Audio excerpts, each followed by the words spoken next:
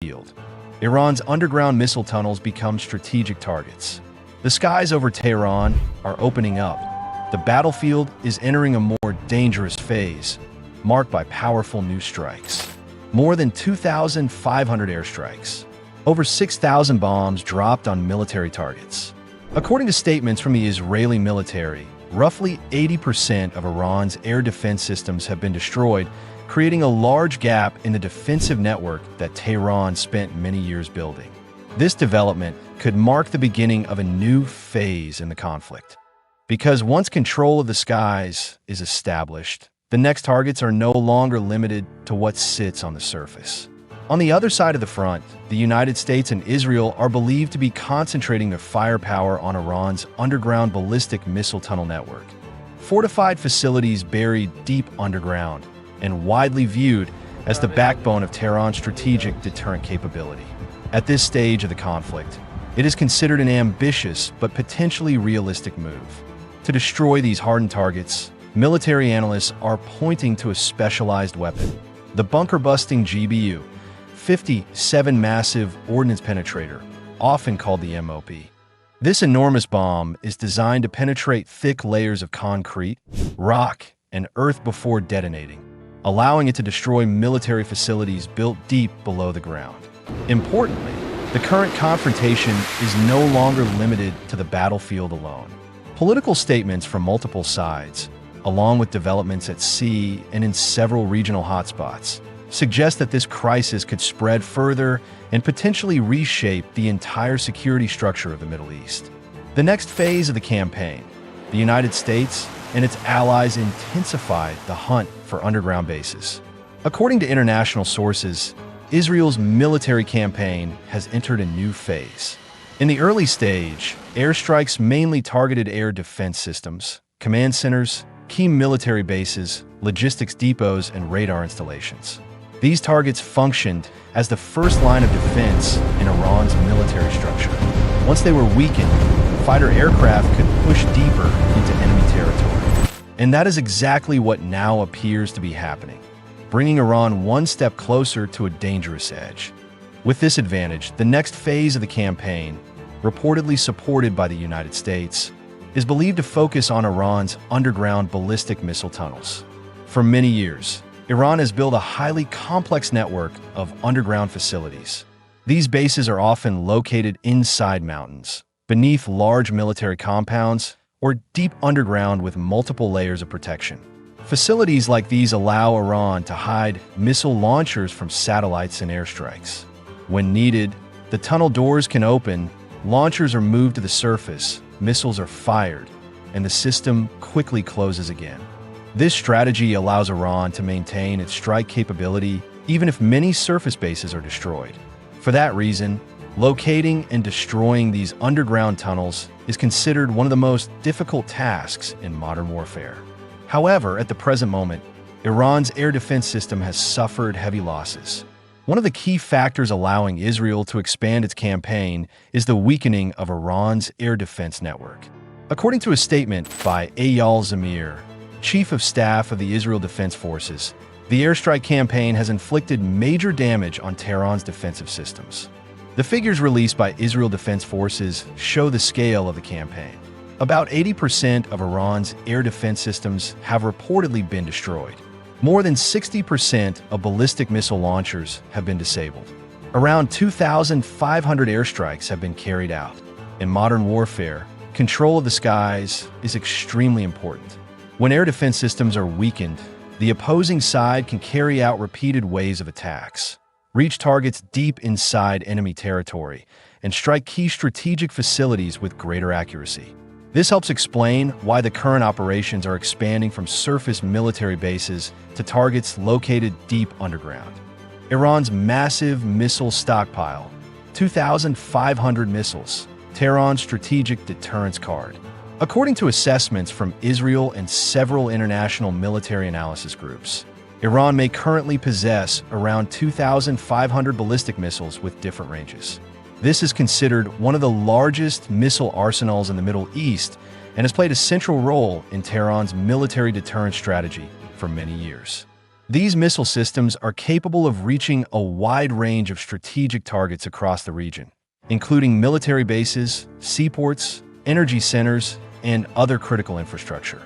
Because of this wide strike range, Iran's missile arsenal has long been viewed as a serious concern by many of its regional rivals.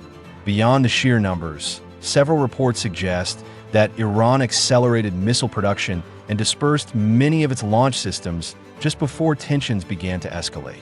The goal appears to be ensuring that the country can maintain a strike capability even if a large-scale conflict breaks out. For that reason, the recent airstrike campaigns are believed to be focusing heavily on launch sites, underground storage tunnels, and logistical facilities connected to Iran's missile forces. If these key locations are destroyed or disabled, Tehran's strategic deterrence capability could be significantly weakened, potentially shifting the balance of power across the entire region. The MOP Super Bomb, a bunker hunter designed for targets deep underground. When military facilities are built deep below the surface, ordinary bombs are usually not powerful enough to penetrate and cause decisive damage. Because of that, in recent military analysis, many experts have begun mentioning the GBU-57 Massive Ordnance Penetrator, often called the MOP. It is considered one of the most powerful bunker-busting bombs ever developed. This weapon was specifically designed to attack extremely well-protected targets, places where normal airstrikes might have little effect. The GBU-57 weighs about 30,000 pounds, around 13.6 tons, making it far larger than most conventional guided bombs. With its hardened steel casing and specialized aerodynamic design, the bomb can punch through multiple layers of reinforced concrete and rock before exploding. When it finally detonates, the blast occurs deep underground, right where the protected target is located. Because of this capability, the MOP is often described as a weapon built specifically for heavily fortified underground facilities. In many military scenarios, this bomb is mentioned when discussing targets such as military command bunkers, nuclear facilities, strategic research centers, or large underground weapons depots. These sites are usually constructed deep beneath the surface to protect them from air attack. For that reason, specialized penetration weapons like the MOP were developed specifically to defeat such defensive systems. For that reason, as the military campaign is believed to be shifting its focus toward underground missile tunnel networks and buried military facilities, the name Massive Ordnance Penetrator appears more and more often in defense analyst discussions. For many experts, the presence of this weapon in battlefield scenarios signals how serious the targeted sites are. The bomb was designed specifically for the most heavily fortified military structures, places where ordinary weapons would struggle to reach or destroy completely. Natanz, a nuclear flashpoint, and the risk of wider conflict. One location now drawing special attention from the international community is the Natanz nuclear facility, one of the most important centers in Iran's uranium enrichment program. According to confirmation from the International Atomic Energy Agency, i.e., the entrance areas of several sections at Natanz were struck during recent airstrikes. While the exact level of damage has not yet been fully disclosed, the fact that a major nuclear facility has become a military target immediately raised concerns around the world. For many years, Iran's nuclear program has already been a major point of dispute in international relations. Any military action involving facilities like Natanz has the potential to increase tensions very quickly. But the story does not stop with Iran and Israel alone. Recent military developments suggest that the conflict may be spreading across the broader Middle East region. International reports are now pointing to several flashpoints at the same time, from Tehran to Beirut and even along key maritime routes in the region.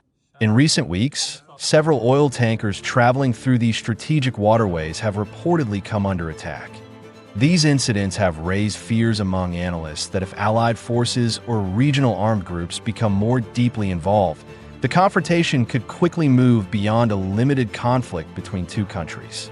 At the same time, the Middle East remains one of the most critical regions for the global energy market. Attacks on oil tankers and shipping routes have already caused oil traders and international energy markets to watch every new development very closely. Alongside the military actions, political and geopolitical factors are also becoming an inseparable part of the growing crisis. Statements from several international leaders suggest that this confrontation could have far-reaching consequences for the global security architecture. One particularly notable remark came from Donald Trump, who argued that the United States could play a role in shaping Iran's political future after the era of Ali Khamenei. At the same time, analysts are closely watching the response of China, since shifts in the balance of power in the Middle East could influence broader strategic calculations, including security dynamics in the Asia-Pacific region. Taken together, these factors suggest that the current crisis is no longer just a military confrontation. Instead, it is increasingly becoming part of a larger and more complex geopolitical landscape with global implications. Recent reports indicate that the military campaign by the United States and Israel may have entered a new phase. The focus is believed to be shifting beyond deterrence-oriented airstrikes toward a broader objective: weakening or dismantling the core strategic capabilities of Iran. Among the most frequently mentioned targets in recent analyses are Iran's ballistic missile systems and a network of underground missile storage tunnels. Over many years, Tehran has developed these facilities as a key pillar of its military deterrence strategy. These underground complexes were designed to protect missiles from aerial attacks, while allowing Iran to maintain retaliatory capabilities even if its surface military bases were heavily damaged. For that reason, targeting missile tunnels and launch infrastructure is widely seen as a strategic attempt to significantly reduce Iran's ability to sustain offensive operations during a prolonged conflict. According to statements from Israel, its air force has gained a significant degree of air superiority over Iranian airspace following multiple waves of strikes against Tehran's air defense network. Israeli officials claim that many of Iran's key air defense systems have been destroyed or disabled, creating major gaps in the country's ability to protect its skies. With the air defense shield weakened, fighter aircraft and long-range strike weapons could potentially operate deeper inside Iranian territory. This would allow Israel and its partners to expand attacks against a broader set of military and strategic infrastructure targets. This development not only weakens Iran's defensive capabilities, but could also directly affect its ballistic missile strike capacity, which has long been regarded as one of Tehran's most powerful deterrent tools in the region. However, current developments suggest that this confrontation is not merely a military conflict. It is also producing broader political and geopolitical consequences. One of the most widely discussed remarks in recent days came from Donald Trump, who stated that the United States could potentially play a role in shaping Iran's political future after the leadership era of Ali Khamenei. This statement has sparked considerable debate among international analysts. For many observers, it suggests that the crisis may not be limited to short-term military objectives, but could also involve long-term strategic calculations regarding Iran's internal power structure and political direction. If significant political shifts were to occur, the balance of power in the Middle East could change in meaningful ways. Such a transformation would likely have far-reaching consequences for regional stability, potentially reshaping alliances, security arrangements, and geopolitical dynamics across a much wider international landscape. The first city has reportedly been liberated. Videos circulating online show crowds in Iran tearing down statues of Khamenei. There are claims of a decapitation strike against the leadership structure of the IRGC. A newly appointed senior commander is said to have been killed shortly after taking office. At the same time, forces in the Persian Gulf reportedly intercepted more than 1,500 Iranian missiles and drones. In the early hours of March 1st, in the city of Mar in Iran's Fars province, its young people poured into the streets. They toppled and smashed a statue of Ali Khamenei to the ground. The scene resembled historic images from years ago, when statues of Saddam Hussein were pulled down in Iraq. In a similar development in Alam province, residents reportedly attacked local police stations, seized weapons, and then used those arms to protect civilians celebrating in the streets, guarding against potential crackdowns by the Islamic Revolutionary Guard Corps. But the most dramatic situation was reported in the city of Afdanan. According to local video footage, residents drove out IRGC forces and government officials and took control of the main government building. Aftanan has therefore been described by some as the first Iranian city to fall under popular control. In one video released by residents, a message in Persian claimed that Iran's Islamic government had lost control of its first city. Supporters of the uprising describe Aftanan as liberated from what they call an Islamist regime. Symbolically, the event carries enormous weight.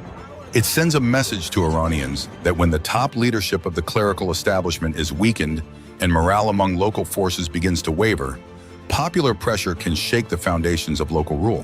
When some activists speak of a new Iran emerging, one without clerical domination and without the export of militant ideology, shaped by the hands of its own citizens. As the central government appears increasingly unstable, opposition factions in exile are also entering what could be described as a contest over legitimacy in a potential post-Islamic Republic era. At present, two main forces stand out. The first is represented by the National Council of Resistance of Iran, or NCRI.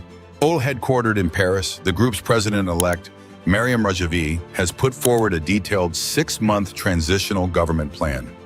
Her stated goal is clear: to end the rule of the theocratic regime, hold free elections, and establish a democratic republic. In her statement, Maryam Rajavi declared that the Iranian people reject both monarchy and rule by Islamic clerics.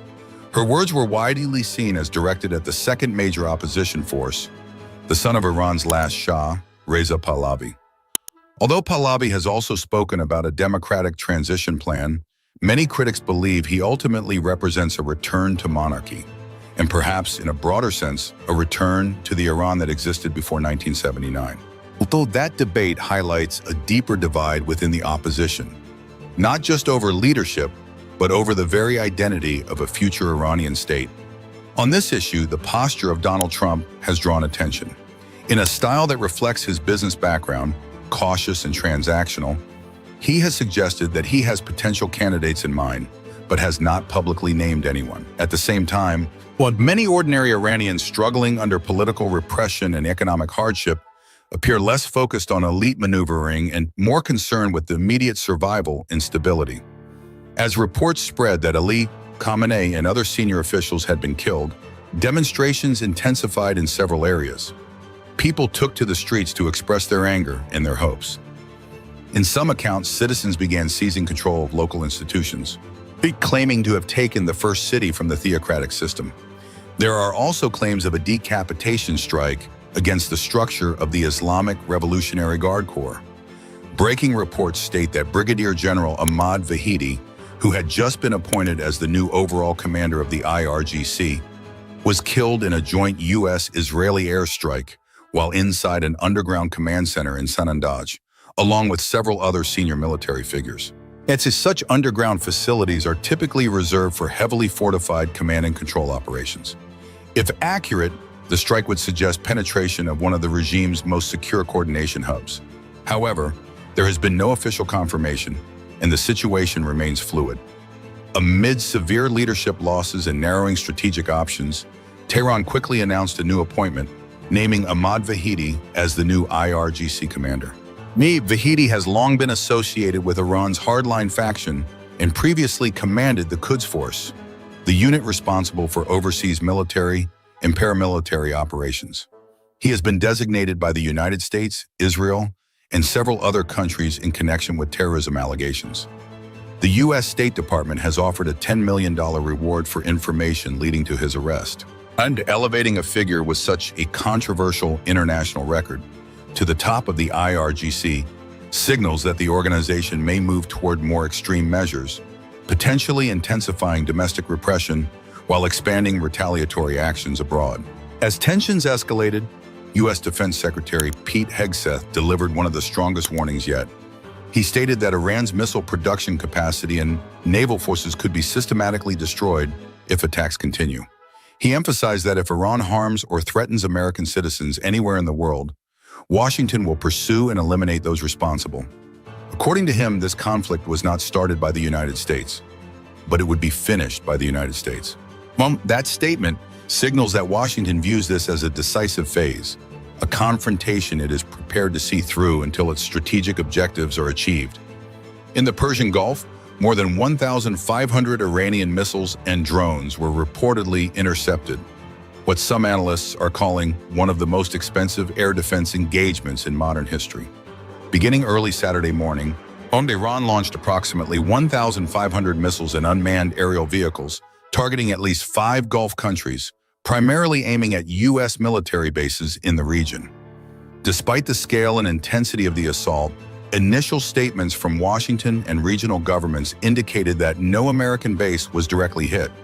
The attacks unfolded amid escalating U.S. and Israeli strikes on Iran's leadership and military infrastructure, pushing regional tensions sharply higher. According to Western defense sources cited by Reuters and the Wall Street Journal, this may represent the largest missile and drone barrage Iran has ever launched within such a short time frame. The reported targets stretched across Bahrain, Qatar, Kuwait, Saudi Arabia, and the United Arab Emirates, all countries that host key U.S. logistics hubs, air bases, and command centers. U.S. officials said layered air defense systems were activated almost simultaneously across the region.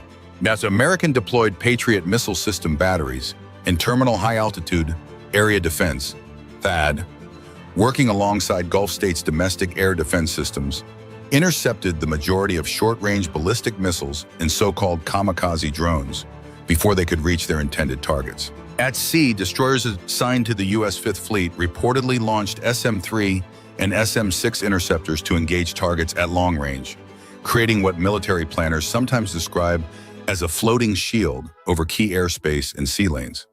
A Pentagon official told CNN that this may have been the most expensive air defense engagement in modern history.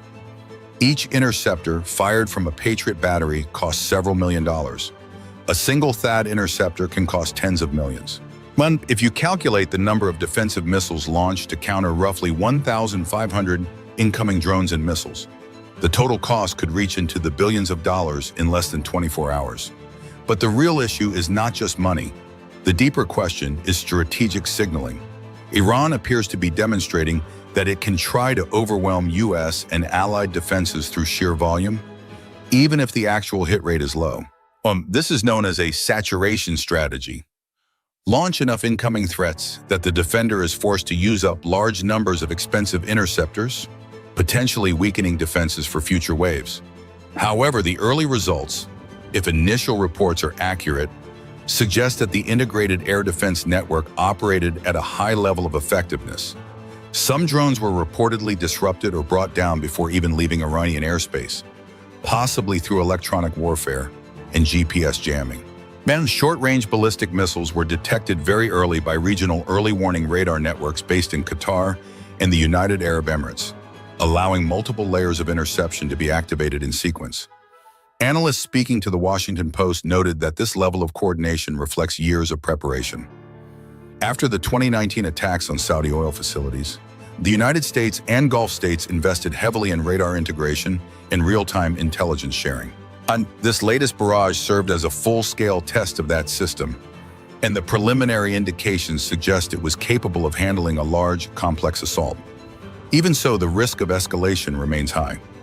Tehran has described the operation as a legitimate response to airstrikes targeting its leadership and nuclear-related facilities. Iranian state media has insisted that the primary goal was not civilian casualties, but rather to send a direct deterrent message to Washington. In Washington, the initial response was cautious.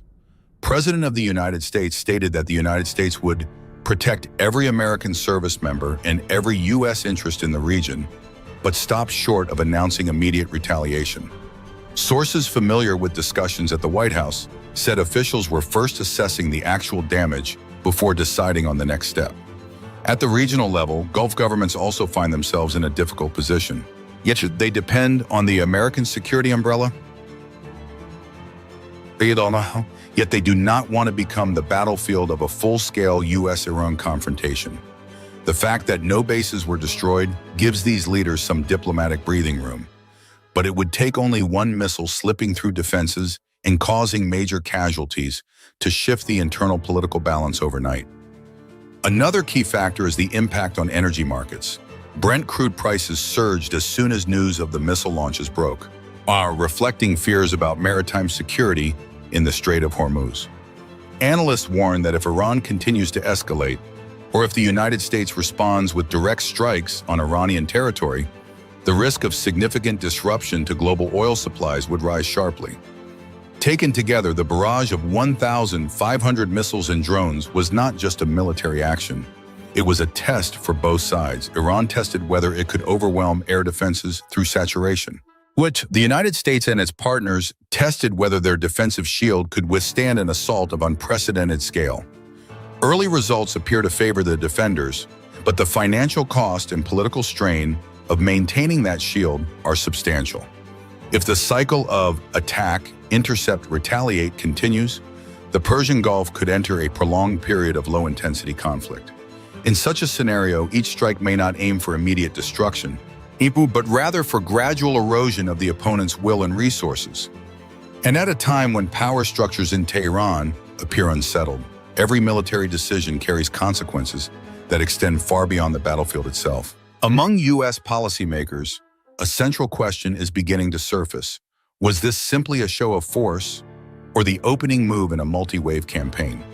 According to several former officials interviewed on Fox News and Politico, if Iran expended a significant portion of its short-range ballistic missile stockpile in this first barrage, its ability to sustain a similar tempo over several consecutive days would be limited.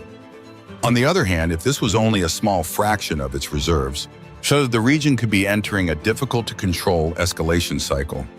Another strategic factor is what defense analysts call the problem of asymmetric cost. Iran can reportedly produce loitering drones for tens of thousands of dollars apiece. By contrast, defenders may need to fire interceptors costing millions of dollars each. Over time, that imbalance places serious budgetary pressure on the United States and its partners, especially if these attacks become routine rather than isolated events. However, U.S.-aligned military analysts argue that even expensive interceptors are far cheaper than the consequences of a successful strike on a U.S. base, resulting in major casualties. In deterrence logic, demonstrating a reliable ability to defend personnel and infrastructure may discourage further escalation by showing that attacks will not achieve their intended effect. For that reason, this air defense stress test is not measured solely by the number of targets shot down. It is also a measure of political resolve, alliance cohesion, and financial endurance on both sides. In a region where even a small tactical miscalculation can trigger a strategic chain reaction, today's fragile balance could shift dramatically overnight.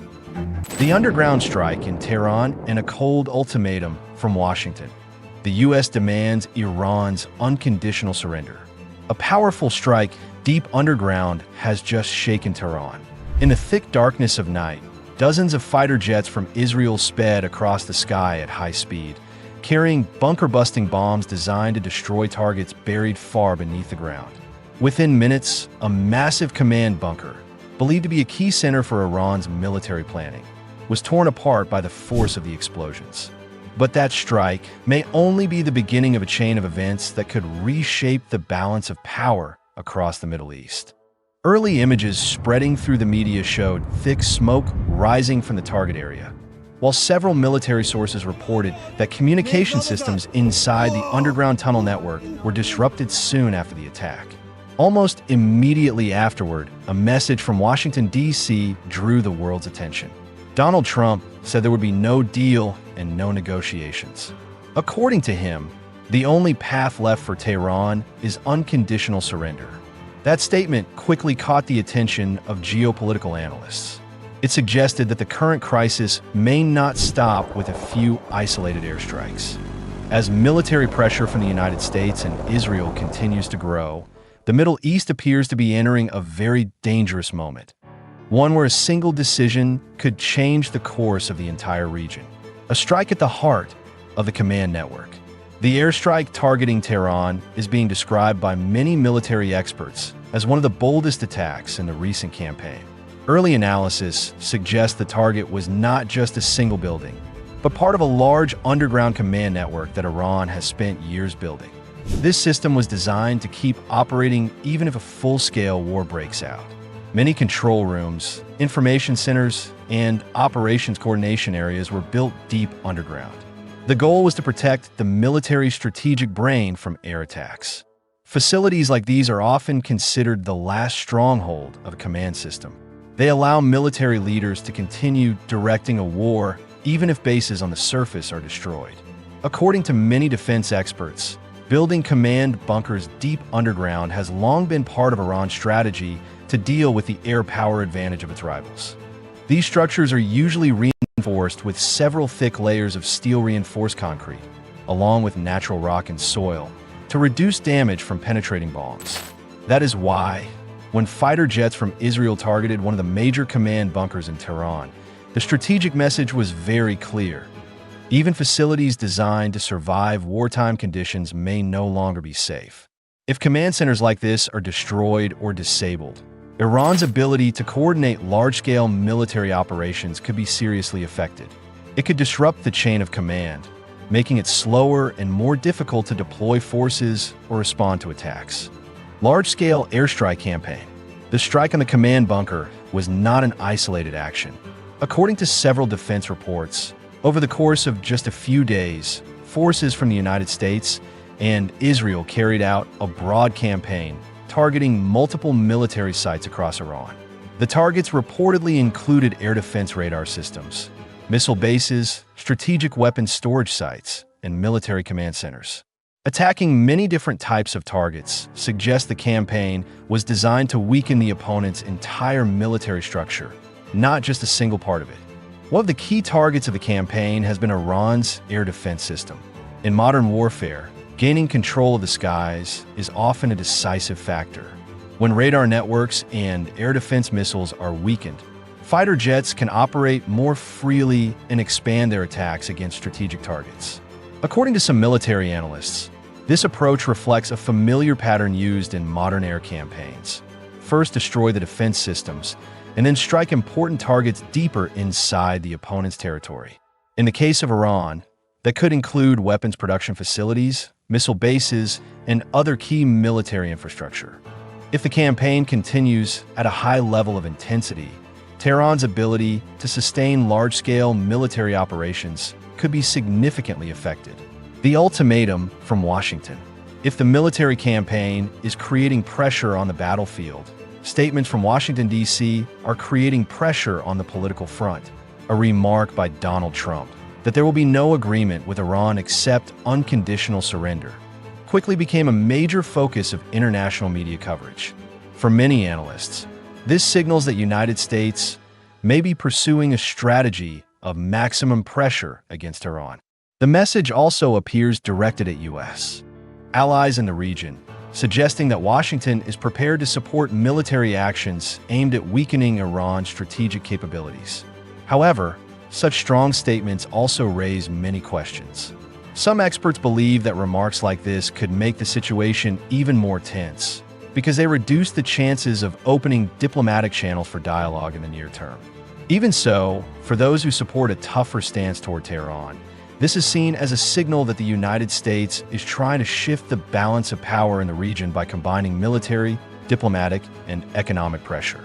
If this strategy succeeds, it could force Iran to reconsider some of the security policies and regional strategies it has followed for many years. Iran responds with missiles and drones. Facing repeated attacks, Iran has not remained completely passive. In recent days, several reports indicate that Iranian forces have launched missiles and drones at targets they believe are connected to Israel or its allies in the region. Drone systems and medium-range missiles have long been an important part of Tehran's military strategy. These weapons allow Iran to strike from long distances while still maintaining a level of deterrence, even without directly confronting enemy forces. Over the years, the country has invested heavily in drone technology, turning it into one of the more notable strengths of its military. Some Iranian drones are designed to fly long distances at relatively low cost, allowing them to be deployed in large numbers. This strategy can put pressure on an opponent's defense systems, because intercepting many small, fast-moving targets often requires significant resources. However, the effectiveness of these counterattacks is still being debated. Israel and its allies operate modern missile defense systems designed to intercept threats from long distances. In many cases, these systems have successfully shot down incoming targets in the air, significantly reducing potential damage. Meanwhile, airstrikes by the coalition of the United States and Israel are continuing. This suggests that the confrontation is entering a phase in which both sides are trying to demonstrate their military capabilities while also sending strong deterrent messages to one another. In that environment, the risk of miscalculations or unintended escalation is always present, especially as attacks and counterattacks happen at an increasingly rapid pace. Debate over civilian areas. One of the most controversial issues in the conflict involves reports about civilian locations near military facilities. In modern conflicts, the line between military targets and civilian areas can sometimes become very unclear, especially in densely populated cities. Some accusations claim that forces from the Islamic Revolutionary Guard Corps may have placed certain military facilities close to residential neighborhoods or civilian buildings. If that were the case, it could increase the risk for civilians during airstrikes because military targets would be located very close to heavily populated areas. However, several early investigations suggest that the situation may be more complicated. Some schools or residential neighborhoods were reported to be near locations that had previously been connected to military forces, but there has been no confirmed evidence showing that military units were actively operating inside educational facilities at the time of the attacks.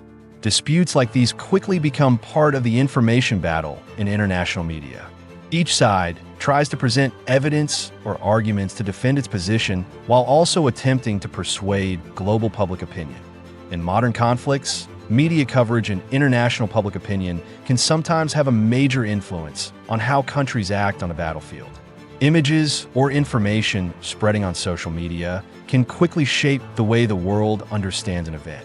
For that reason, alongside the military strikes, the current confrontation is also unfolding on the information front, where each side is trying to gain an advantage in the struggle for international support. A broader geopolitical chessboard. The confrontation between Iran and the United States.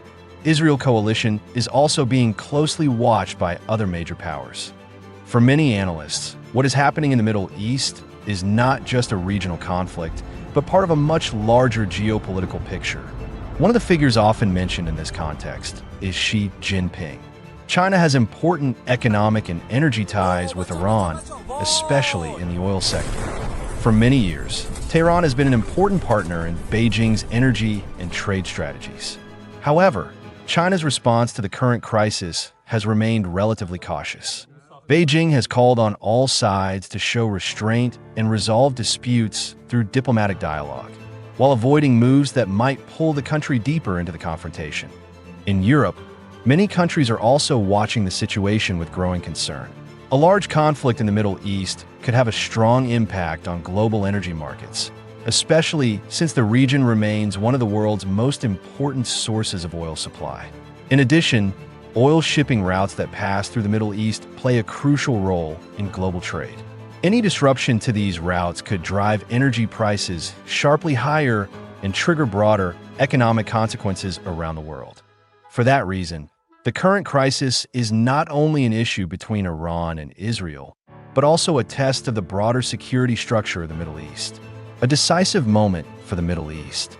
As smoke continues to rise over the skies of Tehran, the biggest question still has no clear answer. Will Iran continue to strike back and expand the conflict? Or will growing military and diplomatic pressure gradually push Tehran to consider a different path? Throughout the history of the Middle East, the region has faced many tense moments that seemed as if they could explode into full-scale war. Yet each crisis has its own unique variables, and the outcome often depends on decisions made at critical turning points. For Iran, balancing the need to protect its strategic credibility while avoiding a large-scale war may be an extremely difficult challenge. Meanwhile, for the United States-Israel alliance, the objective may be to maintain enough pressure to weaken Tehran's military capabilities without pushing the region into a full-scale war. For now, one command bunker has been destroyed, One ultimatum has been issued, and the entire Middle East is entering a period in which every decision could become a turning point in the region's history. The coming days may reveal whether this crisis will cool down through diplomatic channels or escalate into a more dangerous confrontation, one that could reshape the security order of the Middle East for many years to come. The Iranian Navy, as an operational force in its core theater, has effectively ceased to exist. More than 20 vessels have been destroyed. There is no confirmed Iranian naval presence remaining in the Arabian Gulf, the Strait of Hormuz, or the Gulf of Oman. Iran's sole aircraft carrier platform has also been neutralized and now rests on the seabed. In a development without precedent since World War II, a U.S. submarine conducted a successful torpedo attack against an enemy warship. Like had the engagement occurred this morning, the target was an Iranian warship identified as Soleimani, among the more advanced surface combatants in Iran's fleet. Notably, it was not operating in the Middle East at the time. It had repositioned to the Indian Ocean, near the southern coast of Sri Lanka. Only weeks earlier, the vessel had participated in a multinational naval exercise. Assessing escalating risks in the Gulf, its commanders apparently judged that remaining in the Indian Ocean would offer greater survivability. That assumption proved incorrect. A U.S. submarine tracked the vessel and launched a Mark 48 torpedo. The 650-pound warhead detonated beneath the hull, inflicting catastrophic structural damage. The ship is now sinking in the Indian Ocean. The U.S. Navy released footage of the strike, marking what appears to be the first confirmed torpedo sinking of an enemy warship by the United States since World War II. Yet this incident, dramatic as it is, may not represent the most consequential development for Tehran. Yesterday, Admiral Brad Cooper, commander of United States Central Command, CENTCOM, outlined the broader operational picture. His summary was blunt. The Iranian Navy, as a functioning maritime force in its primary operating zones, has been dismantled. According to CENTCOM, 17 Iranian vessels have been destroyed thus far, including what was described as Iran's most operational submarine, now rendered inoperative with critical hull damage. For decades, Iranian naval units engaged in harassment and disruption of commercial shipping.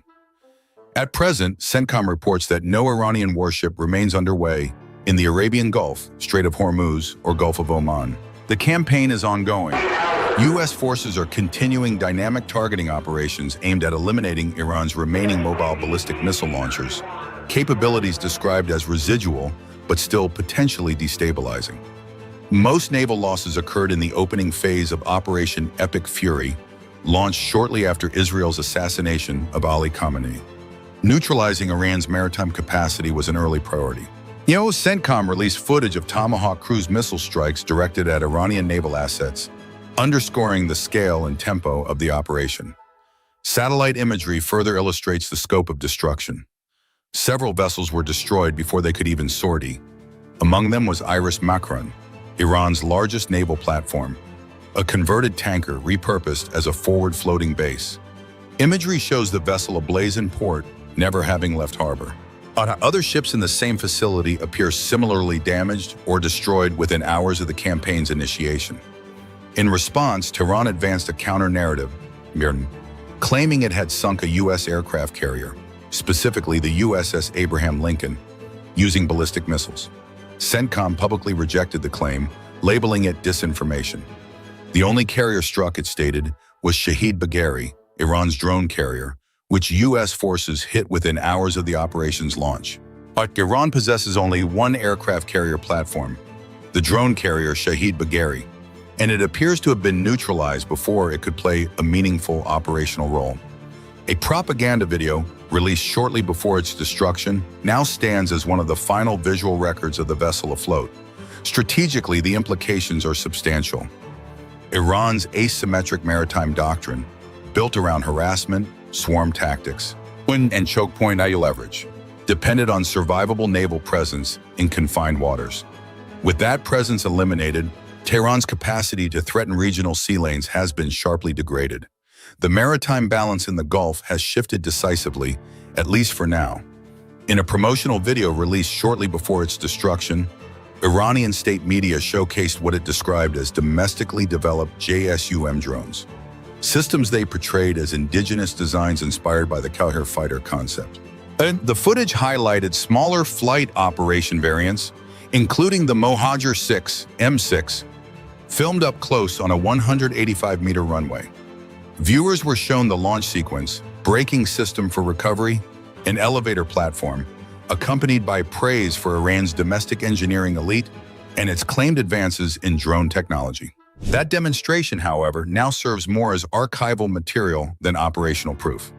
The drone carrier featured in the footage was sunk shortly after hostilities began and is reportedly descending to the seabed in the Persian Gulf. For a country operating a single drone carrier, the loss is strategically and symbolically significant. This morning, U.S. Secretary of Defense Pete Hegseth and Chairman of the Joint Chiefs of Staff, General Dan Kane, delivered their second major press briefing since the launch of operations. These briefings have become key windows into operational tempo, force degradation assessments, and forward planning. The headline takeaway: both the Iranian Air Force and Navy have been rendered combat ineffective. According to the briefing, Iran's senior leadership has been killed, incapacitated, or forced into concealment.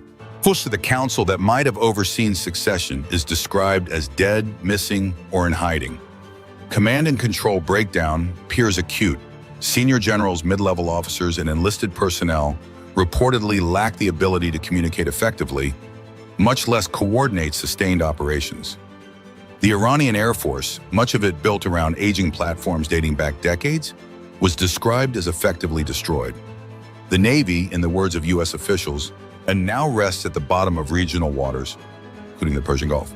Among the losses cited was the warship Soleimani, reportedly sunk by a U.S. submarine using a single Mark 48 torpedo, an event framed as the first such torpedo kill of an enemy combatant ship by a U.S. fast attack submarine since 1945. General Kane also presented a map outlining operational division of labor between the United States and Israel. Israel's campaign has concentrated on Western Iran. Government institutions, or police headquarters, intelligence facilities, and bases of the Islamic Revolutionary Guard Corps, targets assessed as critical in the event of renewed domestic unrest. The United States has focused on southern Iran, striking drone installations, naval infrastructure, ballistic missile assets, and integrated air defense systems. Maritime forces have played a central role. The USS Gerald R. Ford has projected combat power from the sea, supported by bomber task force rotations. Along the southeastern coast, the USM Abraham Lincoln Strike Group has applied sustained pressure, targeting naval assets along the Strait of Hormuz and into the Arabian Gulf. To date, officials report more than 2,000 targets struck and over 20 Iranian naval vessels destroyed, including a submarine. U.S. commanders characterize Iran's major naval presence in theater as neutralized. One of the most consequential data points emerging from the briefing concerns Iran's retaliatory capacity. Missile and drone launches have declined sharply. According to U.S. Central Command, ballistic missile launches are down 86% from the first day of fighting, including a 23% drop in just the past 24 hours. One-way attack drone launches have fallen by 73% compared to opening levels. These reductions have enabled U.S. forces to establish localized air superiority along the southern Iranian coast and begin expanding strikes progressively inland. Trend data illustrates the decline. Approximately 350 missiles launched on day 1, 175 on day 2, 120 on day 3, 150 on day 4. While not perfectly linear, the overall trajectory is downward and substantial. An alternative interpretation circulating among some Iranian analysts suggests the decline is tactical rather than structural. The argument is that U.S. and Israeli surveillance assets rapidly detect and destroy mobile launchers after each firing, forcing Iran to pause launches while attempting to counter drone-based tracking. Under this theory, once surveillance is disrupted, missile operations could resume at scale. That hypothesis, however, raises a counter question. If Iran possessed the capacity to meaningfully contest U.S. and Israeli air dominance, why has it not demonstrated that ability already? Observed aircraft losses appear minimal and sporadic, with no sustained air defense response capable of altering the battle space. The absence of large-scale shoot-downs suggests that the constraint may not be voluntary restraint, but degraded capability, specifically the loss of launch platforms rather than missile stockpiles alone. In strategic terms, this distinction matters. Missiles without survivable launchers are inert inventory. If launcher attrition continues, Iran's ability to retaliate kinetically could approach operational exhaustion regardless of remaining missile reserves. The situation remains fluid. But as of now, the balance of evidence suggests that the decline in Iranian missile and drone activity reflects cumulative degradation rather than deliberate pause. Whether that trajectory continues will define the next phase of the conflict. If the current trajectory holds, the conflict is entering a new phase, one defined less by high-volume exchanges and more by structural asymmetry. Iran's conventional maritime and air arms have been sharply degraded. What remains, according to Western defense analysts, are residual missile Shahidi missile units, dispersed Revolutionary Guard elements, cyber capabilities, and a network of regional proxies. That shift has implications far beyond the immediate battle space. For decades, Iran's deterrence model rested on layered ambiguity. It combined ballistic missile inventories, naval harassment in confined waterways, and deniable proxy warfare stretching from Lebanon to Yemen. The objective was not outright victory against a superior adversary, but cost imposition, raising the price of confrontation high enough to deter direct attack. The dismantling of its visible naval presence and the steep decline in missile launch tempo disrupt that model. Without credible maritime disruption capacity in the Strait of Hormuz, Tehran loses leverage over one of the world's most critical energy choke points. Without sustained ballistic missile fire, it loses the ability to impose immediate psychological and economic shock across the region. Energy markets are already responding to the altered calculus. While initial strikes triggered price spikes on Brent crude, subsequent confirmation of maritime dominance by U.S. forces has moderated volatility. Insurers have not yet suspended coverage for Gulf shipping lanes, a key indicator that commercial actors believe sea control remains firmly in Western hands. Yet military dominance does not automatically translate into strategic closure. Iran's remaining leverage lies in irregular domains. Cyber operations targeting Gulf infrastructure, missile transfers to proxy groups, or attacks on soft diplomatic targets remain plausible escalatory vectors. U.S. officials have indicated that force protection levels at embassies and bases across the region remain elevated, reflecting the expectation that Tehran may pivot toward asymmetric retaliation rather than conventional counterstrike. At the same time, questions are emerging about war termination. With Iran's senior leadership reportedly killed, incapacitated, or in hiding, and succession mechanisms disrupted, the absence of a clear negotiating authority complicates de-escalation. Also, in prior regional crises, even hostile back channels existed.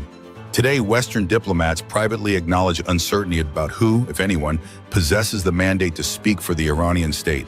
That ambiguity increases the risk of miscalculation.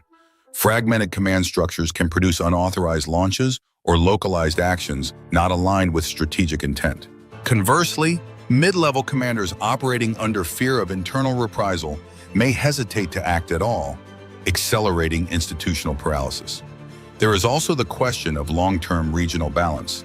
If Iran's naval and air forces remain combat ineffective, neighboring Gulf states may recalibrate procurement and defense integration strategies. The conflict has demonstrated the operational value of layered missile defense networks and real-time intelligence fusion. Additional acquisitions of integrated air defense systems and maritime surveillance assets are likely. Israel's operational role, focused on Western Iranian infrastructure, has also altered perceptions. The depth and persistence of its strike capability reinforce its image as a long-range precision actor. For Tehran's adversaries, that may strengthen deterrence. For Tehran's supporters, it reinforces narratives of encirclement. Domestically within Iran, the strategic shock is profound. A state that has projected resilience for decades now confronts visible force attrition across multiple domains. Whether that produces consolidation under a hardened security apparatus or internal fragmentation remains uncertain. Historical precedent offers both outcomes in different contexts. What is clear is that the operational data points, declining missile launches, absence of naval patrols, sustained U.S. and Israeli air activity indicate momentum currently favors coalition forces. One air superiority along southern quarters is enabling deeper inland targeting. Each additional destroyed launcher compounds Iran's retaliatory constraints. Still, wars are not won solely through target counts. Strategic endurance, political legitimacy, and post-conflict architecture ultimately determine outcomes. If Tehran's conventional military arm has indeed been dismantled in its core theater, the decisive question becomes what replaces it, internally and regionally. For now, the empirical indicators suggest cumulative degradation rather than tactical pause. Missile fire is down sharply. Drone launches have contracted. Naval assets are sunk or immobilized. Airframes are grounded. Whether that condition is temporary suppression or systemic collapse will define not only the next week of fighting, but the security landscape of the Gulf for years to come. It increasingly looks as though Iran is slipping into a form of civil conflict. Just a day ago, the Iranian president appeared to publicly surrender, yet soon afterward, elements of the Iranian military launched attacks on Dubai. In other words, almost immediately after the president apologized to Arab neighbors for Iran's strikes against them, the military signaled that those attacks would not stop, but instead intensify. At the same time, public sentiment inside Iran appears to be turning openly against the IRGC. Iranians are now publicly sharing the coordinates of secret IRGC bases, including positions where forces are reportedly relocating in an effort to avoid U.S. strikes. These locations are effectively being handed to the United States in full public view. What this suggests is not just disorder, but a struggle inside the regime itself, with the leadership increasingly unable to control its own armed elements. And this entire chain of events appears to have accelerated after President Trump released the following statement: "There will be no deal with Iran except unconditional surrender. After that, and the selection of great acceptable leaders, we will work tirelessly to bring Iran back from the brink of destruction. Iran will have a great future. Make Iran great again." To me, language like that points directly toward regime change, even if regime change is not officially described as the objective of a U.S. operation. But that is not the main issue here. The more important point is what happened next. Only hours after that statement, Iran's president released a statement of his own, and it sounded very much like a surrender. Listen closely to what he said. "I should apologize to the neighboring countries that were attacked by Iran on my own behalf. What happened was that our commanders and our leader lost their lives. Following the barbaric aggression, our armed forces, the champions sacrificing their lives to defend our territorial integrity, fired at will because their commanders were absent and did whatever was necessary. They proudly and powerfully defended our homeland. The decision we made yesterday in the Interim Leadership Council has been delivered to the armed forces. From now on, they should not attack neighboring countries or fire missiles at them unless we are attacked from those countries. I think we should solve this through diplomacy." In that statement, the president apologized to Arab states and pledged that Iran would no longer attack neighboring countries. He also appeared to confirm something this channel has been discussing for a long time, that some Iranian units have been acting as rogue forces. In other words, they have been attacking countries without an authorized political decision from the top leadership. We saw signs of this when Iran attacked Azerbaijan, and the Iranian leadership later claimed it was not responsible. They cycled through explanations, suggesting either that Azerbaijan had somehow attacked itself, that Israel was responsible, or that the incident had been accidental. It looked very much like a leadership scrambling to explain an action it had never actually approved. We saw similar patterns after Iran's attacks on Turkey and Cyprus, when officials again started shifting blame. Now the Iranian president has, in effect, indicated who is likely behind many of those incidents: rogue commanders operating with broad freedom to choose targets on their own, without requiring approval from higher command. More importantly, he also said that the order to halt these attacks came from the Interim Council, the three-person body governing the country since Khamenei was killed. In other words, he was signaling that this was not merely his personal position, but a consensus decision by the highest surviving leadership. On the surface, this may sound like Iran regaining restraint, as though it has decided to stop striking countries that never attacked it in the first place. But in reality, that does not appear to be what is happening. This is not remorse. It is exhaustion. Iran is not suddenly choosing moderation out of principle. It is running out of options. The numbers make that clear. On day 1, Iran launched nearly 350 missiles. By day 7, that number had fallen to just 9. If that trend continues, the count drops from 5 to 3 to 2 to 1, and then to 0. Iran is losing launchers faster than it can use them. The United States and Israel have effectively implemented what gamers would call door camping. Their aircraft are already in the air, waiting for launchers to emerge from mountain facilities or underground bases. The moment those launchers appear in the open, they are destroyed, sometimes within minutes. Iran may still manage to fire 1 or 2 missiles before a launcher is eliminated, but once that launcher is gone, it is gone for good. It cannot be reused. That is the real reason Iran is suddenly talking about no longer attacking its neighbors. It is not because Tehran has had a moral awakening. It is because, very soon, it may no longer have the ability to carry out those attacks at all. So now the message is being reframed as if Iran is voluntarily showing restraint, as though it is magnanimously choosing peace. But the reality appears far less noble. And it does not seem that the United States is accepting this supposed change of heart. After the Iranian president issued his apology, President Trump responded with a statement of his own. Iran, which is being beat to hell, has apologized and surrendered to its Middle Eastern neighbors and promised that it will not shoot at them anymore. This promise was only made because of the relentless U.S. and Israeli attacks. They were looking to take over and rule the Middle East. It is the first time that Iran has ever lost in thousands of years to surrounding Middle Eastern countries. They have said, "Thank you, President Trump." I've said, "You're welcome." Iran is no longer the bully of the Middle East.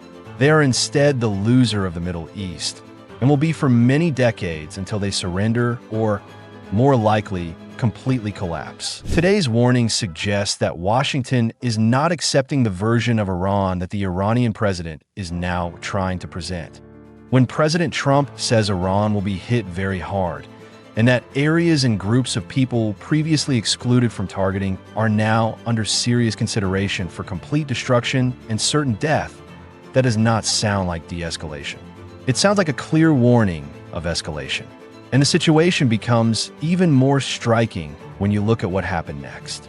Almost immediately after the Iranian president released a video apologizing to Arab neighbors, Iran launched attacks on both Dubai and Bahrain. Missiles and drones were fired at both countries, and one of those drones reportedly struck Dubai International Airport. Take a look. We're straight to the airport. Oh my God. Yeah, straight to the aircraft. As you know, footage like that, especially the clip you just saw, is not considered safe to show on YouTube because it is not advertiser friendly. But that is the reality of the war U.S. forces are now fighting in the Middle East. And that is exactly why we think it matters to show it. So if you want to support the channel, take a second to hit the like button and subscribe. It genuinely helps. Now let's talk about the split that appears to be emerging inside the Iranian regime. On one side, the president is issuing apologies. On the other, someone inside the system is still attacking the very countries he just said Iran would no longer target. That points to two competing factions taking shape inside Iran. And what we are now seeing is that struggle beginning to surface publicly. Right after the Iranian president apologized, Iran's military headquarters released an official statement saying, in effect, that Iran had not attacked any foreign countries at all. Instead, it claimed that Iran was only targeting U.S. and Israeli military bases in U.S. and Israeli interests, and that those attacks would continue. In diplomatic language, that was essentially the military saying the president did not know what he was talking about. It was a direct contradiction of his statement. Some of the military supporters were even less restrained. One radical regime supporter openly called on the security services to find whoever had persuaded the president to issue that apology and kill them. In other words, He was openly calling for members of the presidential camp to be eliminated simply because the president apologized for striking neutral countries. You can make your own judgment in the comments, but to me this increasingly looks like a kind of civil conflict unfolding behind the scenes inside Iran, especially now that there is no supreme leader capable of unifying the system. And that internal struggle is already spilling into the process of selecting the next supreme leader. One camp appears to be pushing for someone more aligned with the IRGC, more hardline, more military-driven. The other seems to prefer someone more moderate, not necessarily pro-American, but at least less extreme than the hardliners. That is probably the more accurate way to put it. And little by little, that internal conflict is moving into the open. The clearest sign may be this. The hardliners appear to be winning. The military faction appears to be gaining the upper hand. I say that because only hours after the president released his apology, he appeared to walk it back in a new statement posted on his own Twitter account. In that new message, the president's line was essentially this: Iran is not attacking Arab countries. It is only targeting U.S. bases and U.S. facilities, which it considers legitimate military targets. If you have been following what I have been saying over the last few minutes, that sounds almost word for word like the military's earlier statement. So either the president changed his mind, and you can read into that however you want, or the military has effectively taken control of his messaging and is now speaking through him. Either way, it is something we need to keep watching closely. The internal struggle within the Iranian regime is no longer something hidden entirely behind closed doors. At the same time, while Iran appears to be fighting itself politically, the U.S. military continues destroying the targets it is pursuing inside the country. Central Command has now announced that in the first 7 days of Operation Epic Fury, more than 3,000 targets inside Iran were hit. U.S. air superiority is reportedly so overwhelming that refueling tankers are now servicing aircraft directly over the Persian Gulf, effectively inside Iranian airspace, and Iran has been unable to stop it. To put this war in perspective, the United States lost 75 aircraft during the Gulf War and 45 during the invasion of Iraq. In the first 7 days of this campaign, it has reportedly lost only 3, and all 3 were lost to friendly fire over Kuwaiti airspace. So far, the Iranian military has been almost irrelevant in the air war.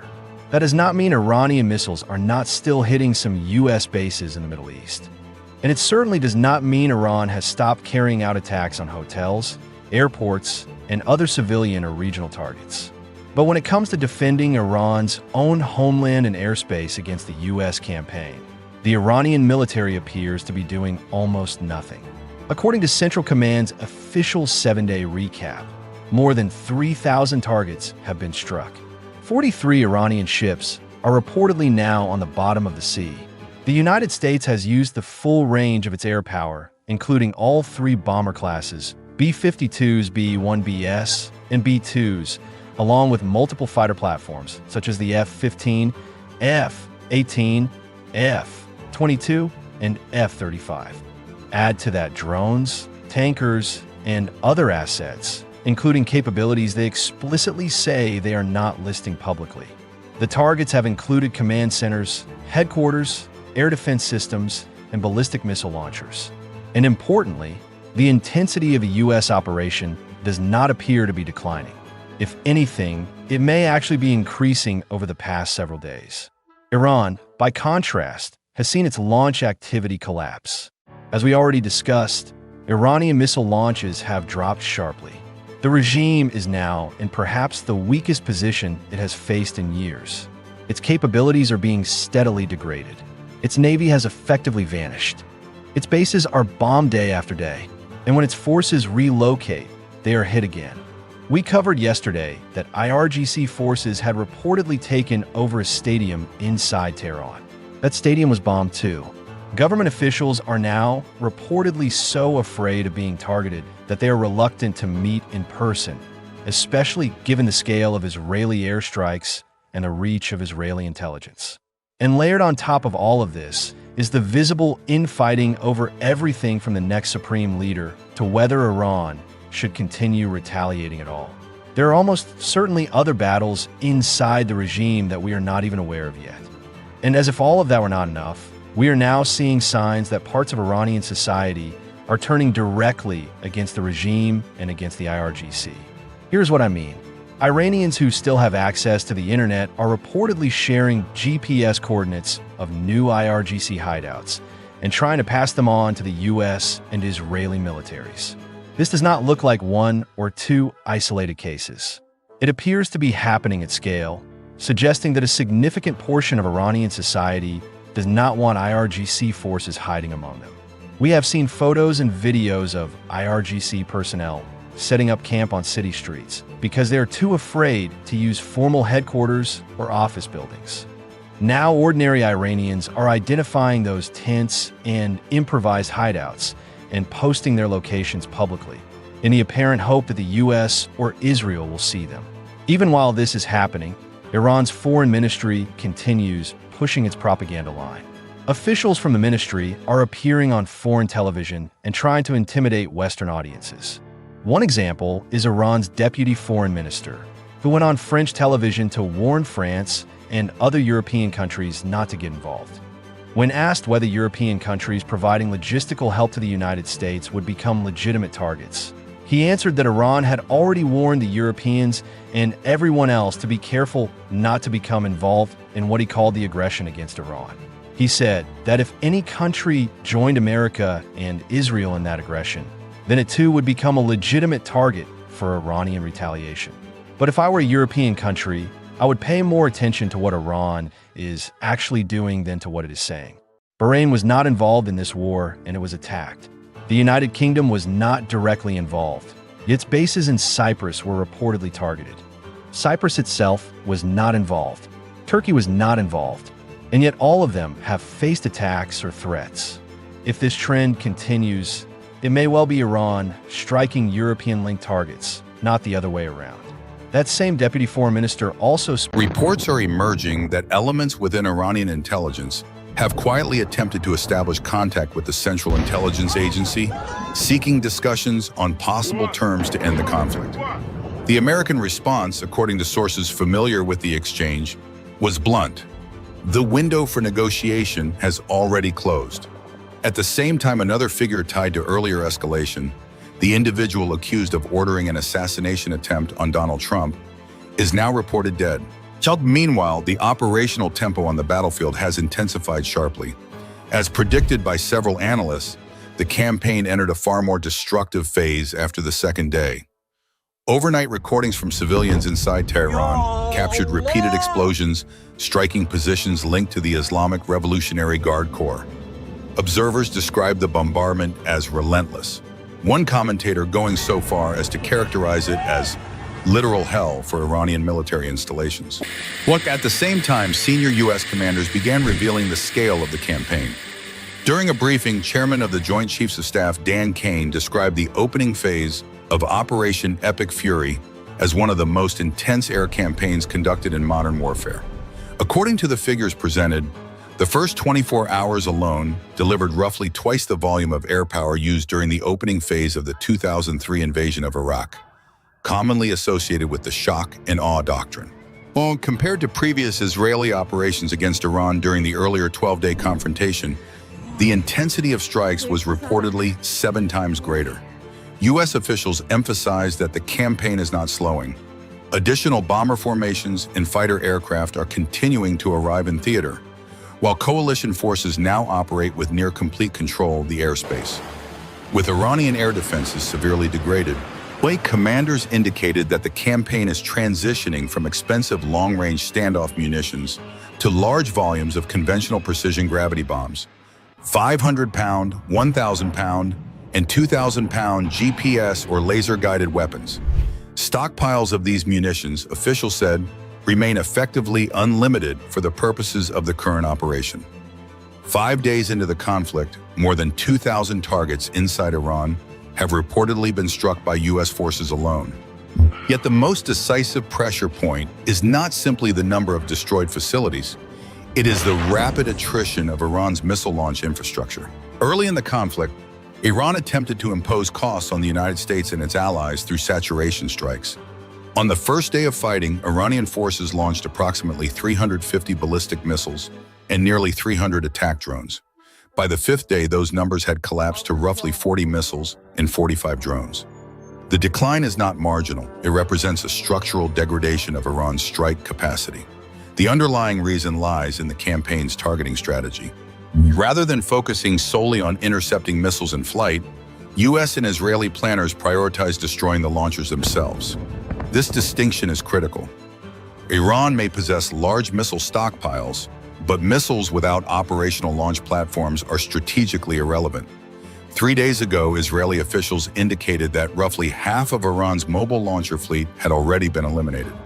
Subsequent intelligence assessments suggest the situation has deteriorated further. But according to recent reporting, Iran may now possess only a few days' worth of effective launch capacity remaining, not because it lacks missiles, but because it lacks survivable launchers. Mobile launchers in this environment have become essentially single-use assets.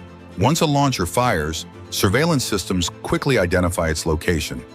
Strike aircraft or drones then destroy the launcher before it can relocate to safety. This dynamic explains the steadily declining number of missile impacts reported across the region, including in the Gulf states and Israel. General Kane summarized the trend in operational terms.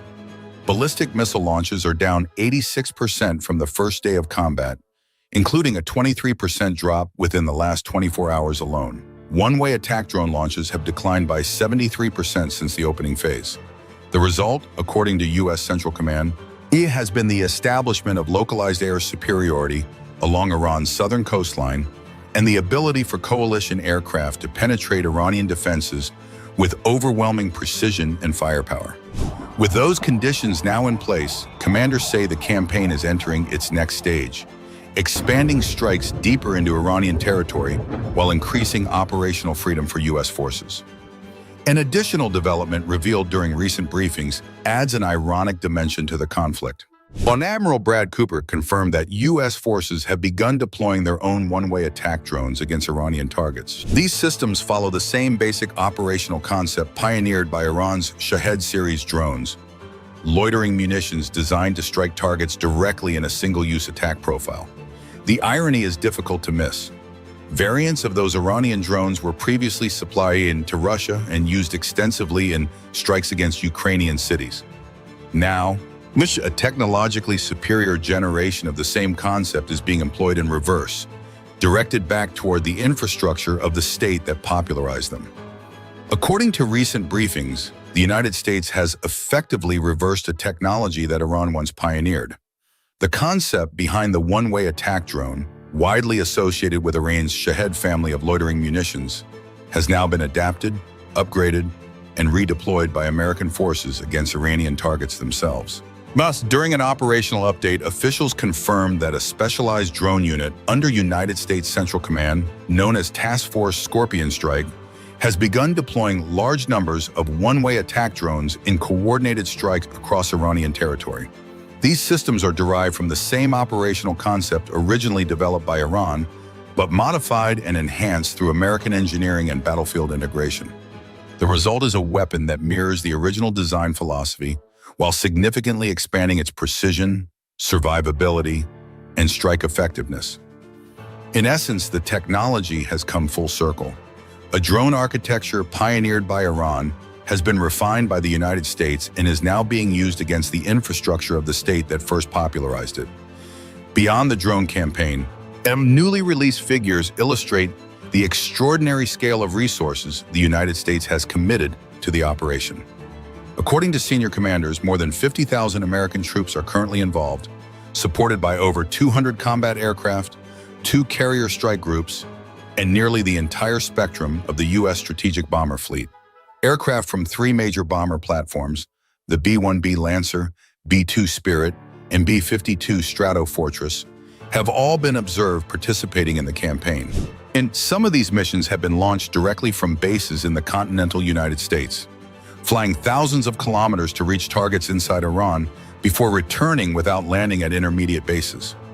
These long-range sorties represent some of the most demanding operational profiles in modern air warfare, with aircraft flying multi-hour round-trip strike missions on a nightly basis.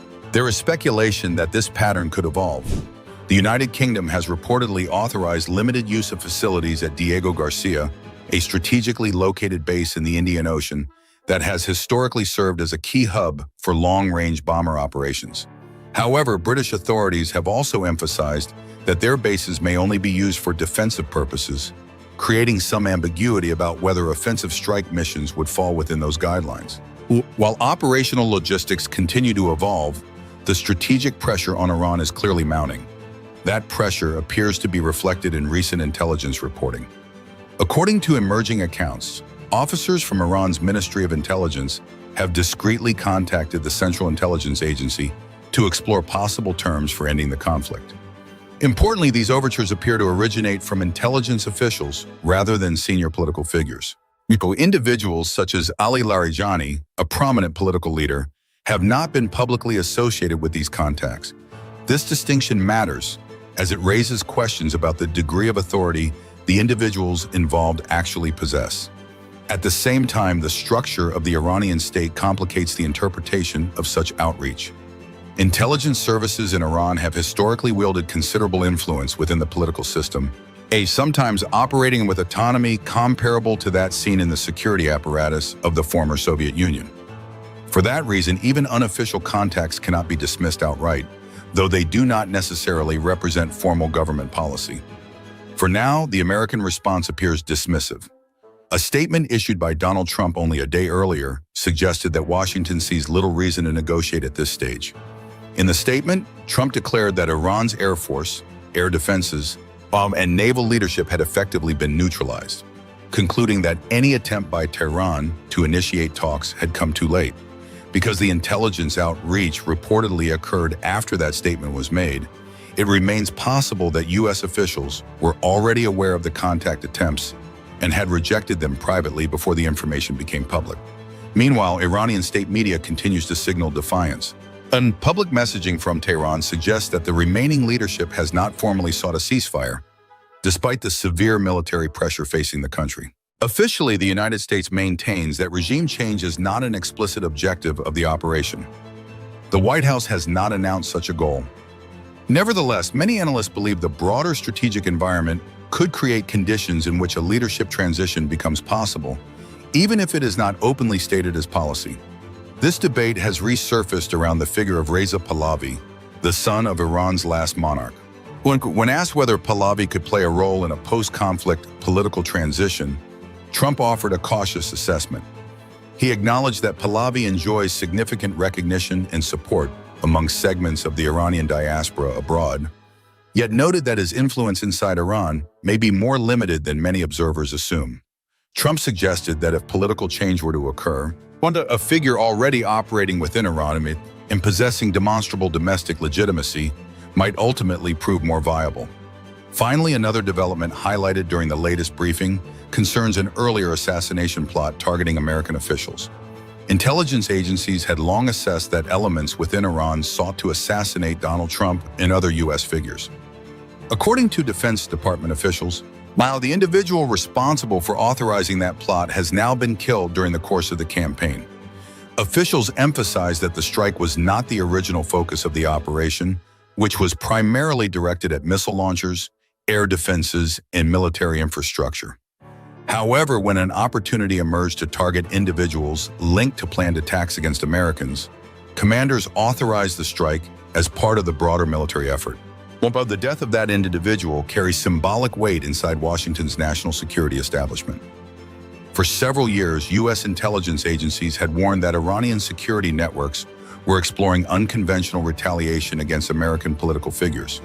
Those warnings intensified after the killing of Qasem Soleimani in 2020, an event Tehran publicly vowed to avenge. Officials speaking to American media outlets framed the latest strike not as a targeted assassination campaign, but as the removal of a figure already involved in active military planning against U.S. personnel. Still, the message was unmistakable.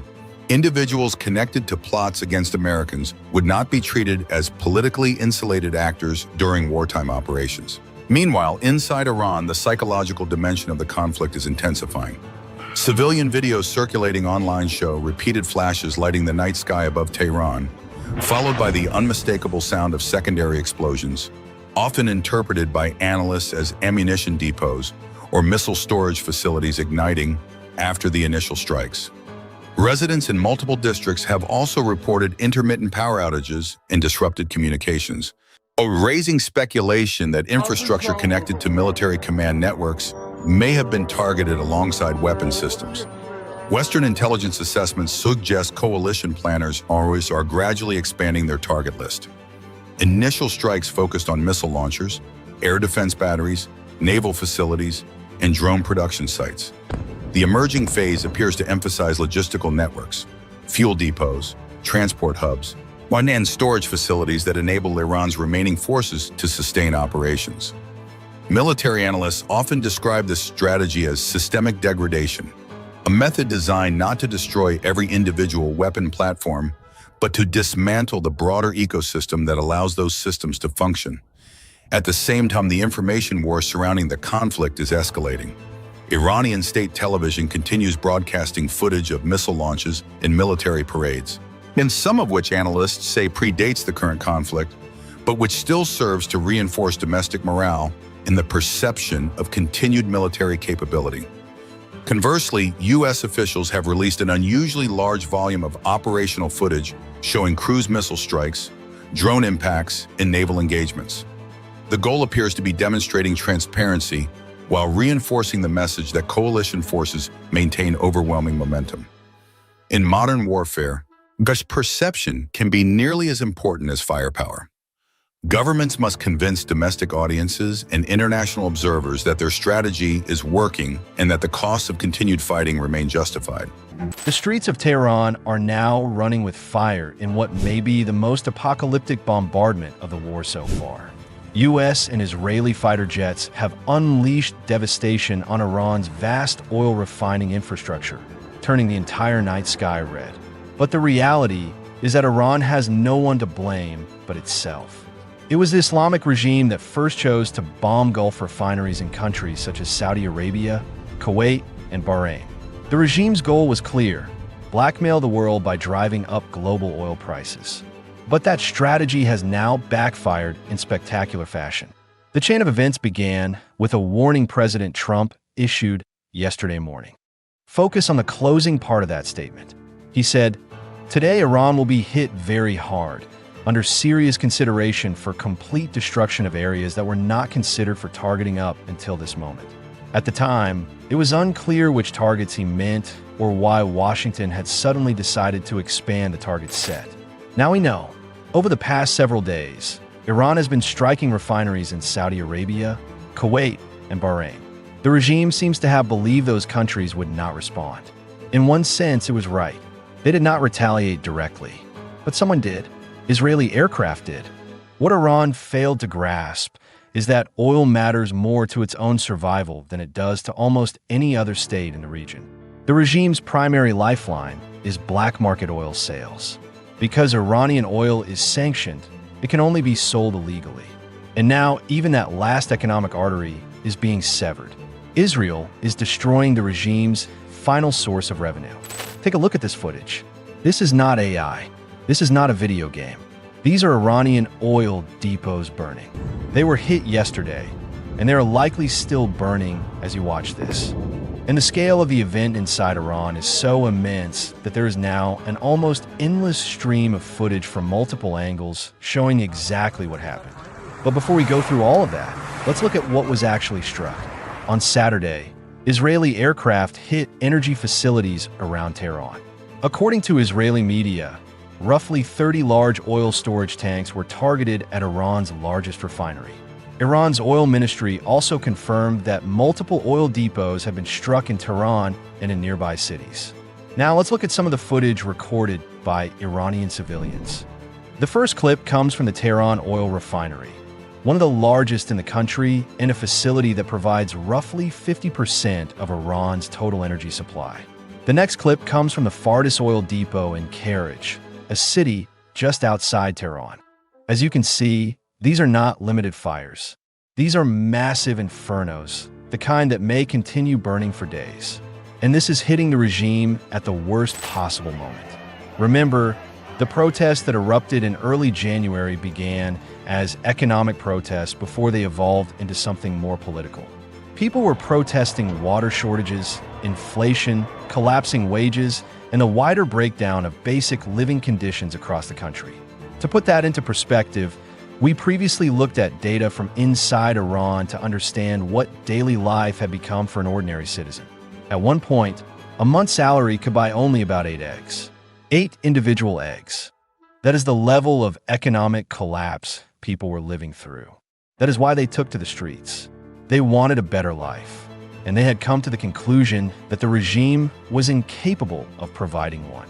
While ordinary Iranians were struggling to survive, the Islamic regime remained focused on exporting its revolution, funding Hezbollah, funding Hamas, funding the Houthis, and pursuing nuclear weapons.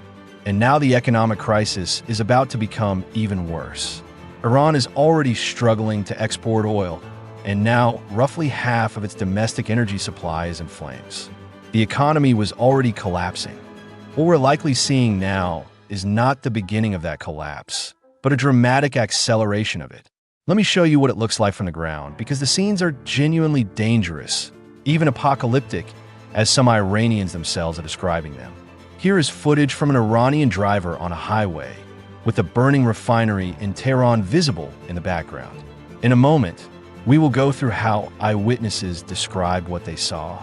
But as you have probably guessed from the footage already shown, YouTube is likely to restrict this kind of video. Whenever we show material that is this dangerous and graphic in its implications, the platform tends to suppress it because it is not considered advertiser-friendly. I understand why that happens, but I am still choosing to show you this material because it reflects the reality on the ground. The problem, of course, is that once a video is restricted, far fewer people end up seeing it. So if you want to help push it through the algorithm, hitting the like button and subscribing genuinely makes a difference. Now let's turn to eyewitness accounts. One witness told the BBC that it felt as though night had turned into day. Another said the smoke was everywhere, and that the smell of burning had reached even inside people's homes. One man described the moment it began like this. First, there was red light everywhere. Then came a red cloud, and when they went up to the rooftop, they realized the oil was on fire. As some of you may already know, a CNN reporter has managed to get inside Tehran and report directly from a city. It is important to note, however, that he is there with the regime's permission. That is something worth keeping in mind. I doubt he has much freedom to openly criticize what the regime is doing. But if you look at the clip you are about to see, he does not exactly come across as pro-regime, at least not in the footage I've seen. And beyond that, the report offers some genuinely useful insight into how Tehran is functioning under these conditions. So listen to how the strike looks and feels from inside Tehran itself. CNN is the first U.S. network allowed into Iran since the start of the war. Our team is there reporting with the permission of the government. CNN senior international correspondent Fred Pleitgen and his team are in Tehran. Fred, I understand there have been airstrikes in the area where you are. What are you seeing tonight? Yeah, John, there have been a massive number of airstrikes here tonight in Tehran. In fact, one of the things we saw, heard, and felt from our position was a series of extremely heavy impacts not far from where we were. And when we went outside, you could hear jets overhead. So clearly there was a sustained aerial campaign underway. I would say it lasted about an hour to an hour and a half and struck multiple targets, not just in the south of Tehran, but also in the east and west of the city as well. We saw huge plumes of smoke rising over Tehran, especially in the western and southern parts. And it appeared that some oil infrastructure had been hit there by either US or Israeli jets. At least that is what it looked like. There were fires burning. Thick black smoke was rising into the night sky. What we are hearing from Iranian state television is that large oil storage facilities in the south of Tehran were hit. It is still unclear how extensive the damage is, but from our vantage point, it appeared to be extremely severe. Now, of course, Iranian accounts and pro-regime voices are describing this as an escalation against civilians. But in reality, that is not what this is. Let me explain. These facilities are not ordinary commercial infrastructure serving the daily needs of the Iranian public. They are controlled by the IRGC. For years, the IRGC has used state oil assets as a private source of revenue. Instead of operating through a standard government budget, it was effectively given control over oil resources and the income they generate. That money has been used to finance proxy militias from Lebanon to Yemen, purchase weapons from China, and fund destabilizing operations across the Middle East. Because these depots are controlled and guarded by IRGC security forces, they form part of the regime's military logistics network. That makes them military targets, not civilian infrastructure. Iran's national resources should belong to the Iranian people. But for decades, the IRGC has treated them as a private war chest. And before anyone calls this an escalation, remember what Iran itself has been doing. Iran has been striking airports. We literally saw a drone fall at an airport yesterday morning. The Iranian president then went on television and apologized for attacks on civilian targets in Gulf countries. They did not want to admit it publicly, but they know exactly what they're doing. That is why the president tried to apologize and why the military immediately overruled him. Iran has killed dozens of civilians in Gulf countries that are not party to this war, simply because those countries host U.S. bases that were not even used in the operation. And despite that, many people still ignore what Iran is doing and the war crimes the IRGC is committing. That is precisely why this oil depot was hit, to deny the IRGC the means to continue these operations. And the strike was so powerful that the streets in Iran are literally burning. Let me show you what I mean. Now, I'm not an oil expert, but I am pretty sure oil fires are far harder to extinguish than ordinary fires. If anyone here knows more about that than I do, let us know in the comments, because it seems very likely they're going to have a much harder time putting this out. This brings me back to the original post we began this video with, where President Trump said Iran was about to be hit harder than ever before. Well, with the benefit of hindsight, that warning appears to have been entirely accurate. Let me show you the details. Listen to this. We're on the ground in the region on day 8 of the Iran war. Here are the key things happening across the Middle East today. In Iran, the United States says it carried out the biggest bombing campaign of the war so far overnight. As the conflict enters its second week, President Donald Trump insists there will be no deal with Iran except unconditional surrender. In response, Iran's president, Masoud Pezeshkian, says the U.S. demand is a dream they should take to their grave.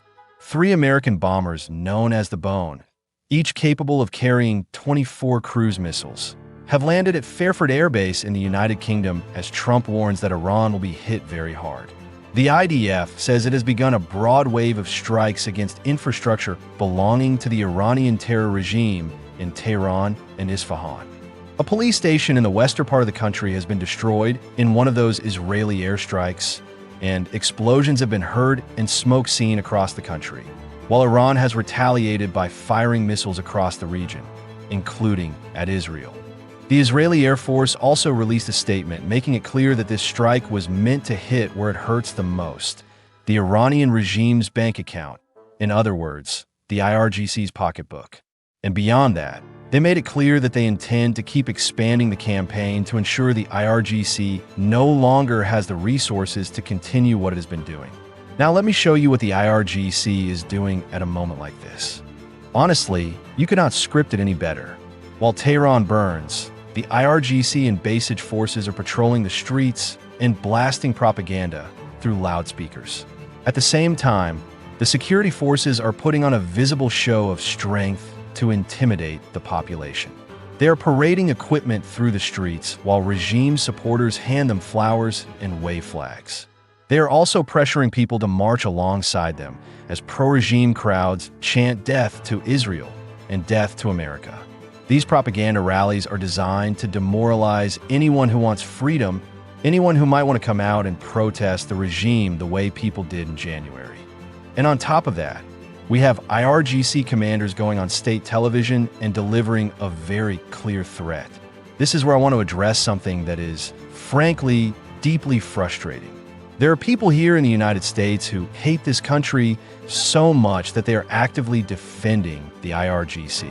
Some of them are even describing the IRGC as a gift to humanity simply because it stands against the United States. So if you know someone who supports the IRGC, send them that clip. Send them the truth from people who have actually lived under it, because this is how many Iranians inside Iran describe their so-called leaders. One Iranian posted this message: members of parliament should gather as quickly as possible to remove President Pezeshkian. Even if they do not remove him now, that does not matter much. What matters is that they gather together. I think you can probably guess why he wants them all assembled in one place so quickly. He wants freedom. Now, this is where I want to push back against some of the false information being spread by Iran and by accounts that support the IRGC. The BBC put together a compilation showing exactly how this works, contrasting fake footage with verified real footage. Pay close attention. And this is real footage of a strike on a U.S. naval base in Bahrain on Saturday. In the aftermath, a post using this satellite image claimed to show destroyed American radar equipment, but that image was AI generated. It was built from a Google Maps satellite view from last year, and the cars are in the exact same positions. We are only a few days into this war, and the scale of fake videos and misinformation circulating is unlike anything we have seen before. Fake videos are often dramatic, and that is exactly what makes them so engaging and so easy to share. That is the information environment we're dealing with right now. A real war, real strikes, real repression, but also a flood of fabricated content designed to manipulate public perception. More than 400 soldiers from Iran's Islamic Revolutionary Guard Corps are believed to have been killed in what is being described as the largest airstrike so far. Qatar reportedly shot down 2 Iranian Su-24 fighter jets in a single day. Please stay with us as we walk through the details. More than 400 members of Iran's Islamic Revolutionary Guard Corps, often called the IRGC, are believed to have been killed in what many reports describe as the largest airstrike of the conflict so far. Early information suggests that a large-scale air operation carried out by the United States and Israel took place during the night of March 4 into the early morning of the 5th of March 2026. The strikes are said to have caused extremely heavy losses for the IRGC. According to several sources, more than 400 IRGC members were killed in just one night. If confirmed, this would make it the single deadliest day for Iran's military structure since the current conflict began. During the operation, U.S. and Israeli aircraft reportedly launched around 60 precision-guided bombs and missiles against multiple military targets across Iran, including locations near the capital, Tehran. The targets were believed to include command centers, weapons depots, missile bases, and gathering points for IRGC forces. One of the hardest hit locations was reportedly the city of Bukhan, where a large number of IRGC personnel were said to be gathered inside a single building. When the strike hit that location, the building was reportedly almost completely destroyed. Local sources say the casualties there were especially high, and the number of deaths rose sharply within minutes after the bomb struck. Early descriptions from the area speak of a very intense scene. Multiple explosions were heard, buildings caught fire, and rescue crews worked through the night in chaotic conditions. According to reports from Iranian sources and human rights monitoring groups, the total number of IRGC casualties since the start of the campaign has now exceeded 1,000. Several IRGC command centers and parts of Iran's air defense network are also believed to have been destroyed or disabled during the series of strikes. Qatar shoots down 2 Iranian Su-24 fighter jets in one day. A highly dangerous military incident has just unfolded in the Persian Gulf. 2 Iranian fighter aircraft reportedly flew extremely low, about 80 feet above the water, roughly 24 meters, apparently attempting to avoid radar detection from air defense systems in the region. The aircraft were flying directly toward Al Udeid Air Base, the largest U.S. military base in the Middle East, located in Qatar. Al Udeid Air Base is not just an ordinary military airport. It serves as the central command hub for a major U.S. military campaign called Operation Historic Fury and about 10,000 American service members are stationed there. From this base, the United States Armed Forces coordinate airstrikes, reconnaissance missions, and military operations across the entire Middle East. Iran reportedly deployed 2 Soviet-era Sukhoi Su-24 bombers that flew extremely low over the sea, so low that they were almost skimming the water's surface. When the 2 aircraft were only about 2 minutes away from Al Udeid Air Base, the Qatar Emiri Air Force reacted extremely quickly. An F-15 Eagle from the Qatar Emiri Air Force immediately took off to intercept them. Within a very short time, the F-15 reached the targets and shot down both Iranian Su-24 aircraft before they could enter the airspace near the base. This incident marks the first air-to-air combat victory in the history of the Qatari Air Force. Even more striking is that the entire sequence of events happened on March 2, showing just how extremely tense the situation in the region has become. On that same day, Qatar's air defense forces intercepted 7 Iranian ballistic missiles, shot down 5 drones, and destroyed 2 manned Iranian fighter aircraft. All of this happened within just 24 hours. Israel strikes the headquarters responsible for assassination planning and the suppression of protesters in Iran. The latest reports say the Israeli Air Force carried out a precise airstrike on the headquarters of Iran's special police forces in the capital city of Tehran. The facility is believed to have been destroyed in the attack, as the large-scale military confrontation between Israel, the United States, and Iran continues to escalate. This special police force is part of Iran's domestic security system and is believed to play a major role in controlling and suppressing protest movements inside the country. According to several reports, the unit was directly involved in violent crackdowns against demonstrators in Iran earlier in 2026.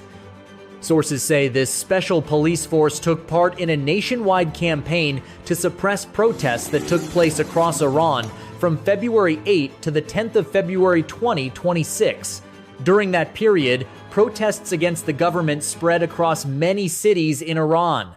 Security forces responded with very strong measures to bring the situation under control.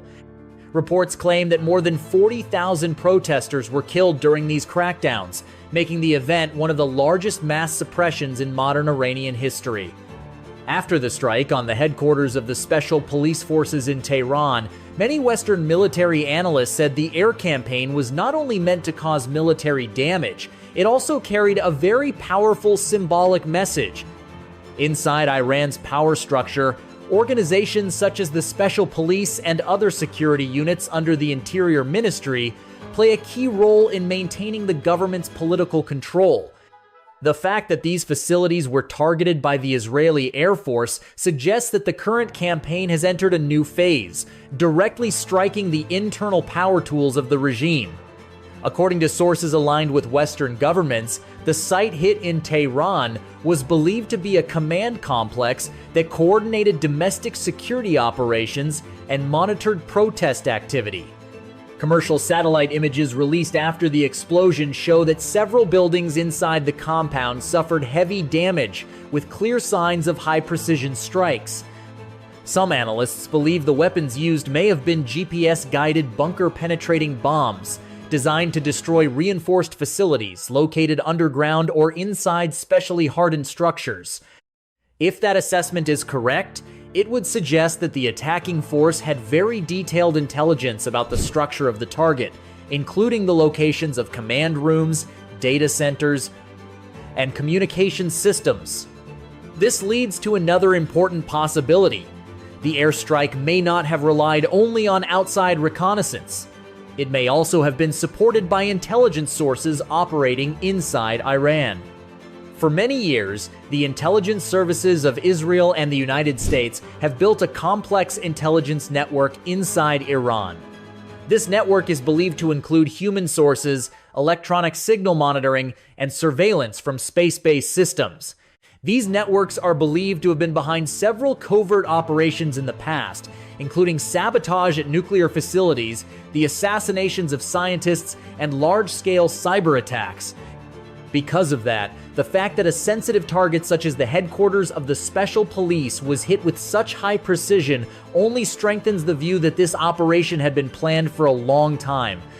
Meanwhile, in other parts of Iran, signs of confusion and instability have also begun to appear. Videos recorded by civilians and posted on social media show large columns of smoke rising from military areas around Tehran, while air raid sirens and the sound of explosions continued for several hours after the first wave of strikes. Some residential districts have reported temporary power outages and disruptions to telecommunications networks. This has led to speculation that infrastructure connected to the military command system may also have been affected. These developments are creating growing pressure on the leadership in Tehran. According to political analysts, the Iranian government now faces a double challenge: dealing with external military attacks while also trying to control the risk of domestic instability following the deadly protests in February. The fact that internal security forces themselves have now been directly targeted could weaken the government's ability to maintain control, at least in the short term. This is especially important at a time when public emotions inside Iran are already extremely tense. The protests earlier in 2026, which spread across many major cities, revealed deep frustration among parts of the population. Although the government used strong force to suppress those protests, many experts believe that the underlying social tensions have not disappeared. If key security agencies are weakened by military strikes, the chances of domestic protest movements returning could increase significantly. At the same time, on a broader strategic level, the continuing airstrike campaign by the United States and Israel appears to be aimed at a larger objective: reducing the command and control capabilities of the Islamic Revolutionary Guard Corps. For many years, the IRGC has been considered the most important military pillar of Iran. The organization not only controls Iran's missile forces and several strategic weapons programs, but it also has deep influence in the country's economy and political system. Because of this, the heavy losses that the IRGC is believed to have suffered in the recent airstrikes could create major consequences for the entire power structure of Iran. Some military experts say the current campaign follows a well-known pattern in modern warfare doctrine: destroying command centers, disrupting communication systems, and weakening coordination between military units. If this strategy succeeds, Iran could face serious difficulties organizing large-scale counterattacks or coordinating forces across multiple fronts at the same time. On the other side, Israel and the United States appear to be trying to maintain a high tempo of attacks in order to prevent Iran from having time to reorganize its forces. In modern conflicts, time often becomes the decisive factor. A continuous campaign with multiple waves of airstrikes happening within a short period can push an opponent into a state of command and logistical overload. This may also explain why the reported attacks appeared to occur almost simultaneously in several different areas across Iran in a single night. Meanwhile, the reaction of the international community to these developments is also beginning to take shape.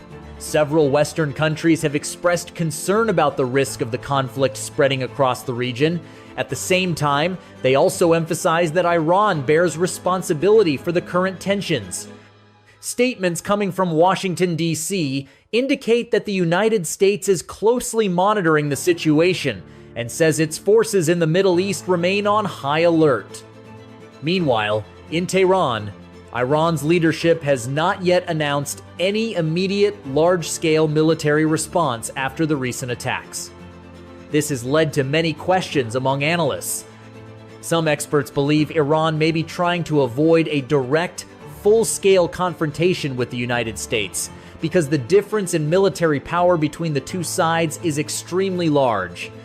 Instead, Tehran may choose an indirect response strategy, possibly using allied forces in the region or relying on asymmetric operations. However, the developments in the next few days could be decisive. If the airstrikes continue at a high intensity, pressure on the Iranian government could increase very quickly. And in a complex military and political crisis like the one unfolding now, it may take only one unexpected event, one miscalculation, or one overreaction to push the entire Middle East into a new spiral of escalation that no one can clearly predict. Please feel free to share your thoughts in the comment section below. For now, thank you for watching, and we look forward to seeing you in the next videos. The Middle East has just gone through a moment that made the whole world hold its breath. A ballistic missile was launched from Iran, and its flight path was heading toward the area around Incirlik Air Base in Turkey, a strategic military base closely tied to the defense system of NATO. Within just a few short minutes, air defense systems managed to intercept the missile in the sky. But even though it was destroyed before reaching its target, the strategic shock from this event quickly spread across major power centers, from Washington, D.C. to Brussels to Tel Aviv, because in the world of geopolitics, there are certain red lines that, once approached, can change the entire security calculation. And this time, Iran appears to have come very close to one of the most dangerous lines of all: the security of NATO. As Western leaders quickly began reviewing the situation, several major questions started to emerge. Was this simply a military incident? Or could it be a signal that a much larger chain of events is beginning to unfold in the Middle East? Some reports suggest that Washington, D.C. may now be considering new steps to increase pressure on Tehran, possibly expanding cooperation with regional partners in order to create additional strategic fronts. Meanwhile, inside Iran itself, economic pressure, social tensions, and cyber attacks targeting communication infrastructure are raising concerns that the government in Tehran may be facing challenges unlike anything it has seen before. All of these developments are now leading to one major question for the region and for the world. Is the Middle East moving closer to a new historic turning point? A major shock when Iran moves close to the NATO line. For Western countries, especially the United States and its NATO allies, the idea of collective security has never been just a promise written on paper. It is the foundation of the entire security system that was built in Europe after World War II, a system designed to make sure that no major war would ever spread across the continent the way it did in the past. In that system, each member country does not only defend its own territory, they defend one another. A threat against one member can quickly become a threat against the entire alliance. Because of this, any military action that takes place near NATO territory, even a single incident, is immediately viewed in a very different way. It is no longer seen as just a local conflict. Instead, it becomes an issue tied directly to regional security and even global stability. That is exactly why, when the first reports appeared about a missile launch from Iran, most of the reaction from Western governments happened almost immediately. In Washington, D.C., military and intelligence agencies quickly stepped up their monitoring of events in the region. Satellite surveillance systems, early warning radar networks, and strategic analysis centers were all placed on high alert to carefully track the missile's path, determine its possible target, and assess the potential risks. In the Middle East, Israel, a country that has long lived in a constant state of military vigilance, immediately raised its alert level. Multi-layer missile defense systems such as Iron Dome, David's Sling, and Arrow missile defense system were placed on a higher level of combat readiness to ensure that any long-range threat could be intercepted before it had the chance to cause damage. Meanwhile, in Europe, member states of NATO began holding urgent discussions at both the military and political levels. Security scenarios were reviewed once again. What would happen if tensions continued to rise? What would happen if an unexpected incident occurred? And most importantly, what would happen if this conflict spread beyond the boundaries of the Middle East? For many years, NATO has worked to prevent crises in the Middle East from spilling into its own security space. The alliance understands very clearly that the Middle East is one of the most complex flashpoints in the world, where even a small mistake can trigger a chain reaction that is extremely difficult to control. But this time, the distance between the two worlds, the Middle East and the NATO security system, seems more fragile than ever before. In the age of long-range missiles, geographic distance is no longer an absolute barrier. A military event that takes place in the Middle East can quickly create strategic consequences that reach into Europe in a very short amount of time. That is why, when the missiles were launched, one major question began to appear inside Western strategic meeting rooms. If one of those missiles were to actually land on the territory of a NATO country, what would happen next? This question is not a simple theory. It is directly connected to Article 5 of the North Atlantic Treaty, the alliance's well-known collective defense principle. Under this rule, an attack on one member state can be considered an attack on the entire alliance. If such a scenario were to occur, the response would not come from just one country. It could involve several of the most powerful military nations in the world. For that reason, the possibility alone, even though it has not actually happened, is enough to place the entire region on a high level of alert. Defense systems are activated. Command centers carefully watch every radar signal, and political leaders begin preparing for situations they hope will never become reality. In a world where geopolitical tensions are becoming more and more connected, sometimes a single moment of miscalculation can shake the entire global security system. Rising tensions, the risk of a larger war. History shows that many major wars rarely begin with formal declarations. Instead, they often start with events that seem small at first, but force countries to respond: a sudden attack, an unexpected military incident, or an action that is seen as a serious provocation. Iran may believe it is sending a message of strength, but in the view of Western governments, the situation looks different. Many see it as a test of the security limits of NATO. If similar missile launches continue, or if any military action crosses the alliance's security boundaries, a response from the United States and its allies would become very difficult to avoid. Emergency meetings, strong warning statements, and the rapid deployment of additional military forces could all happen within a very short period of time. If that moment comes, the Middle East will no longer be seen as just a regional flashpoint. It could quickly become the center of a new global security crisis, one where every decision may carry consequences far beyond the region itself, directly affecting stability in Europe and the wider international security order. The political chessboard. The advantage is leaning toward the United States and the West. While Iran is trying to show its military strength, the reality on the strategic chessboard looks quite different. The United States remains the most powerful military nation in the world, with a network of bases spread across the globe. Israel possesses one of the most advanced missile defense and intelligence systems on the planet, and NATO is the largest military alliance in modern history. The combination of military technology, economic power, and a wide network of allies means that the West still holds a clear strategic advantage. With a single political decision, NATO can mobilize enormous resources from Europe to North America. Air forces, naval fleets, and advanced defense systems can be deployed quickly to any region facing a crisis. Meanwhile, Iran, although it has significant influence in the Middle East, still faces many limitations. Now, years of economic sanctions have placed heavy pressure on the country's economy. Access to advanced military technology is restricted, and defense spending also faces financial constraints. At the same time, the geopolitical environment around Iran has become more complicated, as many countries in the region strengthen their security cooperation with Western nations. Because of this, the balance of power in any direct confrontation would be unlikely to favor Tehran. In this situation, every military move made by Iran carries the risk of triggering strong reactions from major powers that hold a clear advantage on the global strategic chessboard. Cyber warfare, the invisible battlefield. Alongside traditional military actions, another front is quietly unfolding: cyber warfare. This is a form of conflict without gunfire, but its impact can sometimes be powerful enough to change the strategic position of an entire nation. In recent years, the United States and Israel have often been accused of carrying out cyber operations against important infrastructure inside Iran. Military communication systems, energy facilities, and other key information networks are believed to have been targets of several secret operations.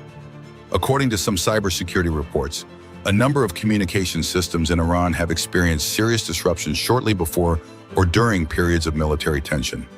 These disruptions can interfere with command and control systems. In modern warfare, that kind of disruption can sometimes be almost as dangerous as a direct military strike. When information systems break down, a country can suddenly lose a clear picture of what is happening on the battlefield. Military units may stop receiving clear orders. Intelligence data can be interrupted, and decision-making becomes slower and more difficult. In moments of crisis, confusion in information can lead to serious mistakes. A single incorrect signal or a piece of information that is misunderstood can push military leaders to respond more strongly than expected, causing tensions to rise very quickly. In that environment, cyber warfare is becoming one of the most important strategic tools used by modern powers. Sometimes lines of computer code can have an impact almost as powerful as a missile on the battlefield. Internal crisis, pressure surrounding Tehran. What is notable is that these external tensions are appearing at a time when Iran is already facing many problems at home. The economy is under heavy pressure from sanctions. The national currency has been losing value for years. The cost of living continues to rise, creating serious financial difficulties for many parts of society. These factors have repeatedly triggered waves of public dissatisfaction inside the country. In that context, some analysts believe that military moves are sometimes also meant to serve a political purpose at home, shifting public attention away from domestic problems. But history shows that this strategy carries serious risks. If tensions rise too far, an external crisis can quickly come back and make internal problems even worse. And when that happens, the government may find itself under pressure from both sides, external threats and growing domestic unrest. A turning point that could reshape the Middle East. No matter how events unfold, it is clear that the Middle East is moving closer to a moment that could become a major turning point. If Iran continues to increase its military actions, the response from the United States, Israel, and NATO will almost certainly become stronger. If Iran decides to step back, it would suggest that pressure from Western countries remains strong enough to maintain the current security balance. But if tensions move beyond control, the world could witness a reshaping of power across the Middle East, a new order, a new strategic landscape, and possibly alliances very different from the ones the world has known until now. The world is watching every move. Right now, all eyes are on the Middle East. Washington is monitoring the situation closely. Tel Aviv remains on high alert. Europe is preparing security scenarios. And Iran now faces a difficult choice: continue pushing tensions higher, or find a way to ease the situation before it moves beyond control. On the geopolitical chessboard, every country has its own move to make. The Middle East is moving dangerously close to a moment that could reshape the history of the region and possibly the global balance of power. And when the major pieces on the board begin to move, history rarely turns back. Donald Trump has officially confirmed that Iran's highest-ranking target has been killed in the most recent strike. But this was not just an attack on one person. It was a strike against the entire power structure. Not only was the supreme leader removed from the battlefield, several senior Iranian generals and top security officials were also killed. As a result, the Islamic Republic's chain of command, the backbone of its leadership, has been broken from the top down. The top leader is gone. The commander of the Islamic Revolutionary Guard Corps is gone. The entire strategic leadership system is now in a state of paralysis. In this situation, Iran's vice president is reportedly moving quietly to take control. Meanwhile, the condition of the current president remains uncertain. Some reports claim he may have been killed, although his family has spoken publicly. Still, the fact that the vice president is assuming authority suggests the central government of operating under emergency conditions. But the biggest concern is not just the collapse of the leadership level. The real risk comes from the Islamic Revolutionary Guard Corps. They have not surrendered.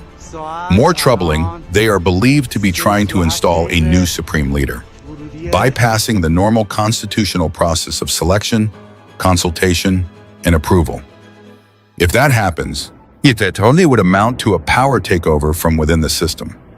While the political elite appears to be in confusion, a very different picture is emerging on the streets of Iran.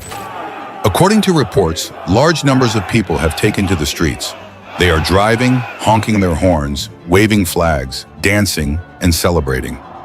Many see this as a moment they have waited for years, an unprecedented weakening of the ruling system after coordinated strikes by the United States and Israel. But in an official statement, Donald Trump described the death of this target as a step toward justice, not only for the Iranian people, but also for victims around the world. He also emphasized an important message: the operation is not over.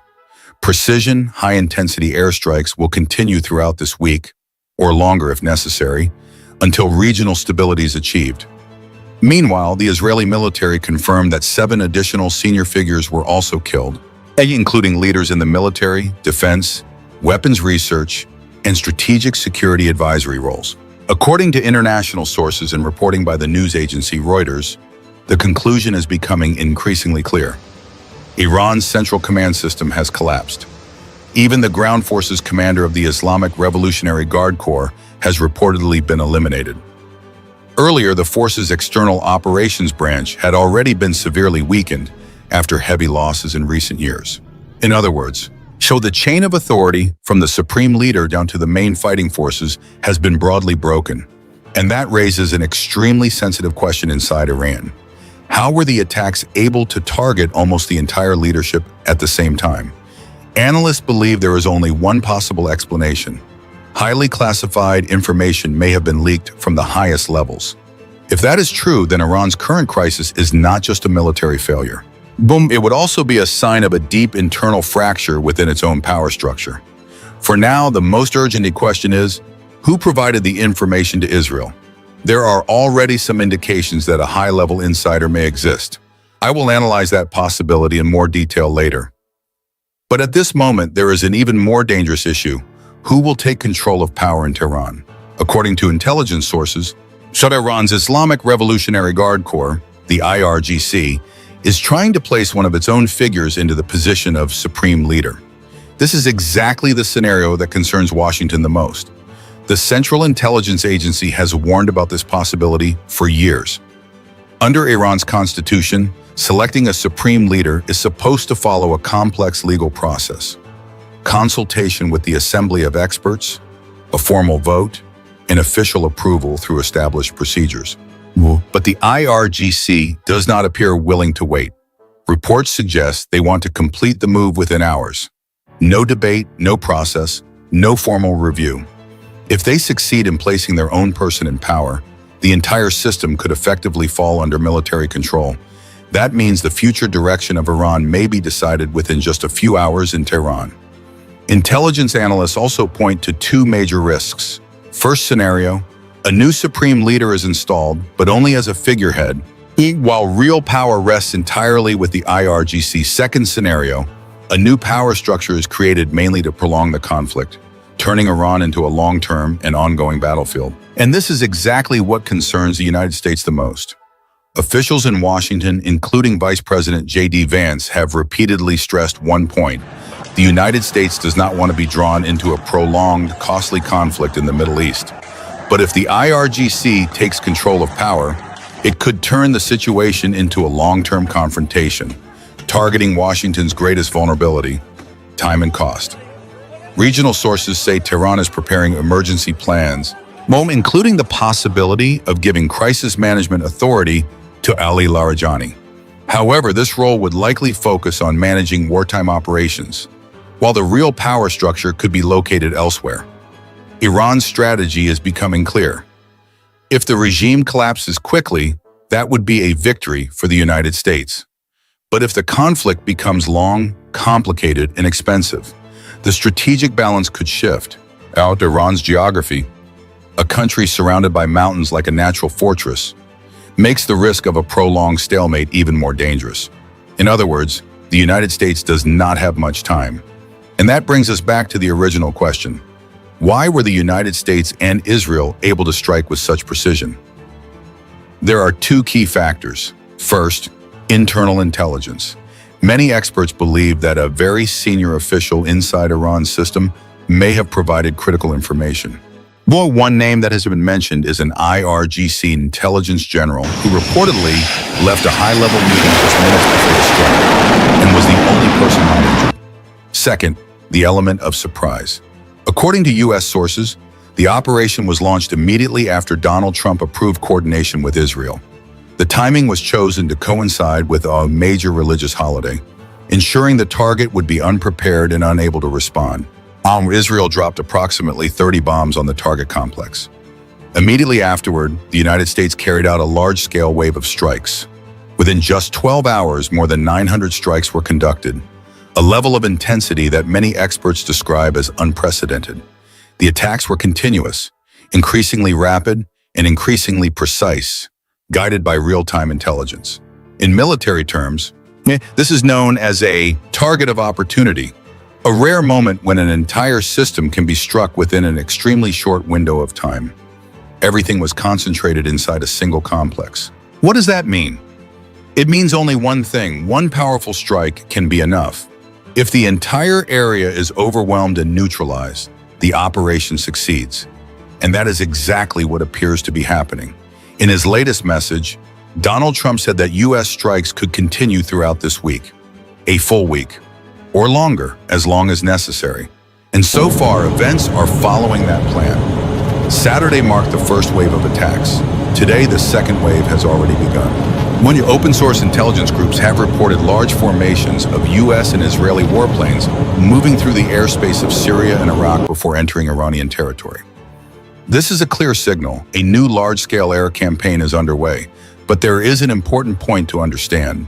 The success of the United States in this operation does not depend on removing one individual.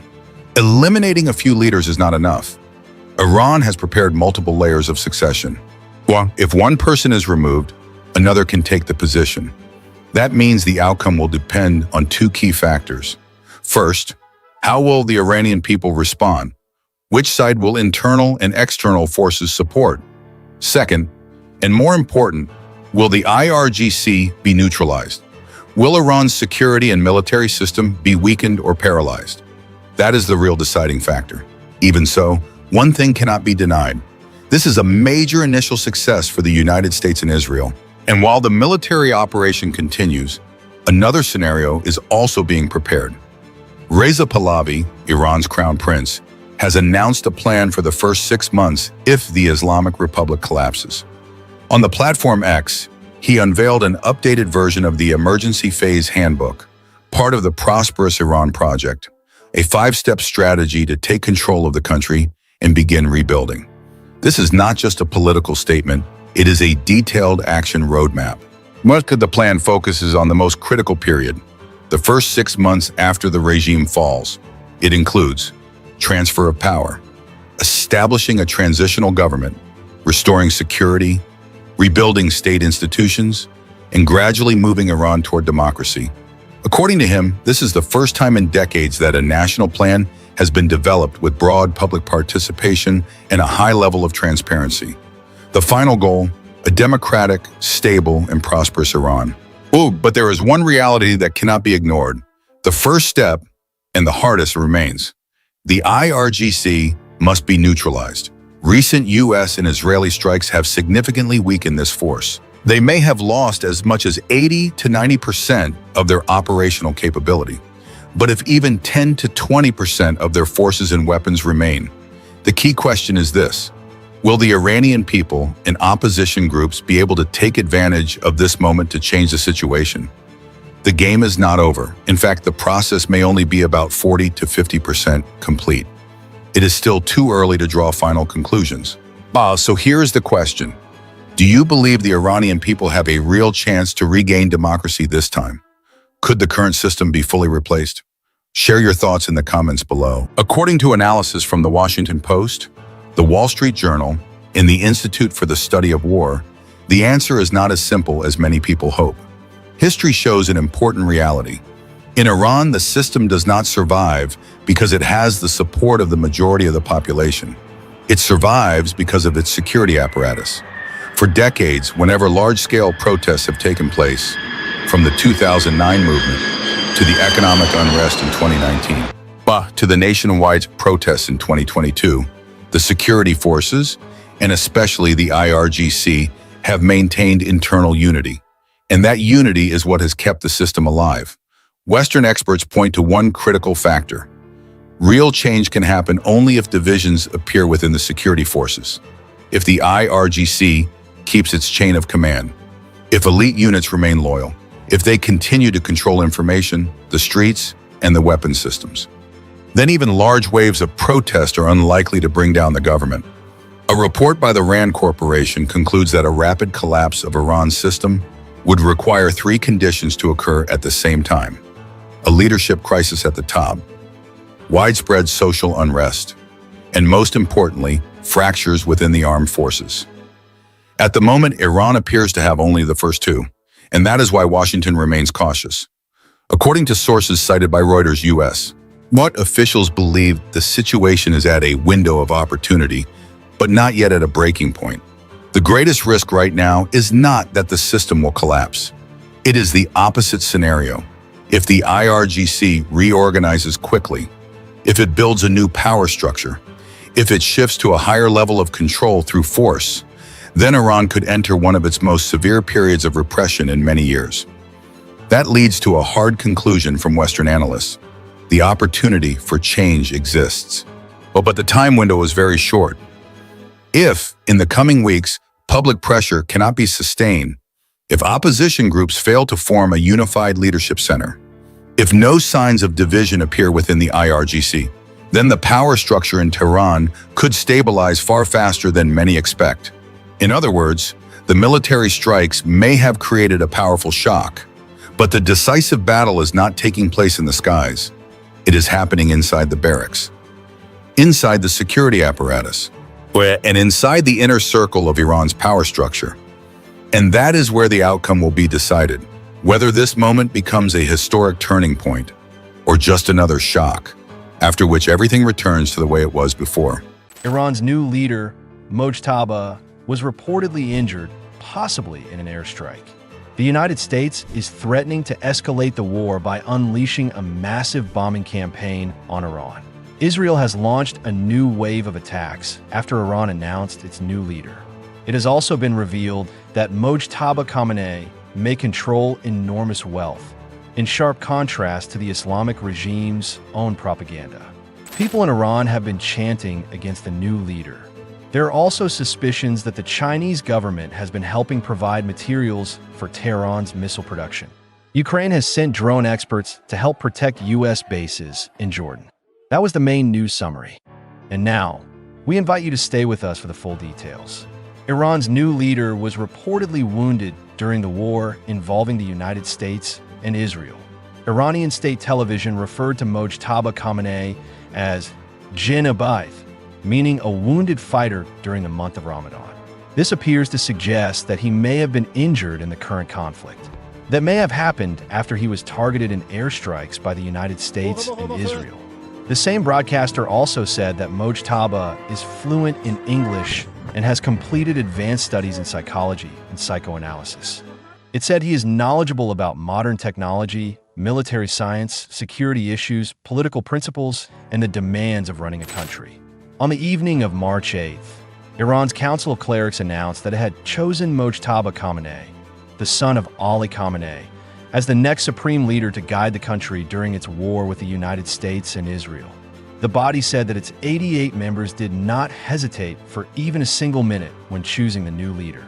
Iran's General Staff of the Armed Forces and Iran's Central Command issued statements declaring loyalty to Mojtaba Khamenei after he was selected as the new supreme leader.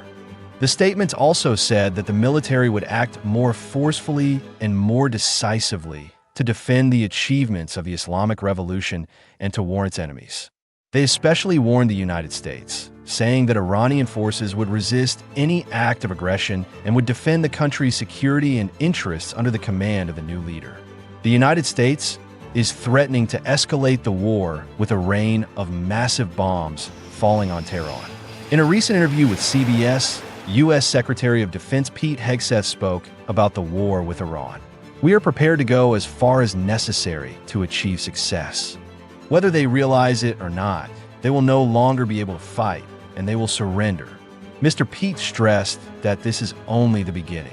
He added that America's ability to move forward and hunt down targets with more conventional weapons remains strong. Gravity bombs, including 500-pound, 1,000-pound, and 2,000-pound bombs.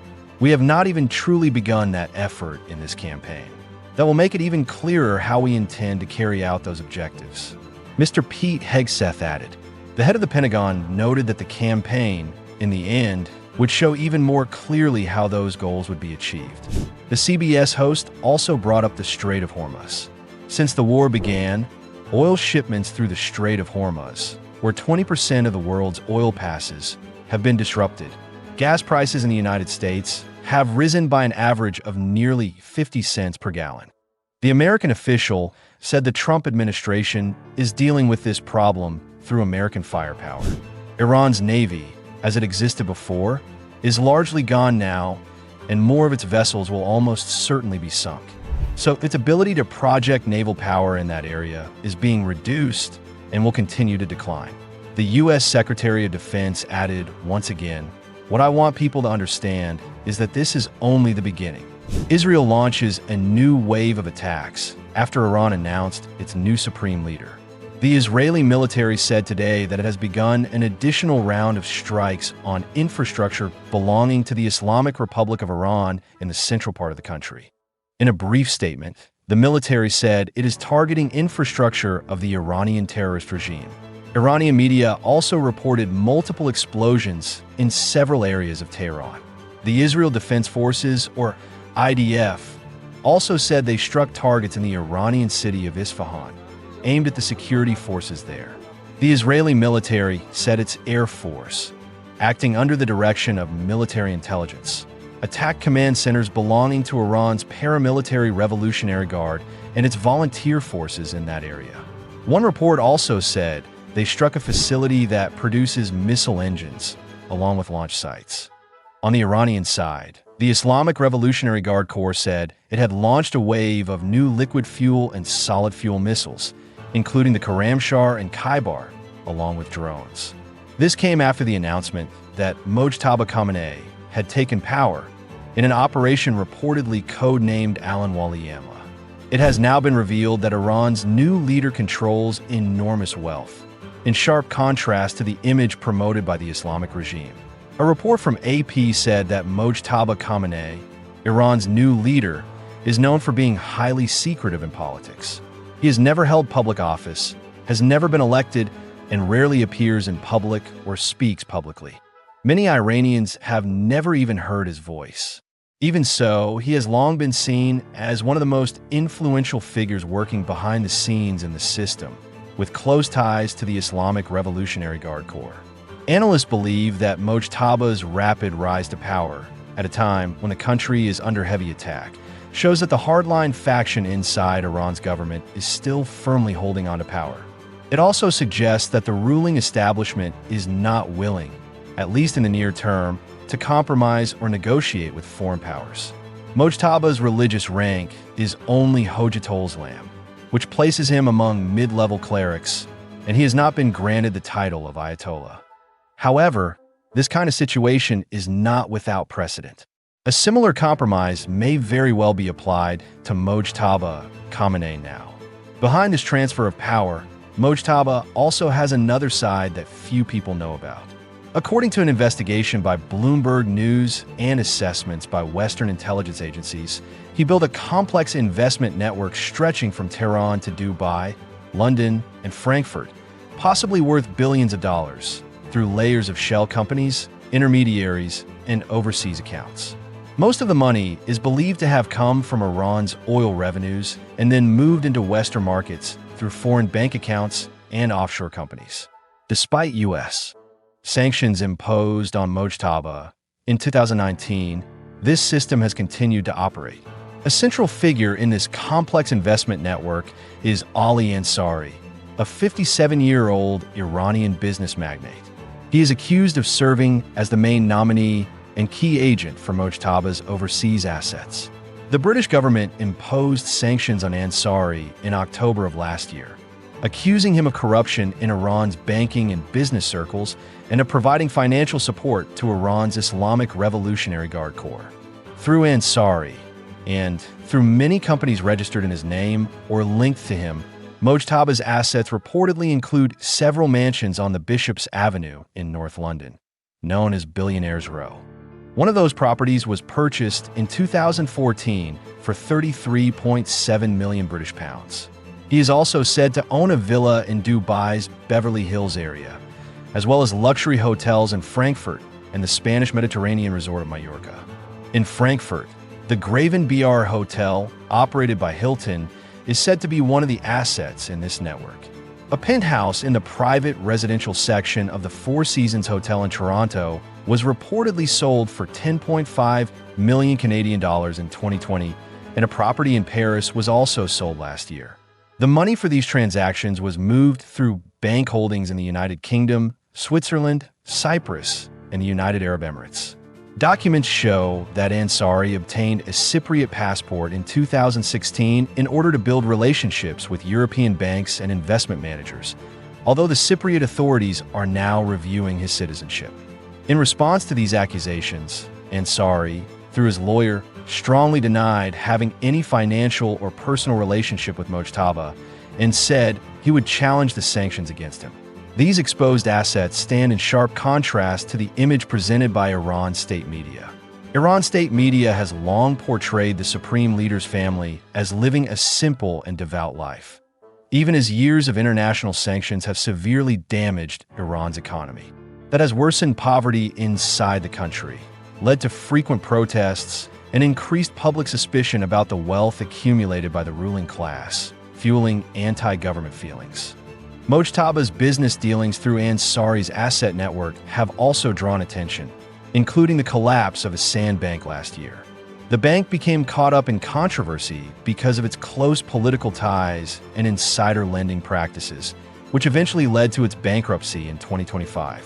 This triggered strong criticism inside Iran, with some hardline lawmakers openly demanding that Ansari be held responsible for the bank's losses. People in Iran have been chanting against the country's new leader. According to a video posted on social media, hostile chants against Iran's new supreme leader, Ayatollah Mojtaba Khamenei, were heard in the capital, Tehran, shortly after he was appointed. In the 17-second clip, filmed at night from the window of a building, a woman's voice can be heard shouting, "Death to Mojtaba," she says in Persian, while religious chants can be heard faintly in the distance. Agence France-Presse, or AFP, was unable to verify the exact location where the video was filmed or whether similar chants were heard elsewhere in the city. President Donald Trump declined to comment on Iran's announcement that Mojtaba Khamenei had been appointed as the new supreme leader. He only told the Times of Israel that we should wait and see what happens. He also said that any decision about when to end the war with Iran would be a joint decision made together with Israeli Prime Minister Benjamin Netanyahu.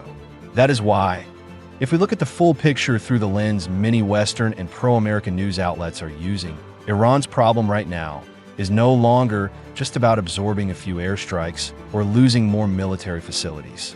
The bigger issue is that the war has begun to expose the very power structure of the Islamic Republic itself. On one side, the propaganda machine keeps talking about resistance, sacrifice, and a leadership class that lives modestly and speaks for the will of the nation. But on the other side, more and more information suggests that the real center of power is protected by a network of wealth, privilege, and cross-border financial ties that are completely removed from the daily lives of ordinary Iranians. Bloomberg reported that a long-running investigation traced an international asset network linked to Mojtaba Khamenei, while the British government sanctioned businessman Ali Akbar Ansari for his role in providing financial support to the IRGC. That is what makes this story more dangerous for Tehran than any explosion in Isfahan or any retaliatory missile barrage against Israel. In modern war, especially from the perspective of Washington and Tel Aviv, victory does not come only from destroying launchers, command centers, or missile engine production sites. Victory also comes from making the other side lose legitimacy in the eyes of its own people. And when someone like Mojtaba Khamenei, a man who has rarely appeared in public and does not have the level of senior clerical standing one would normally expect, is elevated to the highest position while the country is in turmoil, the message sent to the world is that the hardliners have chosen to tighten their grip rather than reform. Reuters said his rise to power reflects the continued dominance of the conservative camp and its deep ties to the IRGC, while any real chance of easing tensions with the West has been pushed even farther away. From this point on, the confrontation moves to a new level. Israel strikes on military infrastructure in Isfahan, along with the attacks on basic control centers and domestic security hubs that the IDF says it targeted, are not aimed only at military assets. They also appear to be aimed at the pillars that help the regime maintain control inside the country. According to statements cited by the Israeli press, these targets are seen as the command brain behind both internal repression and the regime's security response during a time of crisis. Because of that, the contradiction Tehran is facing is becoming clearer by the day. The harder it strikes outward, the more it risks exposing its weakness at home.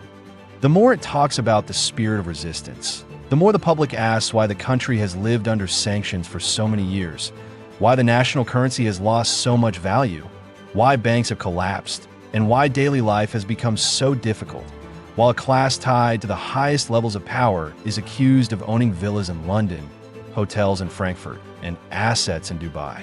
And if that question keeps spreading from social media to the streets, then the greatest threat to Iran's new leadership may not come from Israeli warplanes or from Donald Trump statements, but from the quiet fracture growing between the regime and the very people in whose name it has long claimed to rule. Thank you for taking the time to watch. This is Weapon Party. Goodbye, and see you next time.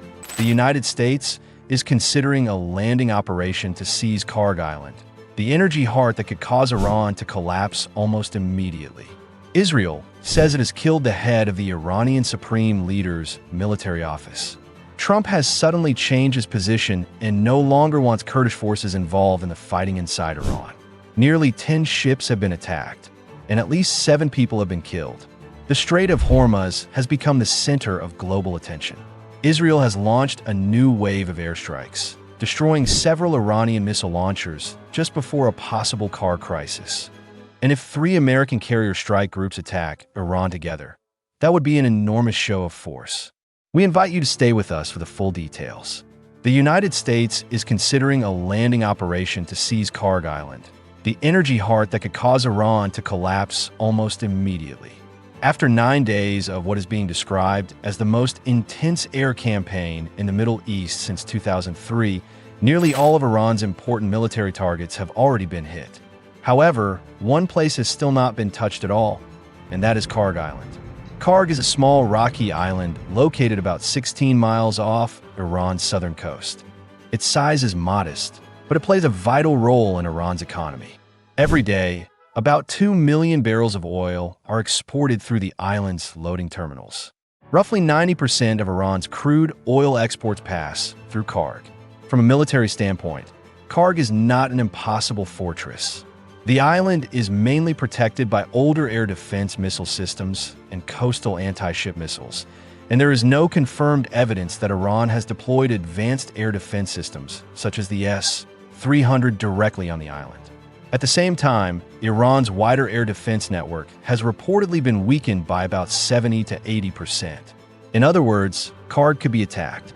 But the real issue is the economic fallout that would follow. Instead of striking Karg, they have focused on hitting every other part of Iran's state power: fuel depots, airfields, command bunkers, naval bases, and the air defense network. The goal of this strategy is to weaken Iran's military, put pressure on the population through a fuel crisis, and break the connection between the central government and the provinces. In other words, they are destroying every tool of state power except the one tool that could bring a decisive victory, but could also trigger a global economic disaster. Just hours after many analysts said the conflict had already crossed a red line, sources in Washington said American officials had begun discussing the possibility of taking control of the island.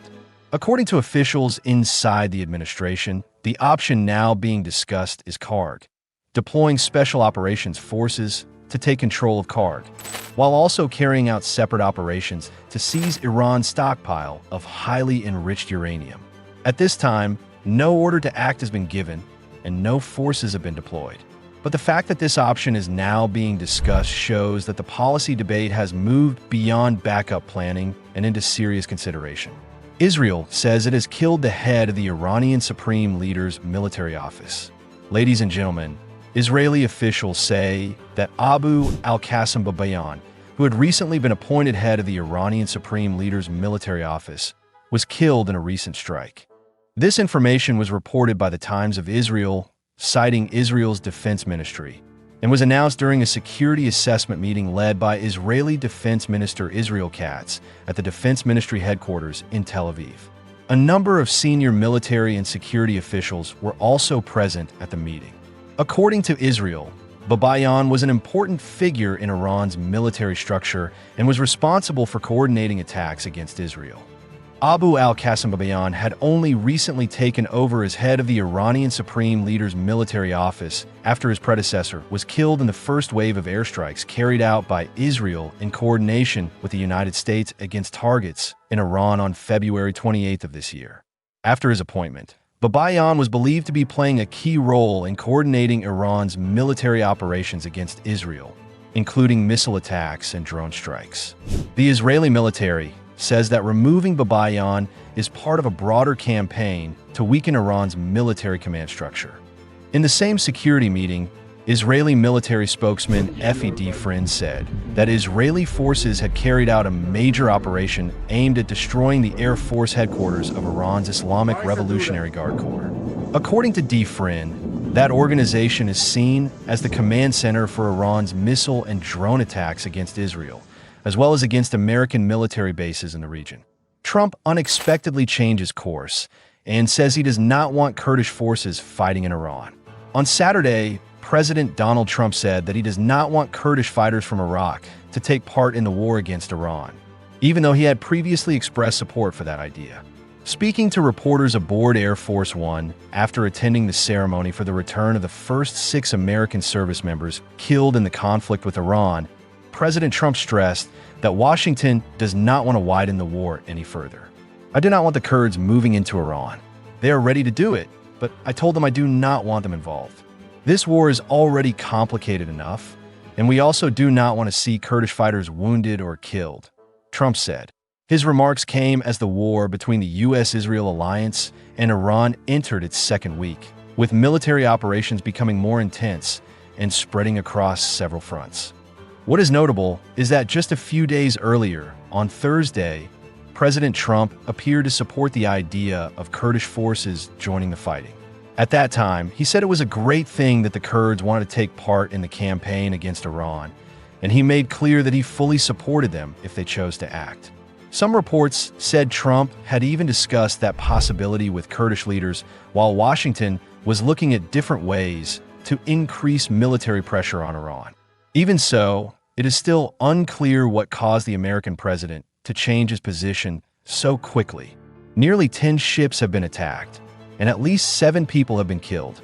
The Strait of Hormuz has become the center of global attention. Tensions in the Strait of Hormuz are rising quickly as a series of ships have been attacked in the area, leaving at least 7 people dead. According to international maritime monitoring groups, about 10 vessels have been targeted in or near the strait since Iran began military retaliation for American and Israeli airstrikes.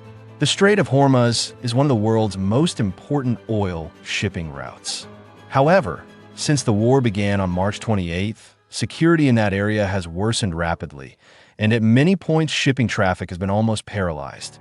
According to figures from international maritime organizations, there have been at least 9 attacks on ships in the Strait of Hormuz area over the past week. Of those, 4 major attacks that together killed 7 people. These attacks have taken place as military tensions between Iran, the United States, and Israel continue to rise. The United Kingdom Maritime Trade Operations Office has issued about 10 warnings about attacks or suspicious activity in the Strait area. However, that agency did not release details about the identity or nationality of the ships involved. Although Iran has been accused of being behind these attacks, its official position on blocking the Strait of Hormuz is still not clear. On March 2nd, a commander in Iran's Revolutionary Guard warned that Iran could burn any ship that tried to pass through the strait and would shut down all oil exports from the Gulf region. But only a few days later, Iran's Foreign Minister, Abbas Araghchi, said that Tehran had no intention of closing the Strait of Hormuz. This shows that different messages still exist inside Iran about how to handle this strategic waterway. Israel launches a new wave of airstrikes, destroying several Iranian missile launchers just before a possible Karg flashpoint. The Israeli military said that its air force had carried out another new wave of airstrikes across several parts of Iran. This operation focused on important targets linked to Iran's ballistic missile program and the regime's internal security system. According to the Israeli military, fighter jets struck several ballistic missile launchers, a missile engine production facility, and a number of headquarters used by Iran's security forces. This is being described as part of the military campaign now underway to weaken Iran's ability to carry out attacks. The Israeli military said that in the latest strikes, several Iranian missile launchers were destroyed while they were still being prepared for launch toward Israeli territory. In addition to the launchers, several important facilities tied to the Basij militia and Iran's domestic security units were also hit. These targets are believed to play an important role in keeping Iran's internal security and control system running. According to the information released, the sites hit in this operation included headquarters for regional corps under the Iranian government, a command center for domestic security forces in the city of Isfahan, several bases used by the Islamic Revolutionary Guard Corps and the Basij militia, and an IRGC police headquarters. These targets are seen as key parts of Iran's military and security system. If 3 American carrier strike groups were to attack Iran at the same time, that would be an enormous display of force. As military tensions between the United States and Iran continue to rise, defense analysts are paying close attention to one possible scenario that could change the course of the battlefield. That is the possibility that the United States would move to take Karg while at the same time deploying 3 carrier strike groups across the Middle East. If that happens, it would be one of the largest displays of American naval power in an international crisis. 3 carrier strike groups operating at the same time could deliver enormous firepower from offshore, backed by hundreds of fighter aircraft and large numbers of long-range cruise missiles. What makes this force especially important is its ability to carry out major attacks without relying on land-based air bases. What gives Washington special confidence in this scenario is not just the number of aircraft carriers, but the strategic combined effect that 3 strike groups could create at the same time. One group could lock down the Gulf of Oman and Iran's southern coastline. A second group could put direct pressure on Iranian airspace and the supply routes along the Gulf. The remaining group could serve as a mobile reserve force, ready to launch a second wave of strikes against any target that survives the first round. In other words, if that scenario happens, Iran would no longer be facing scattered attacks. It will be facing a war machine designed to wear down both its will and its ability to resist at the same time. And that is exactly the point that worries many observers most when it comes to Tehran. For years, Iran's deterrent strategy has rested on the belief that it could drag its opponent into a long and exhausting war, one that would force Washington to pull back because the cost would become too high. But when 3 carrier groups are all present at once, that logic begins to weaken. At that point, the United States would not need to carry out a large-scale ground occupation. It would only need to maintain constant firepower, choke off energy exports, destroy command centers, cripple missile launch capability, and force Iran's internal security system to turn inward and deal with unrest at home. That is why Karg has become a symbol of a survival-level problem for Iran. If the island were blockaded, controlled, or even simply put out of action for a short period of time, the shock would go far beyond a drop in oil revenue. It would strike directly at market confidence, paralyze foreign currency income, and choke Iran's ability to import refined fuel, technical parts, and essential goods. At that point, a military crisis would quickly become a financial crisis, and then a financial crisis would turn into a political crisis. That is why many pro-American writers describe Karg not simply as an island, but as the main artery valve of the entire Iranian economy. In that context, Israel's continued effort to hunt down senior Iranian military command figures carries a meaning far beyond symbolism. Each person removed from the system is not just a personnel loss. It is a blow to coordination, to the chain of command, and to trust between different layers of power. When command centers are destroyed, missile launchers are hit just before launch, and shipping lanes around Hormuz remain under constant pressure. Tehran is forced to face an increasingly harsh reality. It is not only losing part of its ability to strike back, but also losing its ability to prove that it still has control of the situation. The next stage of this crisis will no longer center on the question of how many missiles Iran can still fire in response. The real question will be how long Iran can continue to hold on while being squeezed at the same time from the air, from the sea, through the economy, and from inside its own power structure. That is the scenario now keeping the entire region on edge. Please leave your thoughts in the comments section below. For now, goodbye, and see you in the next videos.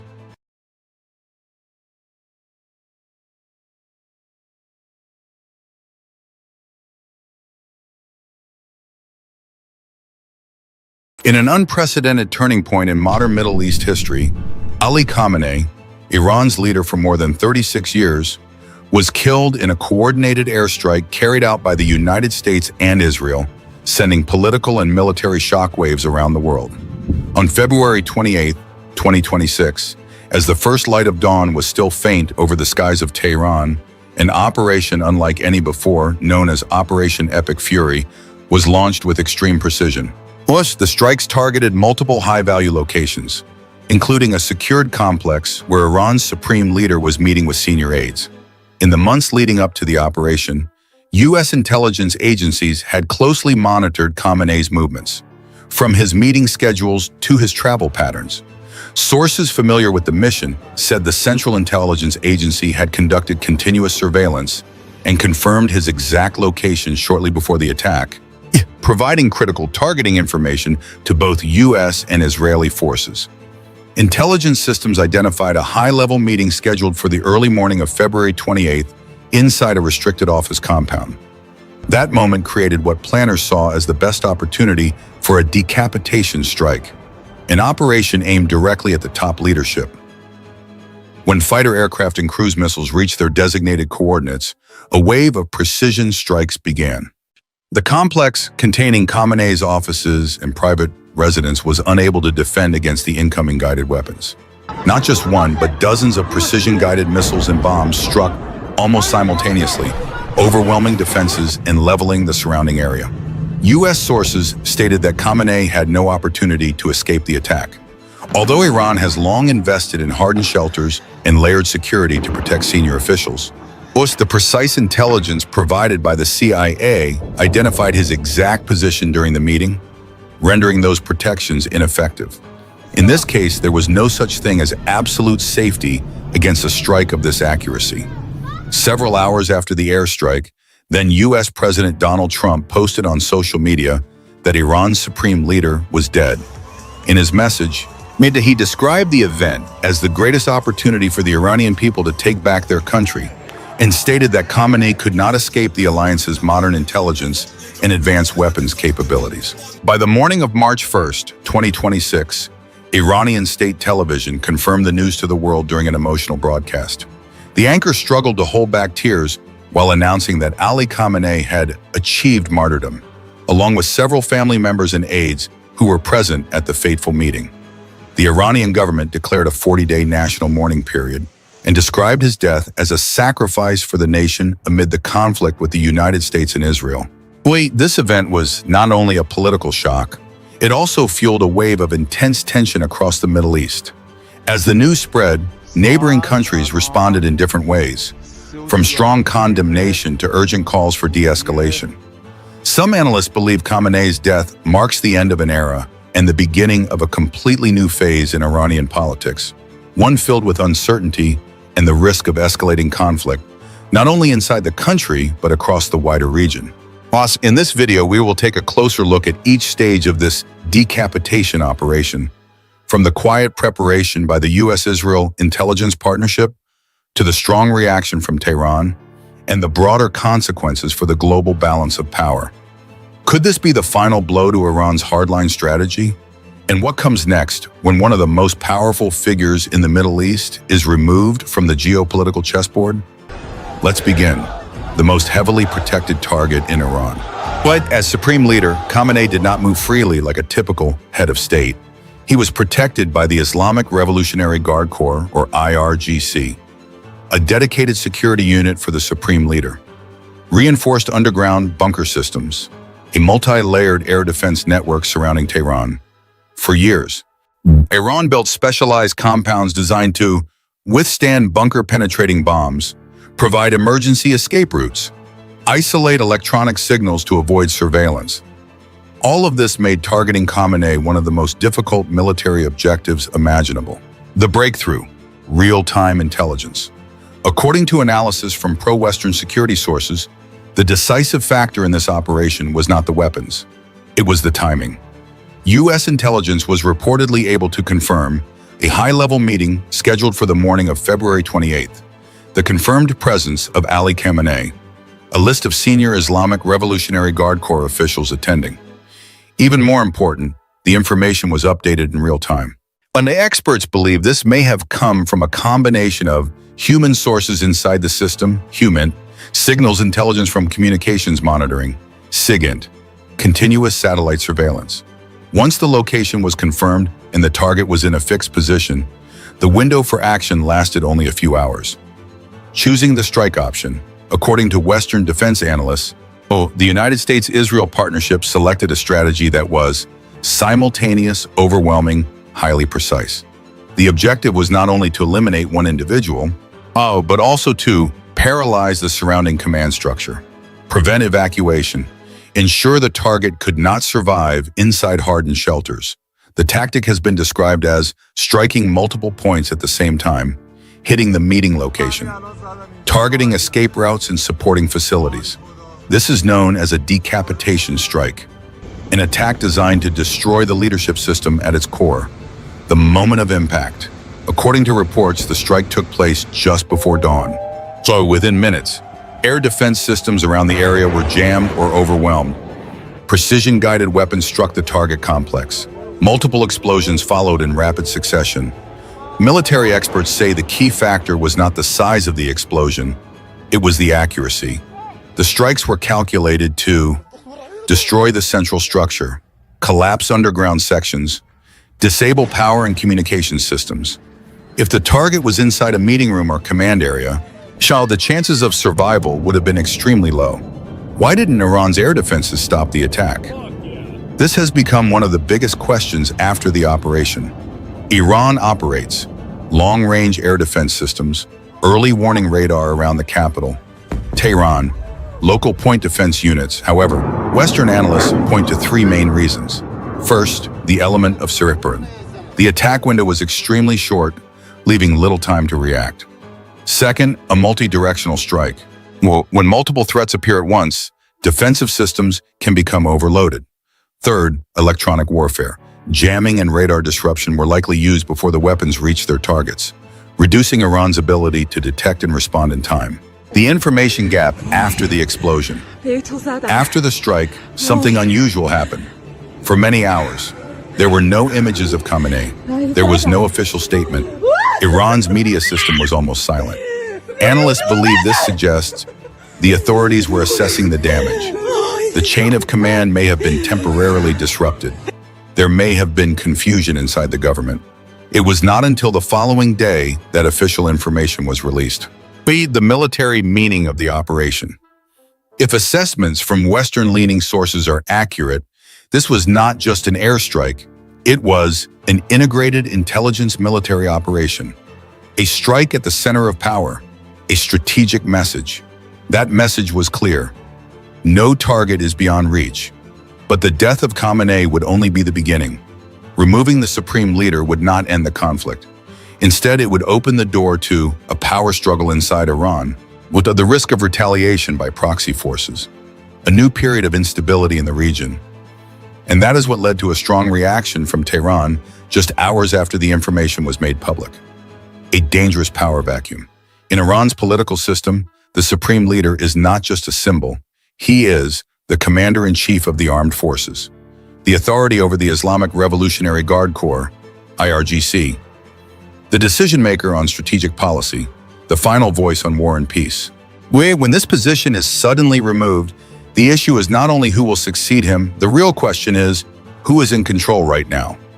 According to Western-leaning analytical sources, the fastest-moving force was the Islamic Revolutionary Guard Corps.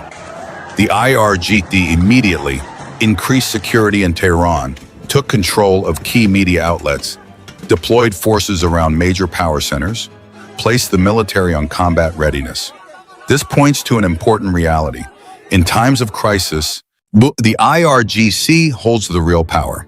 The succession process, but not a simple one. Under Iran's constitution, choosing a new supreme leader is the responsibility of the Assembly of Experts. But in reality, the process can be long and marked by internal rivalry. The main power groups include conservative clerics, IRGC leadership, hardline political factions. Experts believe that during this transition period, Iran will focus on stabilizing power rather than reform. That means the chances of a moderate leader emerging are very low. Iran's first reaction. Only a few hours after the information was made public, official statements from Tehran began to appear. The message was very clear. This was not just an attack. This was an act of war. Well, commanders of the IRGC declared that Iran would take revenge at a time and place of its choosing, not allow this event to pass without a response, retaliate through both direct forces and proxy forces. This has raised concerns about a new wave of escalation across the region. Iran's retaliation network. Unlike many countries, Iran's strategic strength does not exist only within its own borders. Iran maintains a network of allied forces across the Middle East, Hezbollah in Lebanon, and armed groups in Iraq, forces operating in Syria, armed groups in Yemen. Pro-US analysts warn that Iran's response may not come immediately, but instead will be spread out, long-lasting, difficult to predict. A small attack on a US base in the region, a missile strike against a target in Israel, or an operation targeting commercial shipping. Iran's strategy has long followed one principle: retaliate, but avoid a full-scale war. Washington's response.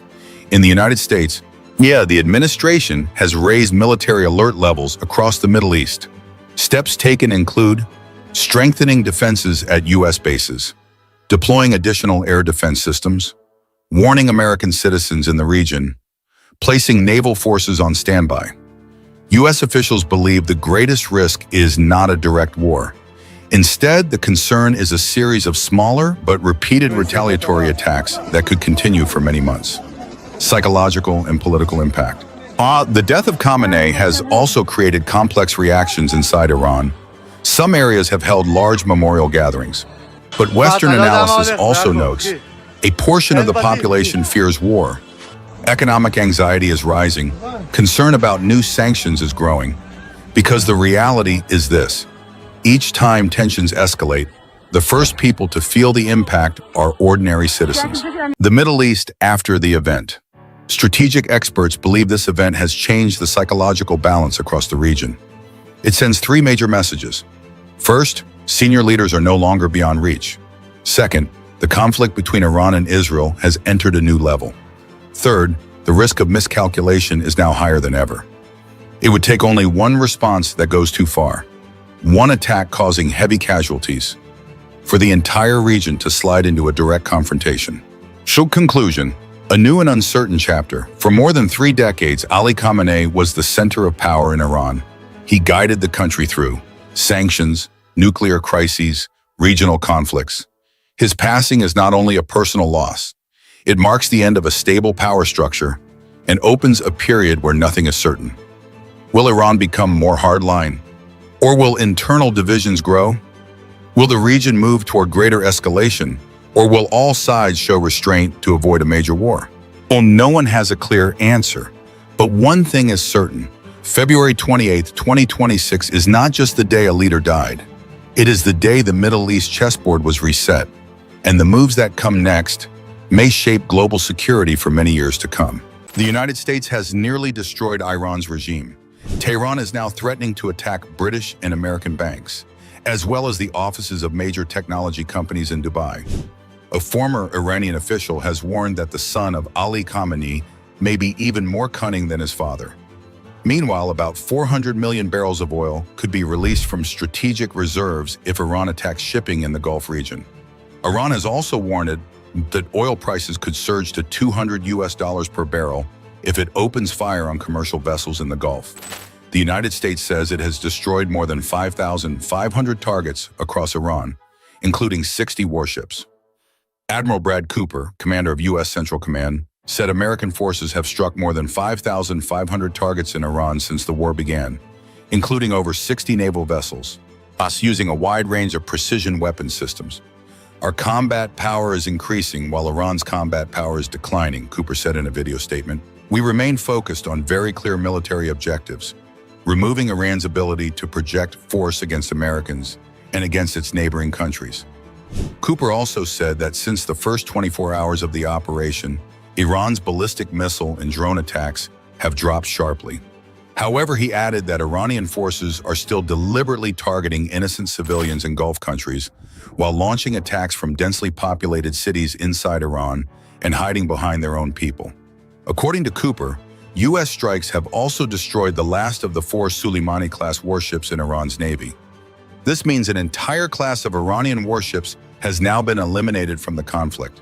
He also noted that heavy bunker-busting bombers struck a major Iranian ballistic missile production facility on the night of March 10th. The U.S. official also revealed that Washington has been using a range of artificial intelligence tools to analyze large amounts of data in just seconds.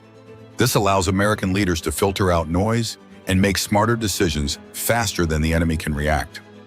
Cooper added that the U.S. Space Force has also played a critical role in the operation, helping weaken Iran's capabilities while protecting American forces fighting in the region. Meanwhile, U.S. President Donald Trump told reporters on Wednesday that there are almost no major targets left in Iran. According to him, this could lay the groundwork for the war to end soon.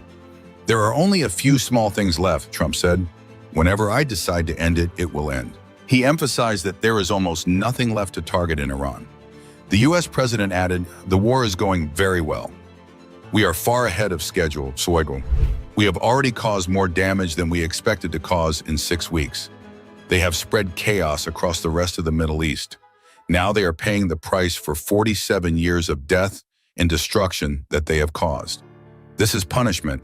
They will not get away with it so easily, Trump added. Reporter Yonah Jeremy Bob of the Jerusalem Post reported on Tuesday that the estimated number of Iranian soldiers and officials killed since the coordinated campaigns began, somewhere between 1,900 and several tens of thousands, is still only a small fraction of the total forces controlled by the Iranian regime.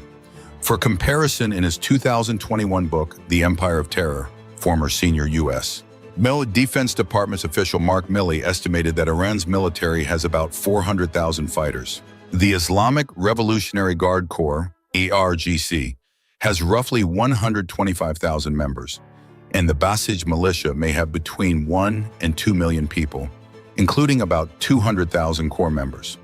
Senior Israeli officials hope that the combination of battlefield deaths, the destruction of many command centers, and the reported killing of Supreme Leader Ayatollah Ali Khamenei, along with other top officials, will seriously weaken the regime.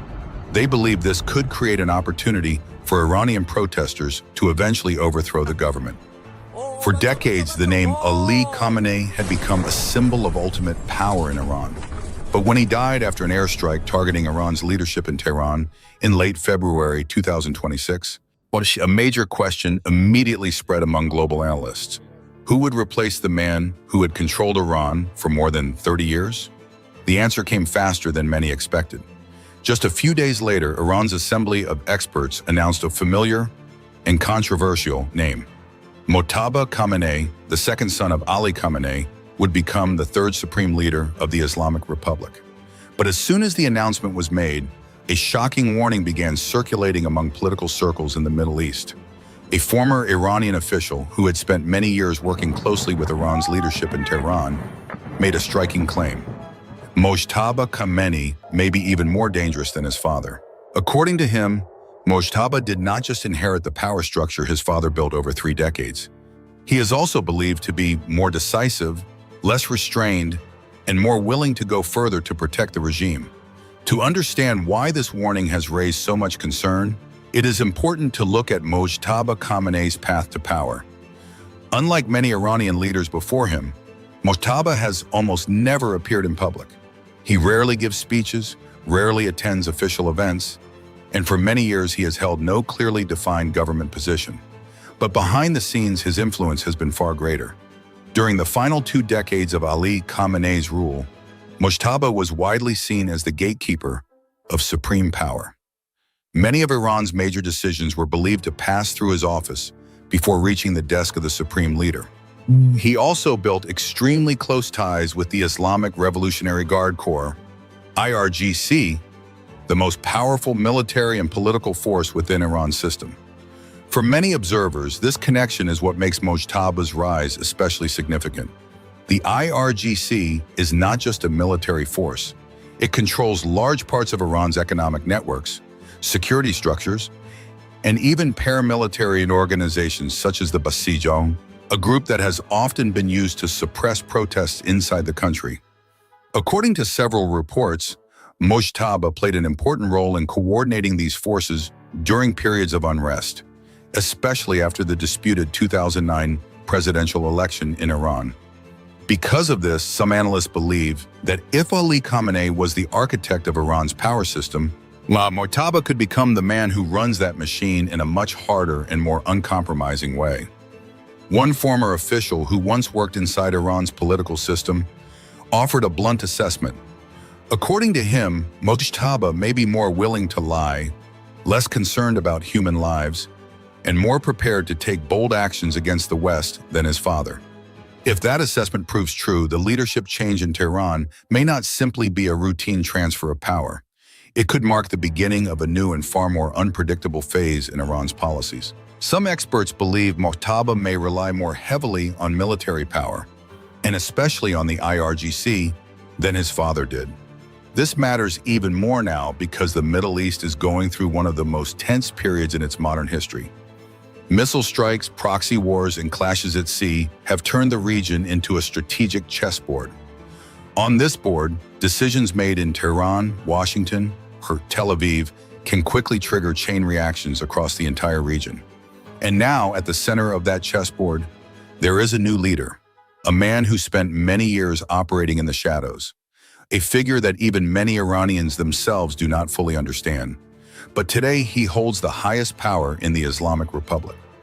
The question many analysts are now asking is not only who Mojtaba Khamenei is.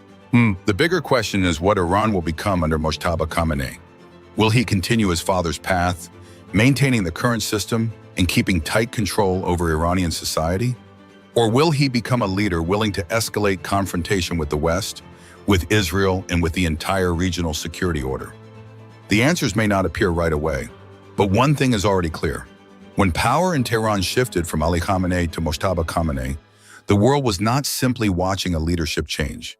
It may have been witnessing the beginning of a new chapter in the confrontation between Iran and the rest of the world. And if the warnings from people who once understood Tehran's power system are correct, that new chapter could be far more dangerous than anything that has happened before. In recent days, an unprecedented decision has been quietly prepared behind the scenes of the global energy market. As attacks on commercial ships began to appear in the Persian Gulf, major industrial nations activated an emergency measure, releasing 400 million barrels of oil from the world's strategic reserves. To understand why this number is so shocking, it helps to look at where the problem begins, the Strait of Hormuz. This narrow waterway sits between Iran and Oman, and every day about 20 million barrels of oil, nearly 20% of the world's global oil supply, passes through it on the way to markets in Asia, Europe, and the United States. But when military conflict breaks out and Iran begins attacking or threatening ships passing through this area, the world's most important energy route can quickly become paralyzed. Many oil tankers are forced to turn around or wait offshore because the journey is no longer safe. Within just a few days, the global energy market reacts immediately. Oil prices jump sharply, and major importing countries begin to fear a new energy shock.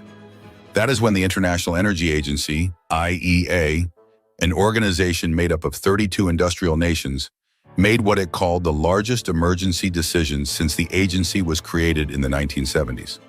All member countries agreed to open their strategic reserves and release 400 million barrels of oil onto the market in order to prevent energy prices from rising out of control and to replace oil supplies disrupted by the fighting. This is an enormous number.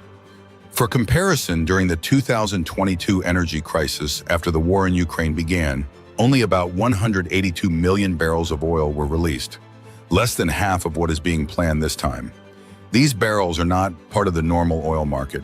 They are stored in massive strategic reserves, from deep underground salt caverns in the United States to emergency storage tanks across Europe and Asia. This is backup oil designed specifically for moments when the global market faces the risk of serious disruption.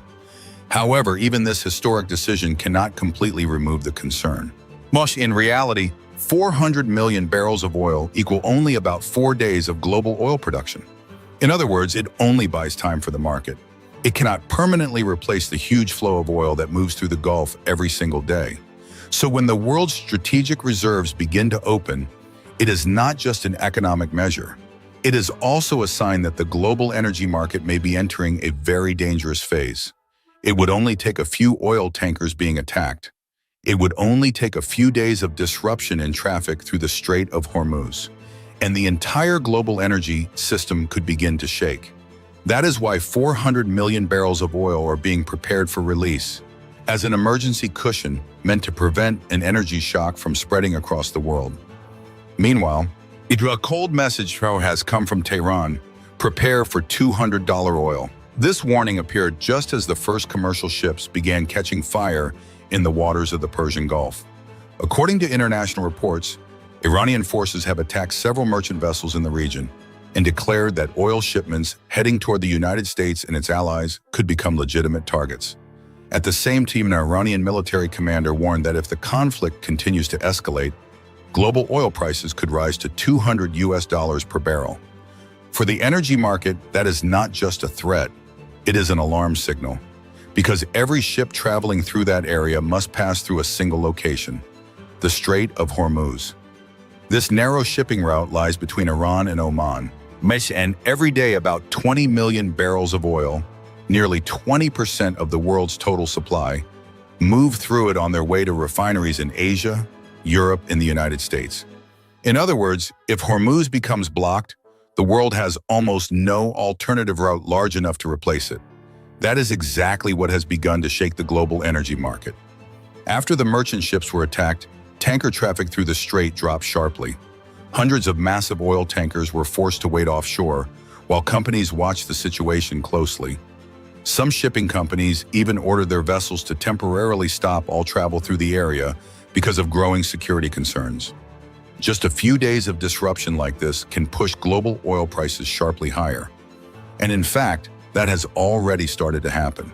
When international oil prices quickly climbed to nearly $120 per barrel before easing slightly, analysts warn that if this shipping route continues to be threatened, the world could face the biggest oil shock since the energy crisis of the 1970s. But what may be even more important is the strategy behind these attacks. Iran understands very well that it does not need to destroy the world's entire oil system. It only needs to make shipping companies and insurance firms believe that the Strait of Hormuz is no longer safe. Once that happens, the flow of oil can begin to slow down on its own. All it takes is a few tankers being attacked.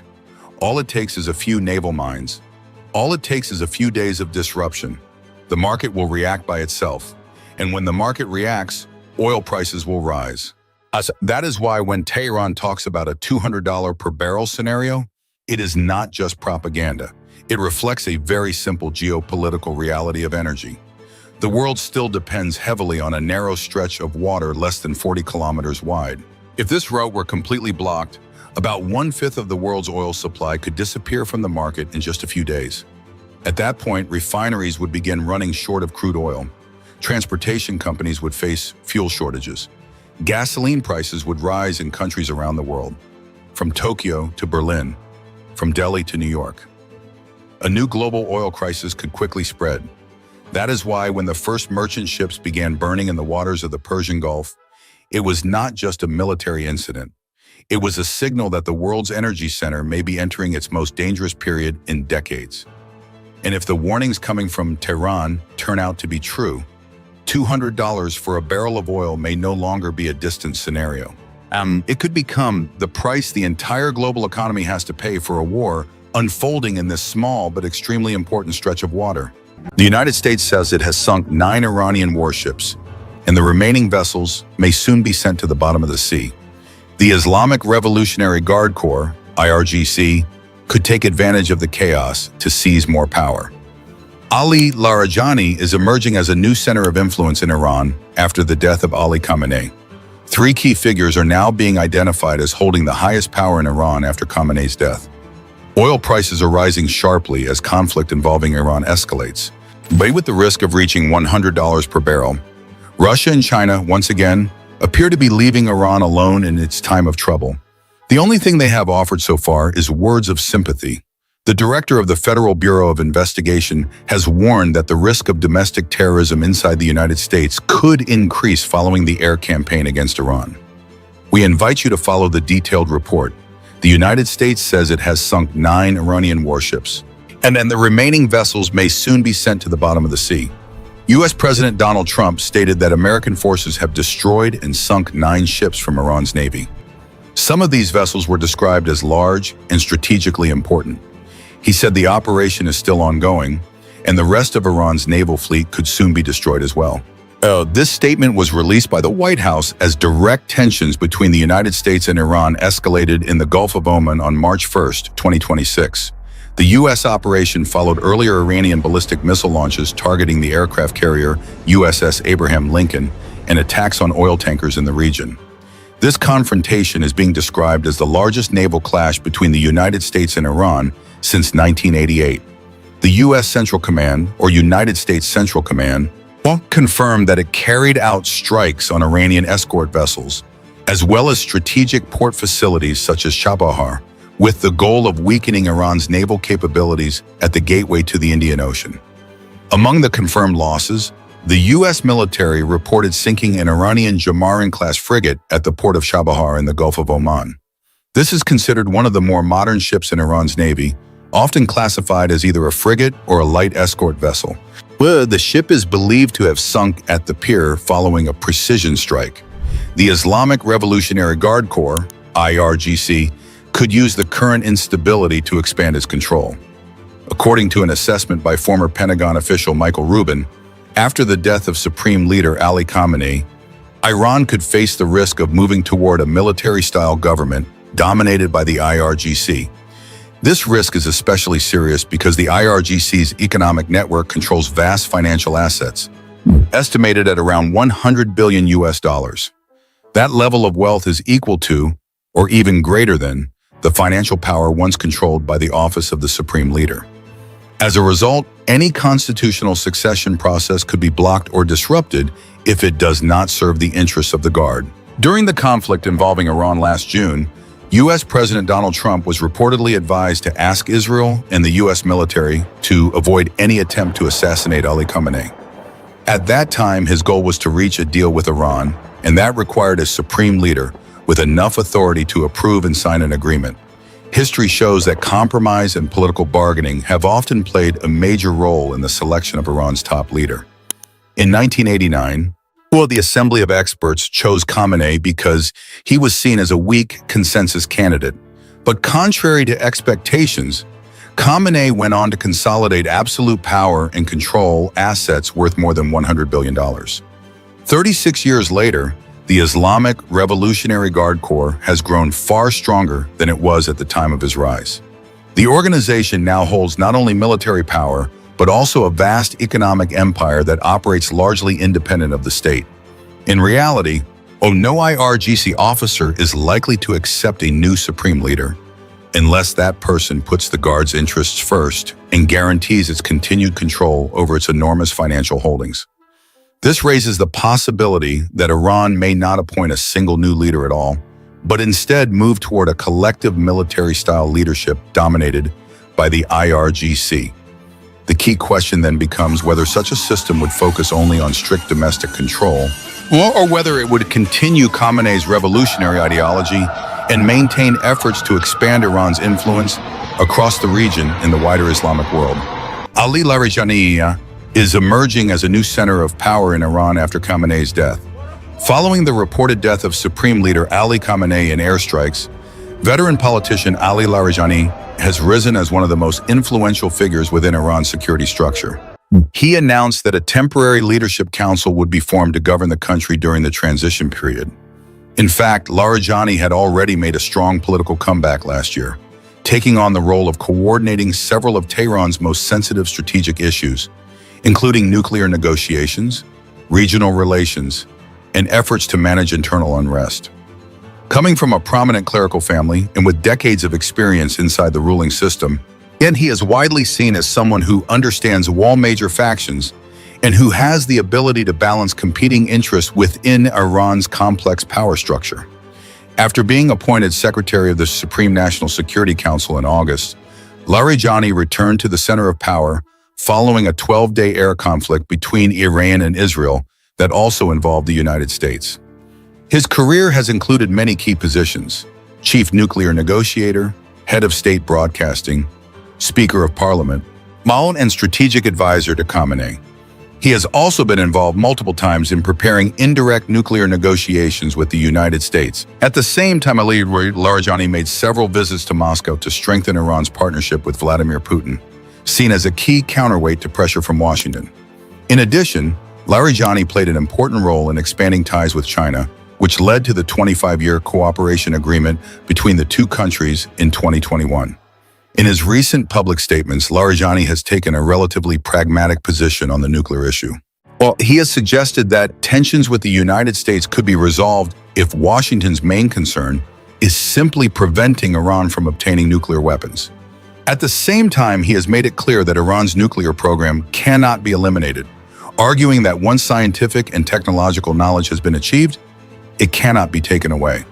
This view reflects Tehran's long-term strategy, being willing to negotiate but not giving up its core nuclear capabilities. Despite his pragmatic image in foreign policy, Larijani has been sanctioned by the United States for his role in suppressing anti-government protests in January.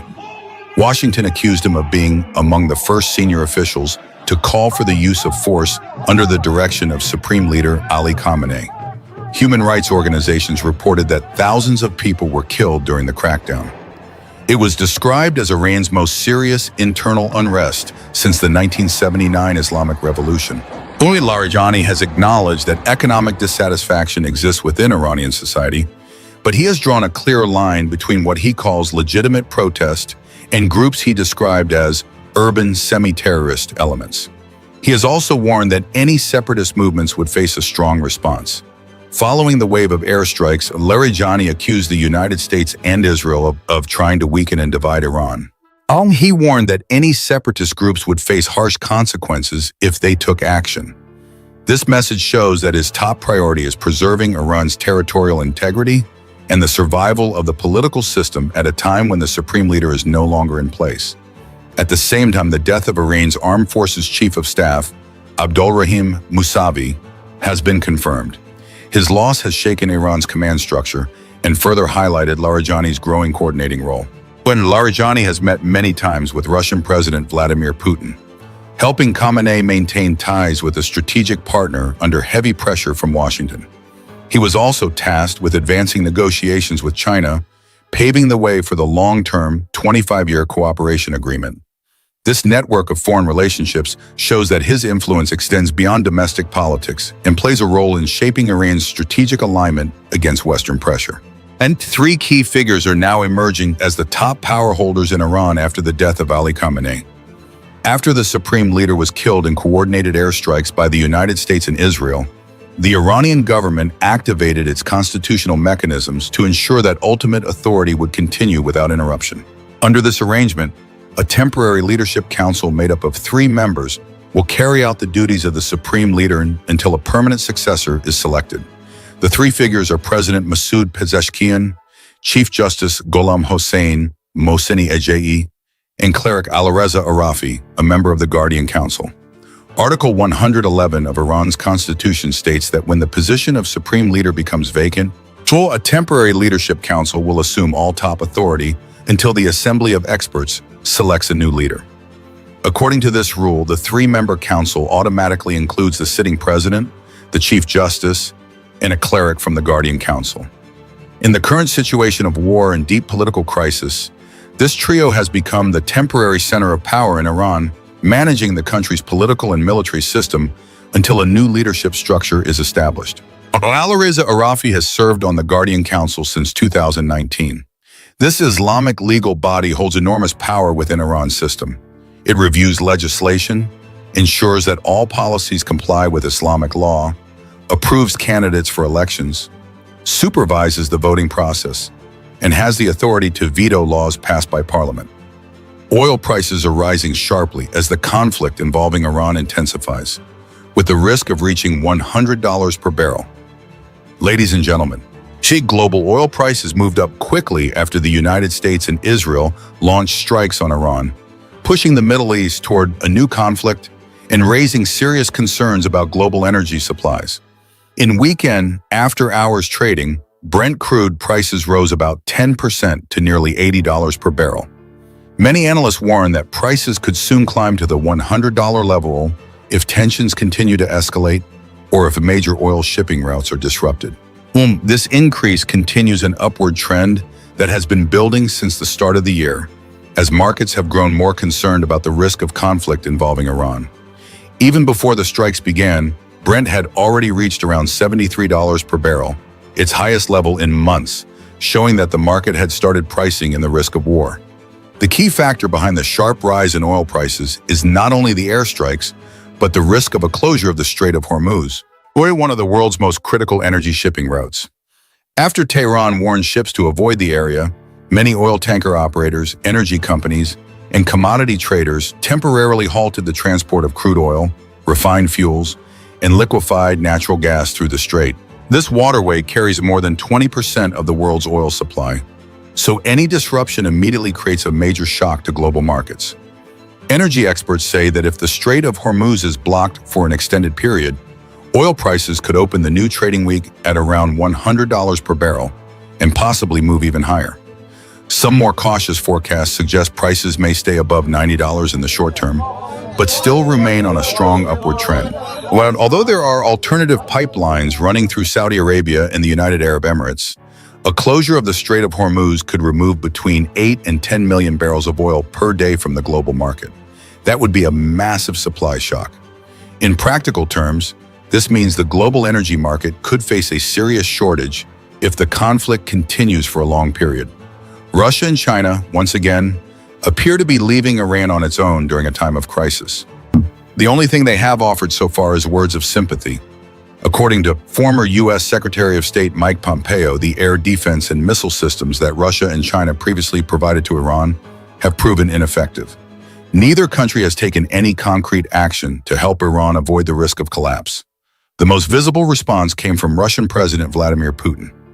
On Sunday, March 1st, he condemned the death of Iran's supreme leader Ali Khamenei in airstrikes carried out by the United States and Israel. He described the incident as a violation of moral principles and international law. The statement was released by the Kremlin in the form of a condolence letter sent to Iranian President Masoud Pezeshkian. The message came as Iran was still reeling from the bold daytime strike on Saturday that killed Khamenei and several senior leaders, and including the commander of the Islamic Revolutionary Guard Corps.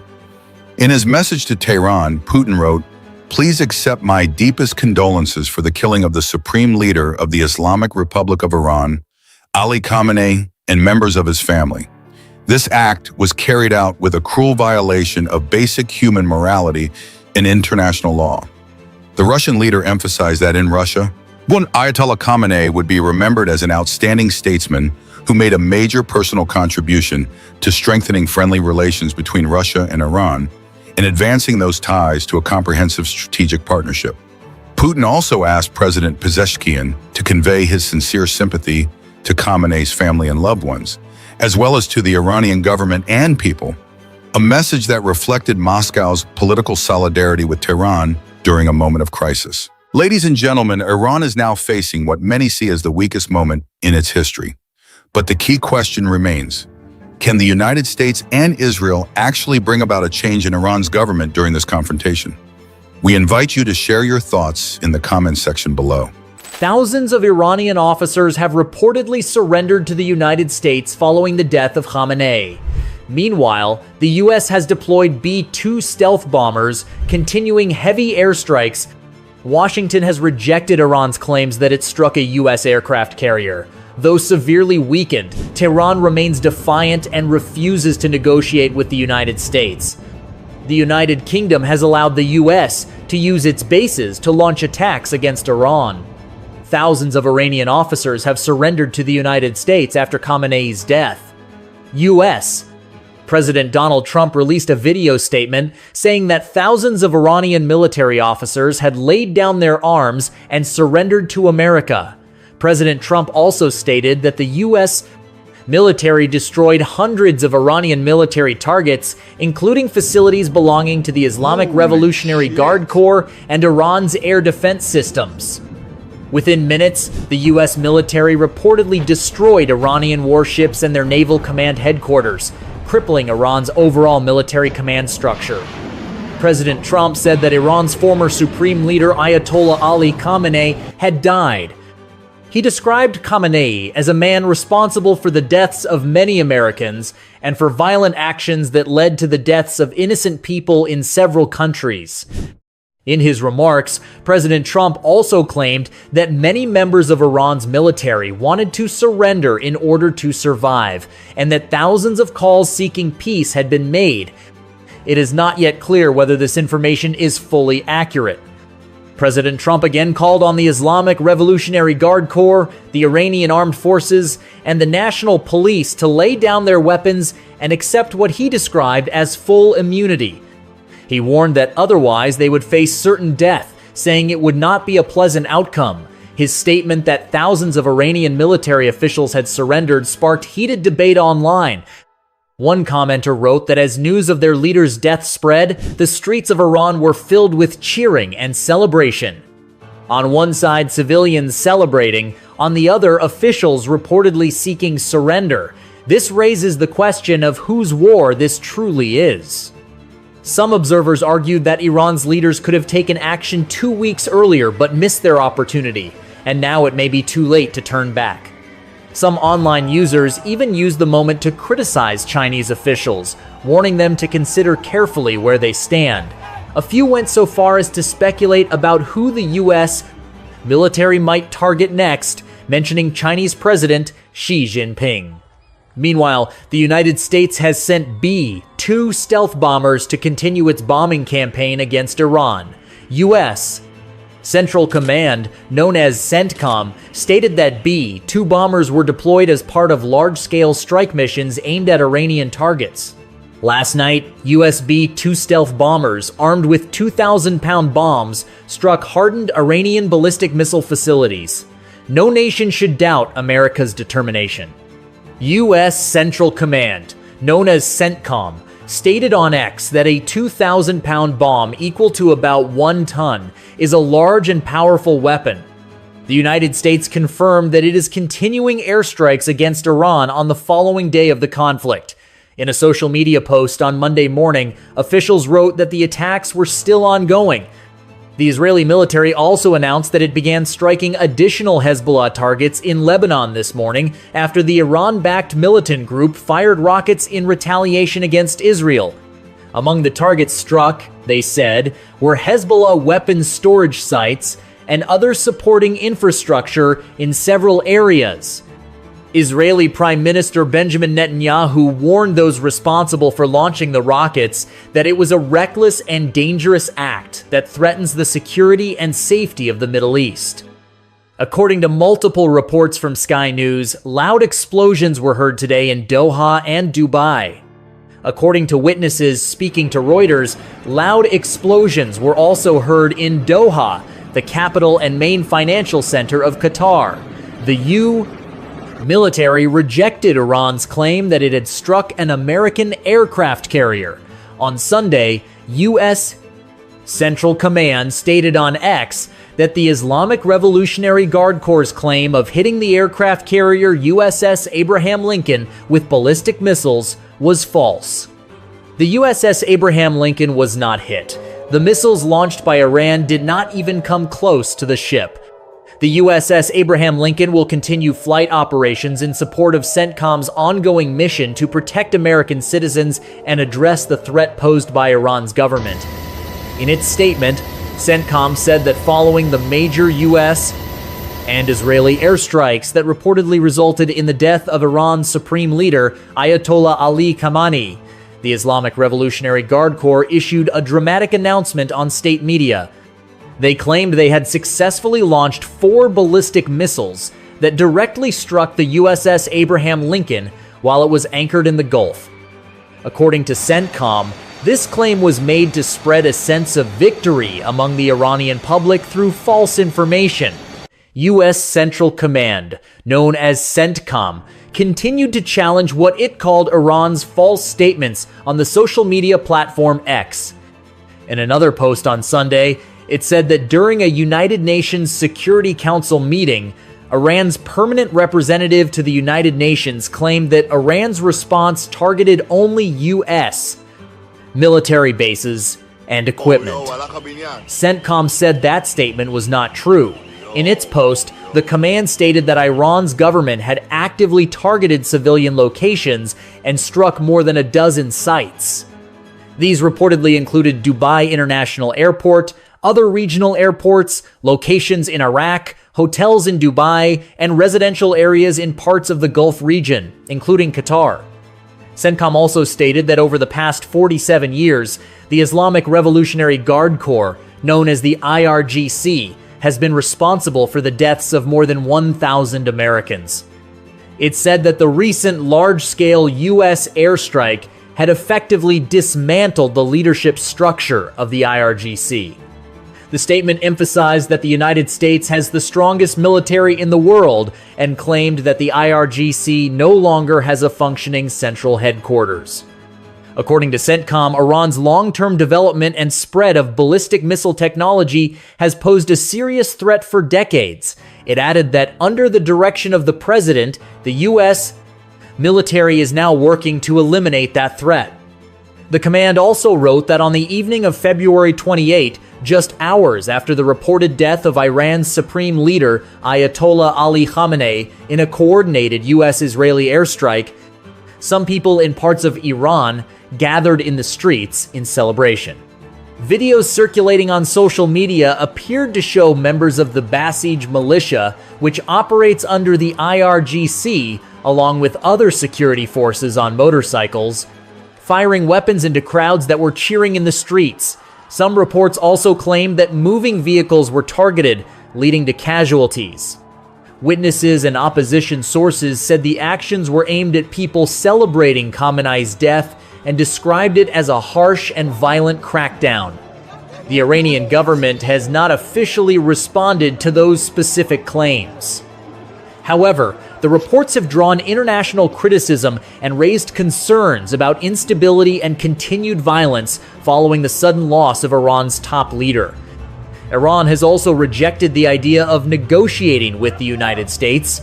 Ali Larijani, Secretary of Iran's Supreme National Security Council, stated that Iran would not enter into talks with Washington. He denied reports that he had contacted U.S. officials through intermediaries to restart discussions. Iran claimed it carried out a retaliatory attack against U.S. and Israeli forces, saying it caused heavy casualties among our allies. However, the U.S.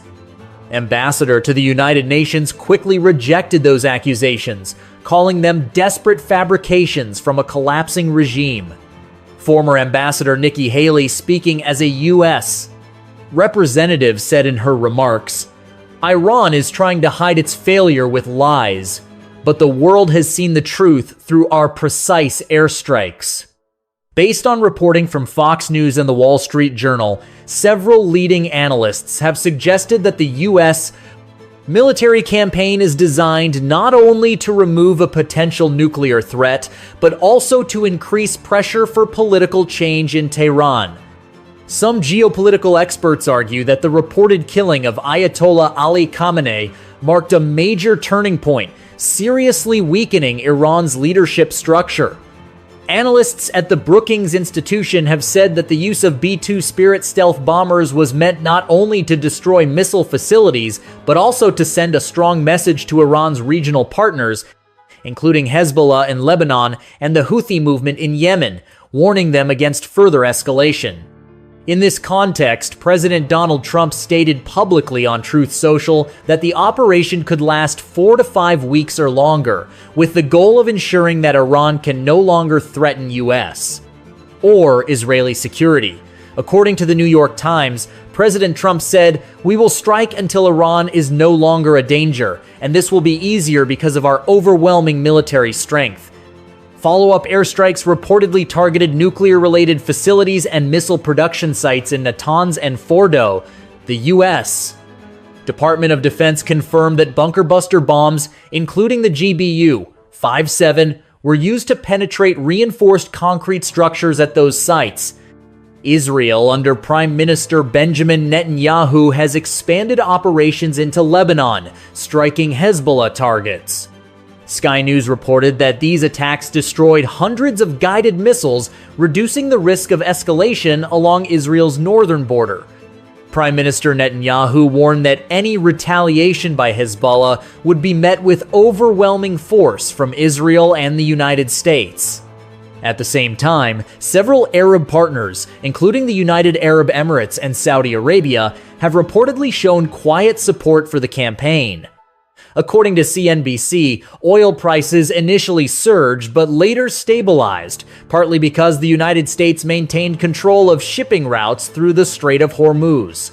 Iran's Islamic Revolutionary Guard Corps reportedly tried to fire missiles at U.S. military forces stationed in Qatar and the United Arab Emirates.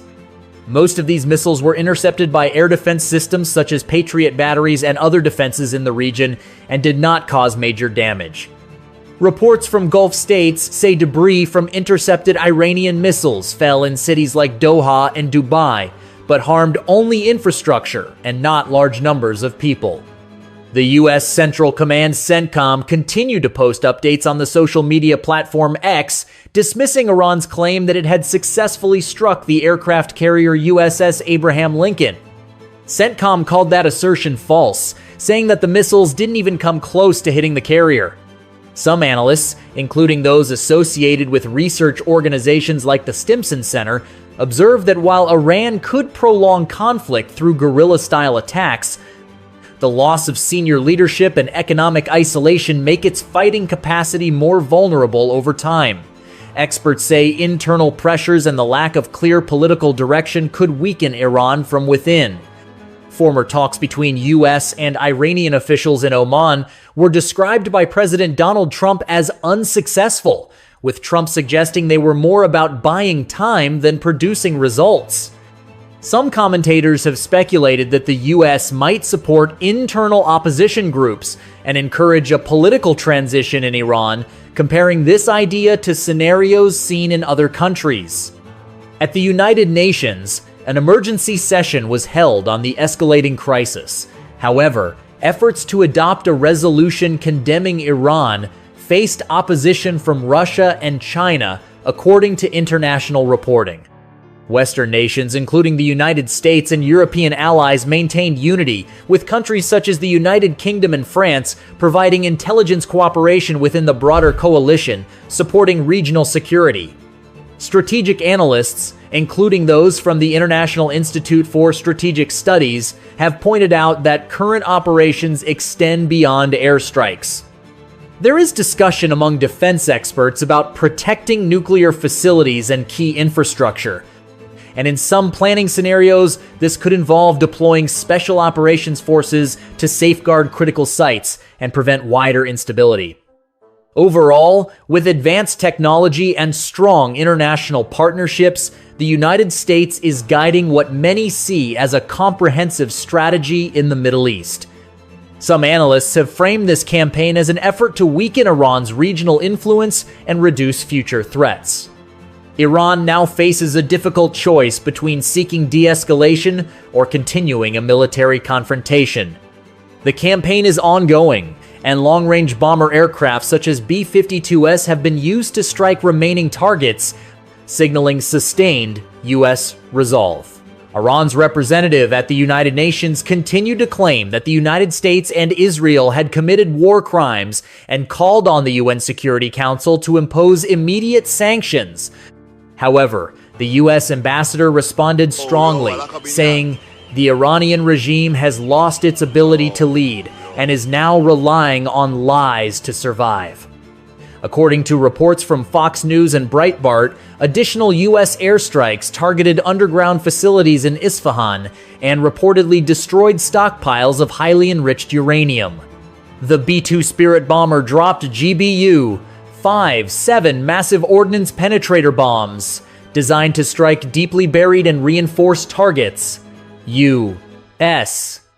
Central Command, known as CENTCOM, stated that Iran no longer has any active nuclear facilities in operation. President Donald Trump posted on Truth Social, saying that the United States was achieving major success and that Iran faced a choice between surrender and severe consequences. Israel expanded its strikes into Damascus, reportedly targeting remaining commanders of Iran's Islamic Revolutionary Guard Corps. Hezbollah has remained largely silent after reports that much of its missile supply was destroyed.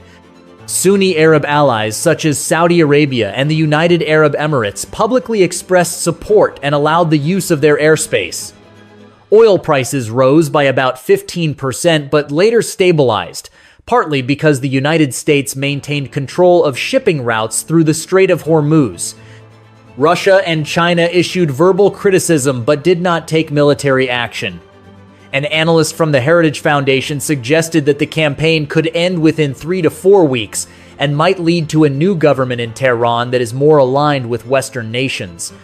Reports indicate growing unrest inside Iran, with protests spreading and signs of weakness within the military. U.S. Officials argue that this campaign shows that serious challenges to American interests will be met with firm and decisive action. With superior military strength and strong international alliances, the United States has signaled that any government that openly challenges the global order could face serious consequences. Iran now stands at a critical point. Its top leadership has reportedly been lost, its nuclear program severely damaged, parts of its military structure weakened, and public protests increasing. Hezbollah has kept quiet, the Houthi movement has reduced its activity, and several Sunni Arab governments have openly supported the United States. The campaign appears to be ending not through negotiation, but through overwhelming pressure on Tehran. President Trump stated, "We have changed the history of the Middle East. Lasting peace comes when threats are eliminated." The United States and Israel remain firm and prepared to act further if necessary. The message is clear. Challenging a global superpower carries serious risks. The world has seen the outcome. Iran faces a final decision to step back and seek stability, or to continue down a path of conflict. Time is running short. After Iran unleashed a large-scale missile barrage on Israel, hitting several cities and military sites, the United States answered within hours. American cruise missiles struck an Iranian naval vessel in the Persian Gulf and sent it to the bottom. Additional strikes then hit oil storage facilities along Iran's coastline. Fuel tanks exploded, and massive fireballs could be seen from miles away. At the same time, a full combat mobilization order was issued across every branch. Every available unit was told to move to immediate combat readiness. The response is already visible on the airfield. 2 CH-53 Sea Stallion heavy-lift helicopters sit on the flight line with their rotors spinning. Ground crews remain clear of the rotor wash. Inside the ready room, the helicopter pilots run through their gear. They pull on their flight suits, secure their survival vests, check their sidearms, and put on their helmets. Near the helicopters, Marines are already formed into 2 groups, one for each aircraft. They are carrying full combat loads: body armor, helmets, rifles, magazines, grenades, radios, water, and rations. On command, the first group starts boarding the lead CH-53 through the side personnel door. Elsewhere on the same airfield, a CH-47 Chinook is being loaded for a different mission. Marines move in through the rear ramp and take their seats inside the cargo hold. Beneath the helicopter, ground crews attach an artillery piece to the external cargo sling, a towed howitzer that the Chinook will carry suspended below the fuselage. The rigging is checked, the load is secured, and the helicopter lifts off with the gun hanging underneath. It flies low over the terrain toward a military camp. As it approaches, the Chinook descends while the crew chief guides the pilots down until the howitzer touches the ground. The sling is released, and the gun settles onto the dirt. The helicopter then shifts to a nearby landing spot, sets down, and the Marines step off the ramp. They move straight to the artillery piece, unload the ammunition they brought with them, and begin establishing the firing position. Trails are spread, spades are dug in, sights are mounted, and rounds are stacked and made ready. As evening draws closer, 2 more helicopters arrive at a separate forward position carrying additional Marines. The aircraft land in an open area with flat ground, no structures, and no cover. The Marines disembark and spread out. Darkness is coming quickly. There are no tents, no shelters, and no facilities at this location. It is a bare position out in the field. The Marines establish a defensive perimeter, place crew-served weapons at key points covering the most likely avenues of approach, and assign watch rotations. Some begin digging shallow fighting positions. Others lay out their gear directly on the ground, sleeping bags, ponchos, and ammunition kept within arm's reach. They eat cold rations and drink water from canteens. As the temperature drops, they settle in for the night on the open ground with nothing above them but the sky. Throughout the night, helicopters make repeated supply runs to the position. They fly in blacked out, navigating with night vision. Each flight brings more equipment. Crates of ammunition are unloaded. Additional anti-tank weapons, mortar tubes and rounds, radio batteries, and medical supplies are brought in. On one of the later flights, lightweight tactical buggies are rolled off the rear ramp of a Chinook. The vehicles are driven away from the landing zone and moved into concealed positions under camouflage netting. Communication specialists set up satellite antennas and establish contact with the command post. By the time the sun begins to rise, the site has gone from an empty patch of ground to a functioning forward operating base with vehicles, weapons, supplies, and communications. Still fairly humble, but fully active. At first light, the Marines begin moving out from the camp. They split into squads and head toward their assigned sectors. Their first task is reconnaissance.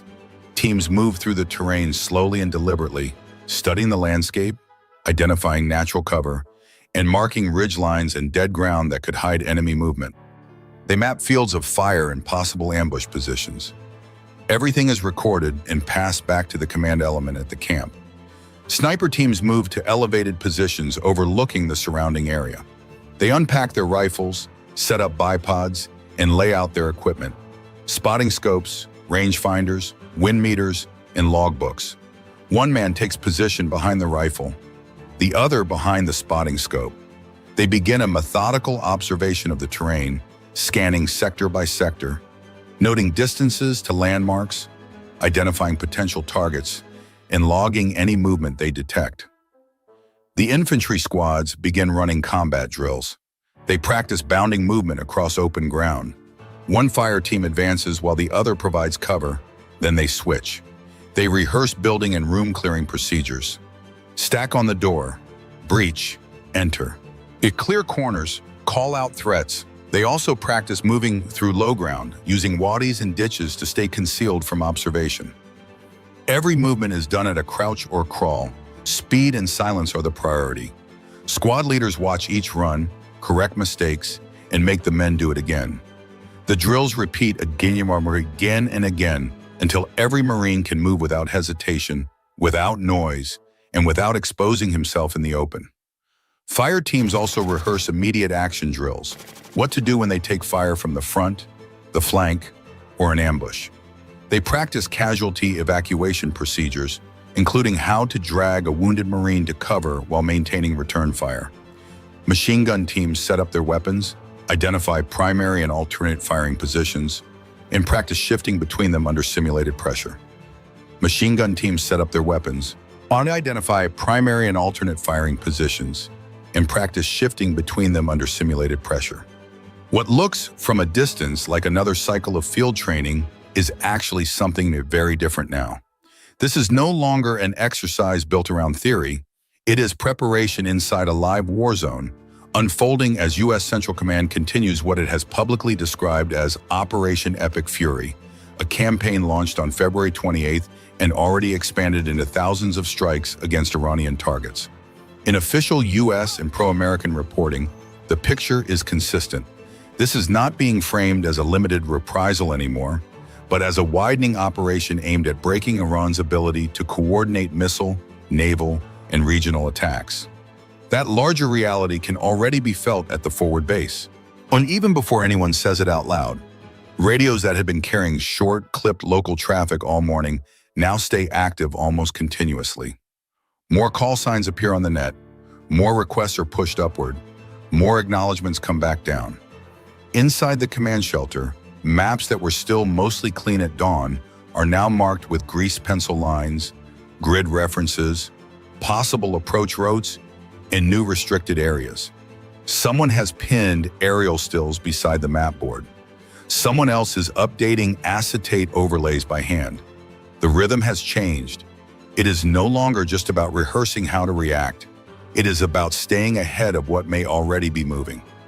By late morning, the first solid indicators begin to reach the Marines on the ground. Not rumors, not scattered fragments, clear signs. Yet the intelligence channels report that Iranian military traffic has increased across several sectors. Signals units pick up bursts of encrypted communications that had been absent during the night. Drone feeds from higher headquarters show movement along secondary roads. Not civilian traffic, not supply trucks, but dispersed convoys moving with military spacing, stopping under cover, then moving again. From the American side, the interpretation is obvious. Iran is trying to preserve what it still can. Missile units are dispersing. Command posts are shifting. Naval elements that survive the opening blows are either pulling back toward protected anchorages or attempting to scatter before the next wave arrives. Reuters has reported that Iran has also laid naval mines in the Strait of Hormuz, while U.S. reporting says American forces have already destroyed multiple mine-laying vessels as the maritime front becomes just as dangerous as the air war. The Marines do not see that maritime battle directly. They do not need to. They can hear its effect in the tone of every order coming from higher headquarters. Stay alert. Expand observation. Confirm. Do not assume. Report fast. The mission remains defensive on the surface, but the base is now being positioned as a forward sensor, a tripwire, and if necessary, a blocking force. Just after noon, the first reconnaissance teams begin returning from their outer sectors.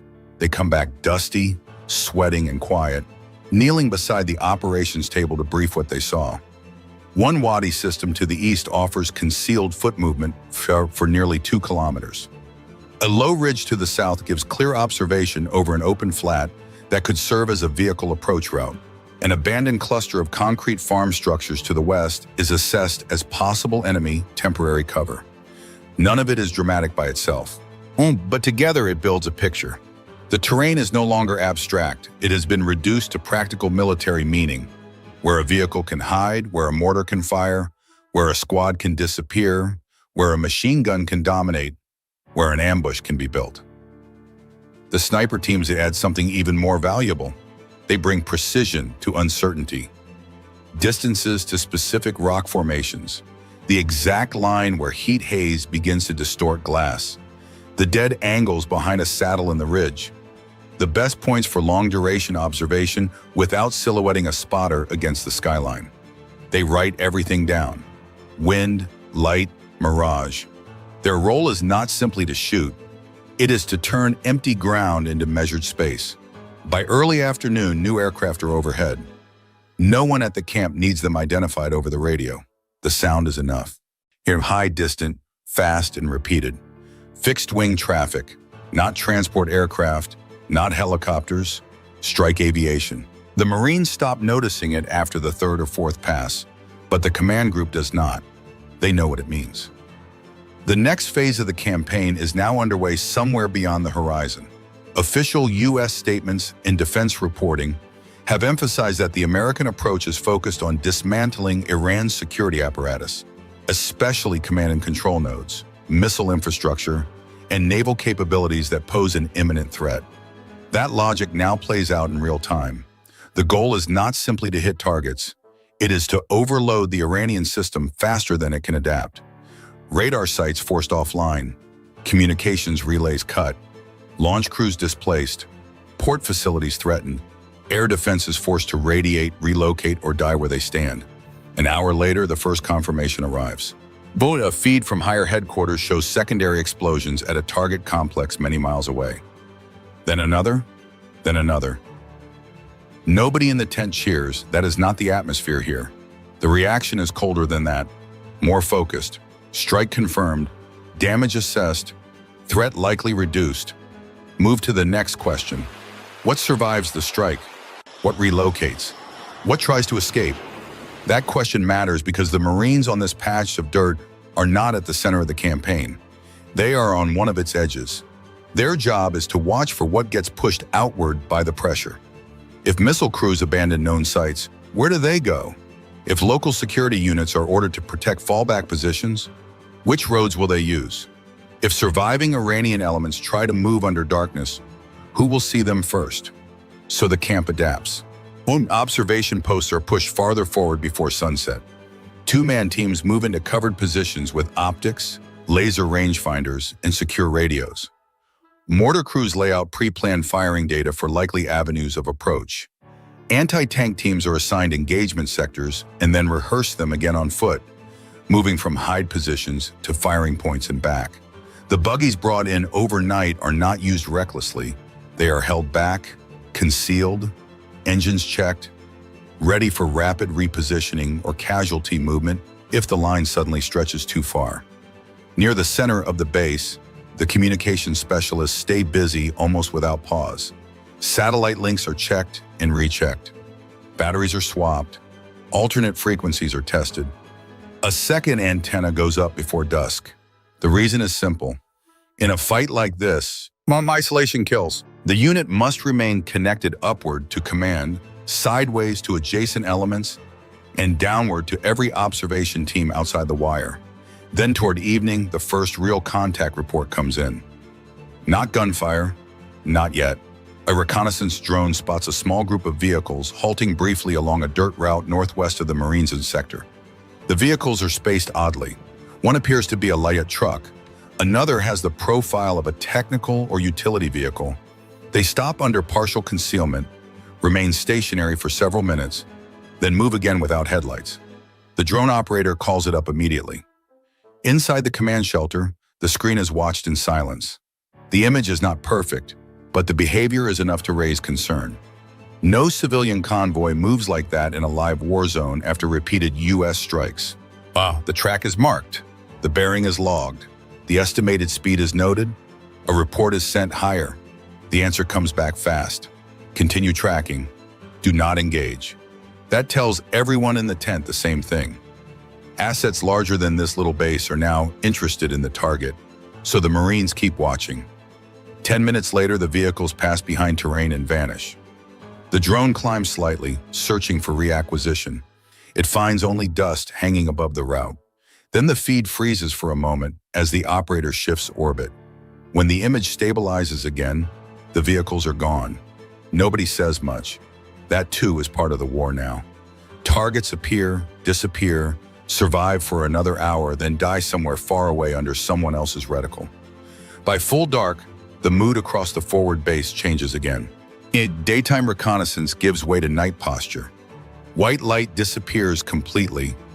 Red filters and dim screens replace it. Machine gun crews settle behind weapons pointed into black corridors of terrain that looked harmless in daylight and menacing now. Sniper teams rotate. Listening posts go out. Passwords are confirmed. Sectors are checked one more time. And once again, the helicopters return. This time they come in lower and later, running blacked out. Their arrivals are announced first by vibration in the ground, then by the sudden mass of rotor noise rolling out of the darkness. Cargo is offloaded quickly. More ammunition, more water, more batteries, a pallet of medical gear, additional camouflage materials. And on one flight, a pair of men carrying cases that mark them as something new entirely. Air defense specialists. The irony is obvious. Even in an American-dominated air campaign, no forward unit assumes the sky is permanently safe. The new team wastes no time. Portable launch units and sensors are moved into covered positions around the base. They do not transform the outpost into a fortress, but they add another layer, another chance, Another few seconds if something low and fast suddenly appears over the ridgeline. Past midnight, wind sweeps across the position and the temperature drops hard. Marines pull jackets tighter, shift in shallow fighting holes, sip water, check watches, scan the dark again. Fatigue is everywhere now, but discipline holds. Every man knows the same basic truth. If Iran's command network is being shattered elsewhere, fragments will move. Some will run, some will hide. While some may lash out blindly at the nearest vulnerable point. A small, rough American base in open terrain qualifies as exactly that kind of point. But dawn comes without an attack. Instead, the base wakes to a sky scarred by distant contrails and faint columns of smoke on the horizon. Morning reports begin coming in almost immediately. Overnight strikes hit additional targets tied to Iran's military infrastructure. Pro-US reporting and official updates say the campaign is still expanding, with American forces having already damaged or destroyed large numbers of Iranian vessels and hit thousands of targets in just the opening phase. The message behind those numbers is unmistakable. Washington is not signaling restraint yet. It is signaling momentum. At the forward operating base, that means one thing above all. Well, today will not be quieter than yesterday. It will be sharper, faster, closer. Because now the Marines are no longer just building a position in empty ground. They are holding a line beneath a widening war, waiting for the moment when the pressure from the sky forces what remains on the ground to move. After Iran carried out massive missile strikes against Israel, the United States military immediately raised its combat alert level across all branches. The signal went out simultaneously to the Air Force, the Marine Corps, and multiple fighter squadrons. Move to combat readiness at once. Within minutes, the order began triggering movement across bases. Units that had been on routine schedules shifted instantly into wartime posture. At several installations, Marines were loaded onto buses and transported directly from their barracks to nearby airfields.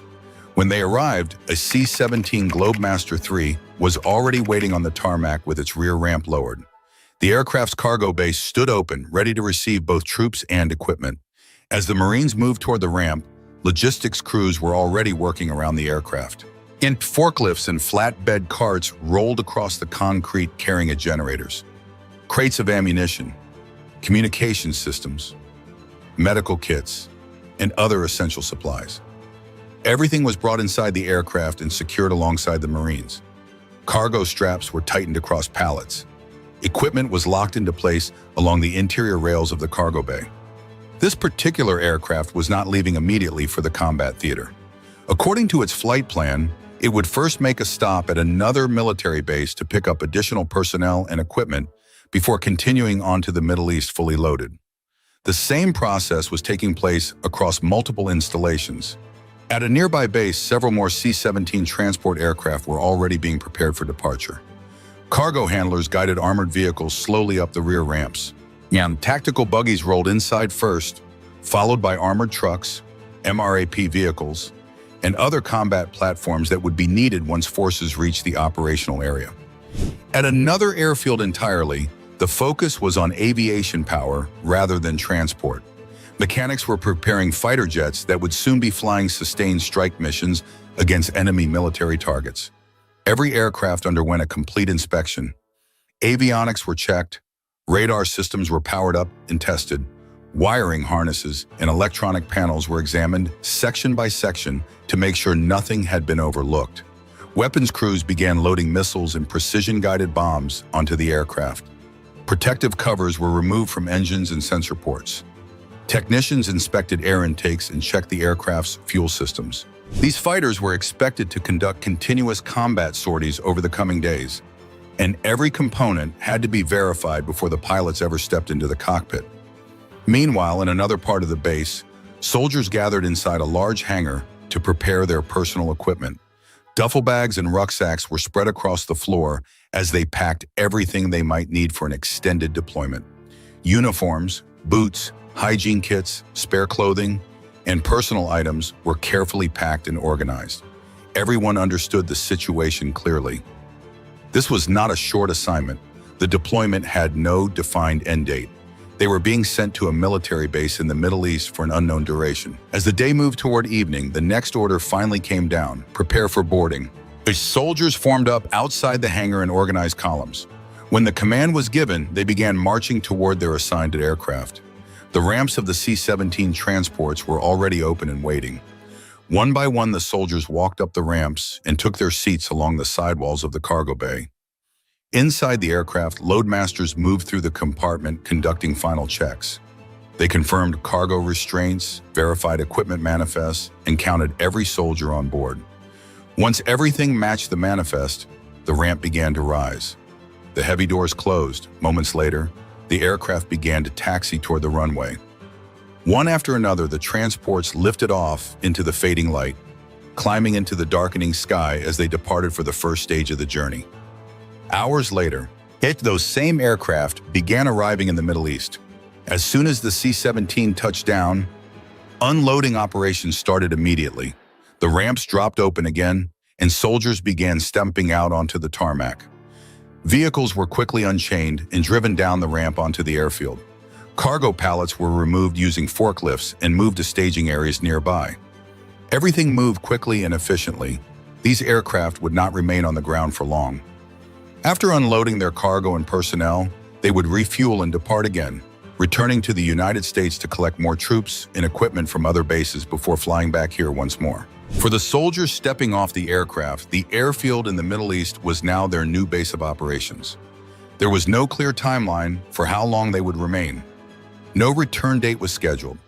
They collected their bags, followed the directions given by base personnel, and moved toward temporary quarters assigned to them upon arrival. Meanwhile, the buildup continued. More transport flights were already inbound. Across the airfield, maintenance crews worked continuously preparing combat aircraft for upcoming missions. Rows of fighters were parked across the apron. Some sat under the open sky, while others were positioned inside hardened shelters designed to protect them from attack. Fuel trucks moved from aircraft to aircraft in a steady rhythm. A mechanic would step forward and connect the single-point refueling nozzle to the fueling port on the fuselage. JP-8 aviation fuel began flowing into the aircraft's tanks while the crew monitored the gauges on the truck's control panel. Once the tanks reached full capacity, the hose was disconnected and the fuel cap sealed. The truck then moved on to the next aircraft waiting on the line. At the same time, weapons crews rolled loading carts carrying missiles and guided bombs across the concrete toward the aircraft. Air-to-air missiles were lifted onto the wingtip rails and locked into position. Guided bombs were hoisted under the wings and mounted onto the pylons using mechanical lifts. Each weapon was then connected to the aircraft's electronics. Technicians attached wiring harnesses and confirmed the data link connections that would allow the pilot to control the weapons during flight. Arming pins were inserted into each weapon's release mechanism, with bright red safety flags hanging from them. Those pins would remain in place until just before the aircraft taxied for takeoff. Once the weapons were mounted, crews performed a detailed inspection. They checked the mounting lugs, verified the alignment of the weapon on the pylon, and examined the release mechanisms to ensure nothing could malfunction during a mission. The entire process repeated across the flight line. Aircraft after aircraft went through the same sequence: fuel, weapons, airframe inspection, avionics testing, flight control checks, and engine verification. By the time the pilots arrived for their mission briefings, every fighter parked on that ramp had already been fully prepared. Each jet was fueled, each jet was armed, each jet had been inspected and cleared, and when the order came, every one of them would be ready to launch. Weapons crews began loading missiles and precision-guided bombs onto the aircraft. Protective covers were removed from engines and sensor ports. Technicians inspected air intakes and checked the aircraft's fuel systems. Every step followed a strict sequence that had been rehearsed countless times in training, but was now unfolding under very different circumstances. Across the flight line, the tempo increased as more aircraft moved into position for final preparation. Crew chiefs walked slowly along the fuselage of each fighter, running their hands along panels and access doors, looking for anything out of place. Hydraulic lines were checked for leaks. Control surfaces were cycled through full movement. Flaps, stabilizers, and rudders were moved by ground control panels to verify that every actuator responded exactly as expected. Inside the cockpits, avionics technicians powered up navigation systems and mission computers. Multifunction displays flickered to life one by one, showing radar calibration pages, weapon status menus, and flight diagnostics. Data cartridges containing target packages were inserted into the aircraft systems so the pilots would have preloaded routes and coordinates when they arrived for their mission briefing. The weapons teams continued working beneath the wings. Guided bombs were secured to pylons using mechanical hoists. Air-to-air missiles were mounted onto wingtip rails, and locking mechanisms were double-checked. Each weapon was connected to the aircraft's electronic interface so that targeting systems could communicate with the guidance units. Bright red safety streamers hung from the arming pins that kept the weapons safe while the aircraft remained on the ground. Those pins would only be removed moments before takeoff. All along the ramp, the same process repeated. One aircraft after another was prepared in identical fashion. Fuel trucks rolled slowly between parking spots, while weapons loaders moved carts stacked with munitions. Maintenance supervisors carried clipboards, signing off each inspection step as it was completed. By late afternoon, the entire airfield had taken on a different atmosphere. The quiet rhythm of routine base operations had been replaced by something more urgent and deliberate. Every movement had a purpose. Every team worked with the understanding that the aircraft they were preparing would soon be flying into an active combat zone. Inside a nearby operations building, the pilots began arriving for their briefings. They entered the room in small groups, carrying flight gear and helmets. The large screen at the front of the briefing room displayed a digital map covering a wide section of the Middle East. Colored markers identified known military installations, air defense networks, and areas of recent activity.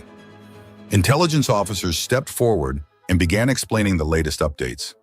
Satellite imagery showed multiple Iranian missile sites that had already been struck during the first wave of American retaliation. Several naval facilities along the Persian Gulf coast were burning. But oil storage depots that had been targeted earlier in the day were still producing thick plumes of smoke visible from orbit. But the briefing also emphasized that many Iranian military assets remained active.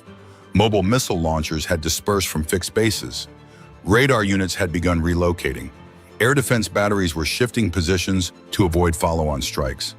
From the perspective of American planners, the next phase of operations would focus on disrupting those remaining capabilities before they could reorganize. For the fighter pilots in the room, that meant sustained strike missions over several days. Target packages appeared on the screen as coordinates and satellite images. Some were radar installations responsible for early warning coverage, and others were command and control centers used to coordinate missile launches and naval operations. Each target had been selected for a specific reason. According to the intelligence brief, the goal was not simply destruction, but disruption. By striking the nodes that connected Iran's military networks together, the campaign aimed to slow their ability to respond. Pilots took notes as the briefing continued. Flight routes were discussed. Refueling tracks were explained. Tanker aircraft would be positioned in specific corridors over the region, allowing strike aircraft to extend their range and remain in the air longer. Electronic warfare support was also included in the plan. Specialized aircraft would accompany some strike packages to jam enemy radar systems and communication links. This would create temporary gaps in the defensive network as the fighters approached their targets. After the briefing concluded, the pilots moved outside toward the aircraft waiting on the ramp. As they walked across the concrete, the sun had already begun dropping toward the horizon. Long shadows stretched between rows of parked jets. The aircraft were now fully prepared. Fuel tanks were full, weapons were mounted and inspected. Flight systems had been tested and cleared. Each jet sat ready for the mission ahead.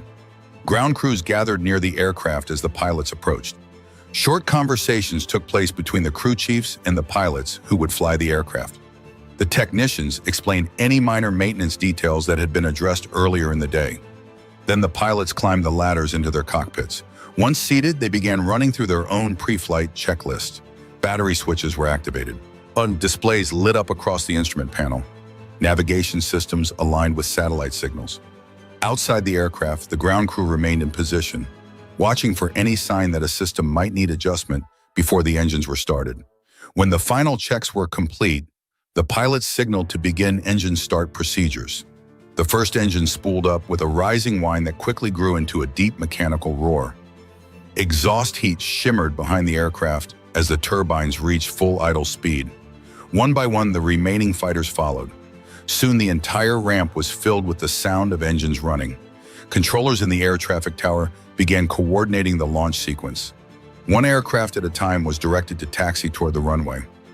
The first fighter rolled slowly away from his parking position, guided by hand signals from the ground crew. The pilot steered along the painted taxi line until reaching the holding area near the runway threshold. Behind it, more aircraft lined up. In the fading light, the runway lights switched on. When the clearance came, the first aircraft moved forward and aligned with the center line. The engines roared louder as the pilot advanced the throttles.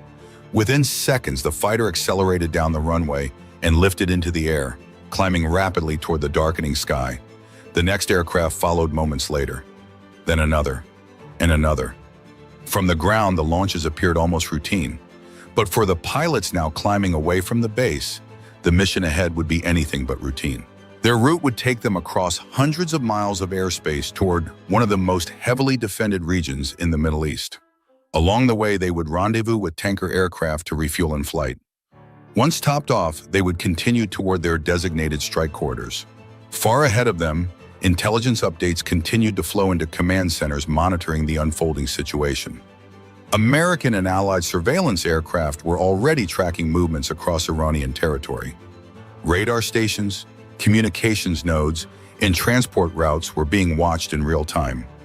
Each piece of information was fed into the network, guiding the strike packages now moving toward the region. The objective was clear: maintain pressure on Iranian military infrastructure while preventing additional missile attacks from being launched. Back on the ground at the Middle Eastern base, the buildup continued long after the fighters had departed. More transport aircraft were arriving throughout the night. Additional Marines stepped off the ramps, carrying equipment and weapons. Vehicles were unloaded and driven to staging areas. Supply pallets were stacked in organized rows beside the airfield. The once quiet installation was rapidly transforming into a major operational hub. Maintenance teams continued working under portable floodlights. Mechanics inspected aircraft returning from earlier missions while preparing others for the next wave. Fuel trucks moved constantly between shelters and open ramp areas. Weapons teams began reloading munitions on aircraft scheduled for the following sorties. Inside the operations center, large digital screens displayed updated maps of the region. Colored markers tracked aircraft currently in flight. Other icons represented known Iranian military sites, radar coverage zones, and recent strike locations. Officers monitored the situation closely as reports arrived from aircraft already approaching their targets. Somewhere far beyond the horizon, explosions would soon begin appearing on those maps. But for the personnel at the base, the night had only just begun. More aircraft would launch, more troops would arrive, and the operational tempo would continue rising as the United States expanded its military response to the missile attacks that had triggered this chain of events.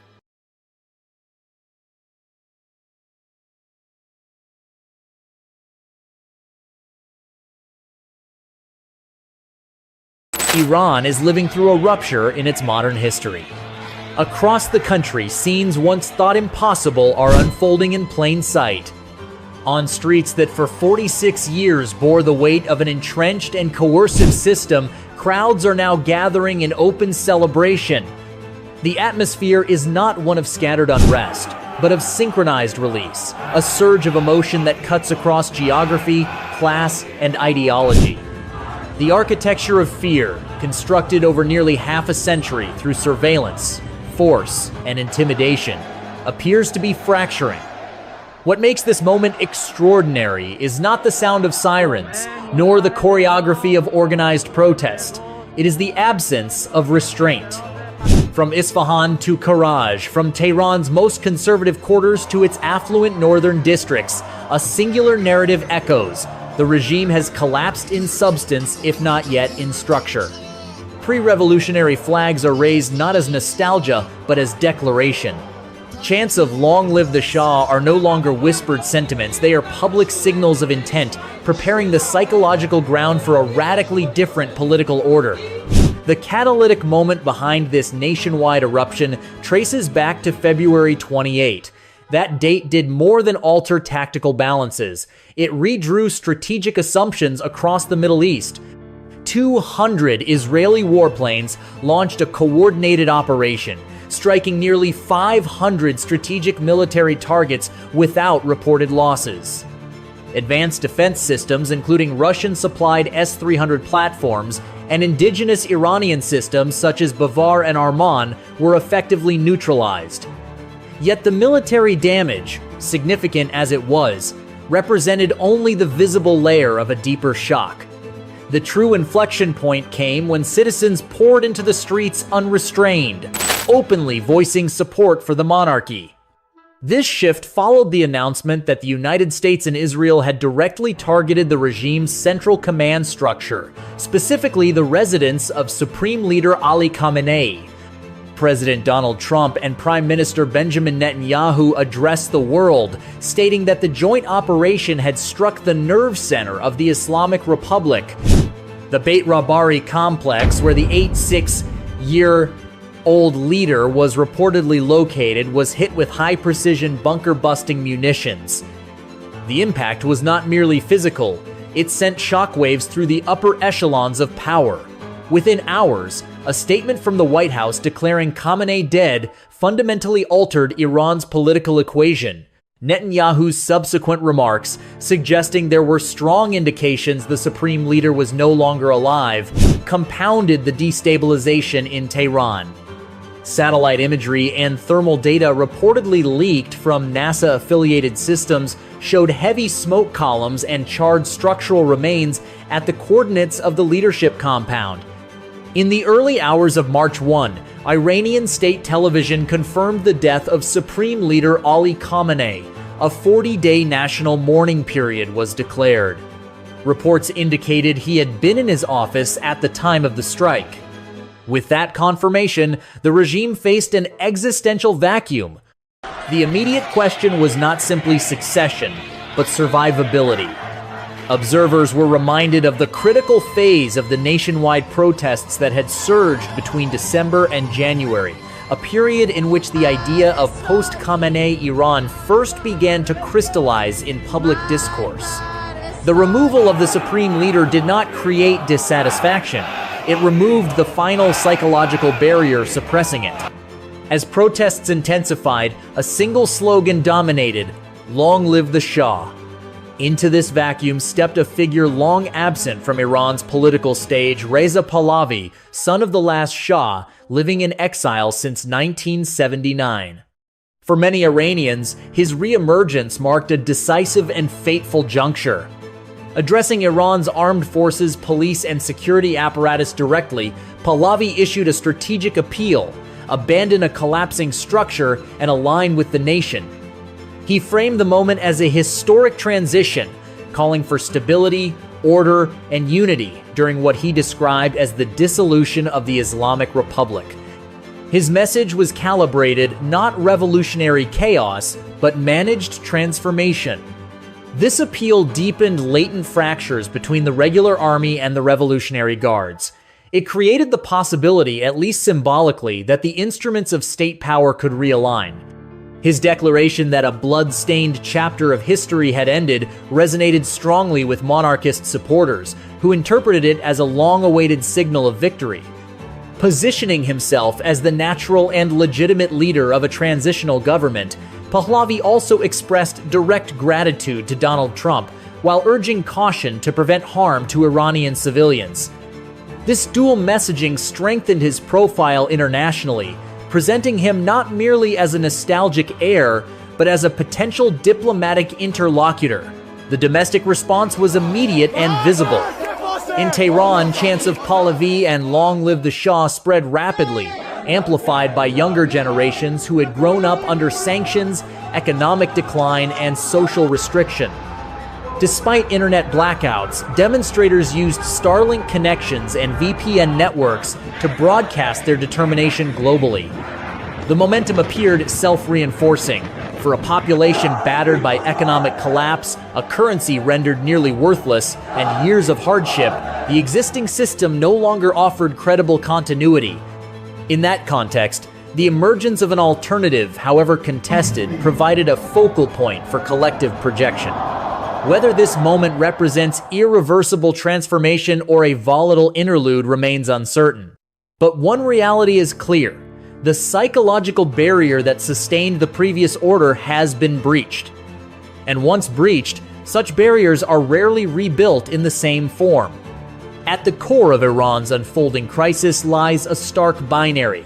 Either the Shah returns in some form, or Tehran attempts to continue under the fragmented remains of a collapsing order. Yet history is never that linear. As the revolutionary atmosphere intensified, alternative opposition currents began defining their own trajectories. Maryam Rajavi, leader of the National Council of Resistance of Iran, publicly rejected both monarchy and theocratic rule, calling instead for a democratic republic. Her declaration was more than ideological positioning. It was the first visible signal that the anti-regime front would not be ideologically unified. In practical terms, this marked the emergence of a rival pole to Reza Pahlavi. Rajavi's blunt rejection of both the Shah and the mullahs sharpened the competitive landscape. What began as a unified outpouring of anger toward the existing regime now showed signs of evolving into a contest over Iran's political future. While opposition figures articulated competing visions, the question turned to Tehran: what remained of the governing structure after the strike? Iranian Foreign Ministry spokesman Nasser Kanani offered a response that underscored the gravity of the moment. "I am in no position to confirm anything. In high-stakes statecraft, ambiguity can be tactical. Here, it appeared symptomatic of paralysis." The statement effectively documented institutional shock at the highest levels. This paralysis was not symbolic, it was structural. The joint U.S.-Israeli operation reportedly targeted not only Ali Khamenei but the regime's operational backbone. Within 24 hours, Iran's political, military, and intelligence hierarchy had sustained unprecedented losses. According to statements attributed to the Israel Defense Forces, the list of those killed included senior figures such as Mohammad Pakpour, commander of the IRGC ground forces, senior defense officials, and close strategic advisors within the supreme leader's inner circle. Nearly 40 high-ranking commanders and officials were reportedly neutralized in a synchronized decapitation strike. When security advisors, air defense intelligence chiefs, and senior military planners appear on the same casualty list, the result is not merely attrition, it is command and control collapse. Iran's centralized decision-making architecture depends heavily on personal networks of loyalty and clerical legitimacy. Removing that nucleus in a single operational cycle creates a vacuum that cannot be immediately reconstituted. From here, several trajectories become plausible. The first scenario involves partial regime continuity, a weakened but still functioning structure shifting sharply toward militarization. In this pathway, factions within the Islamic Revolutionary Guard Corps, IRGC, compete for dominance. Such internal contestation could trigger months of elite infighting, destabilize energy markets, and intensify public unrest. Celebratory demonstrations in cities like Tehran and Isfahan would further pressure any interim authority, potentially prompting harsher repression. Under this model, the IRGC consolidates full control, sidelining clerical authority in favor of a more security-driven state. The resulting regime would likely be less overtly religious, but more overtly military.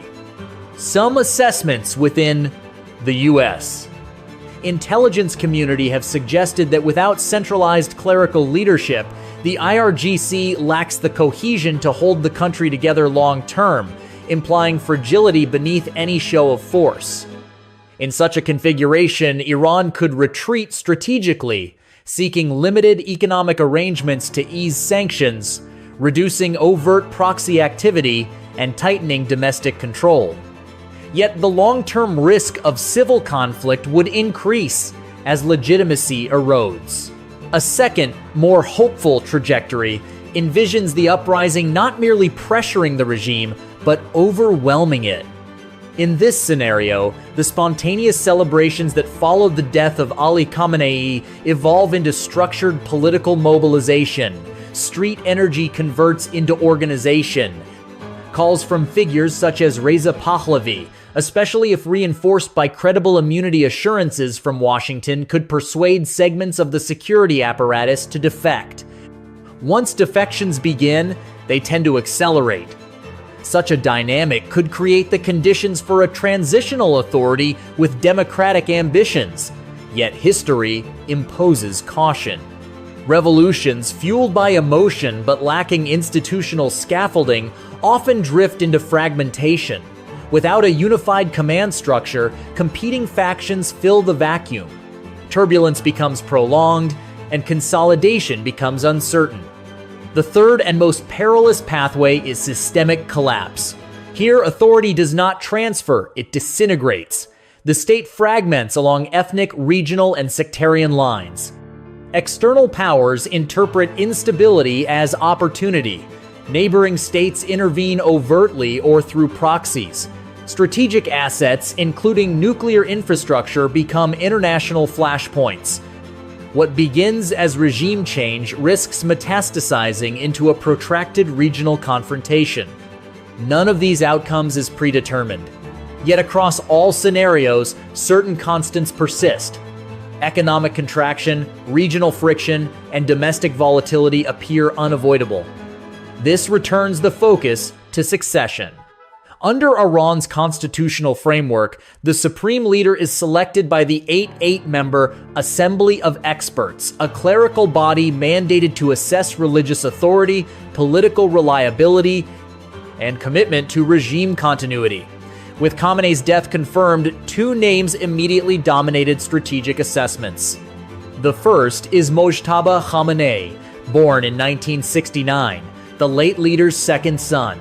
Though he holds no formal elected office, he is widely regarded as a key influence within the office of the supreme leader. Educated in Qom, Mojtaba is believed to have coordinated intelligence channels, shaped appointments within the Islamic Revolutionary Guard Corps, IRGC, and managed access to his father during periods of ill health. Ideologically, he represents continuity, hardline conservatism, deep skepticism toward the West, and alignment with the so-called axis of resistance. In crisis environments, insiders often hold an advantage.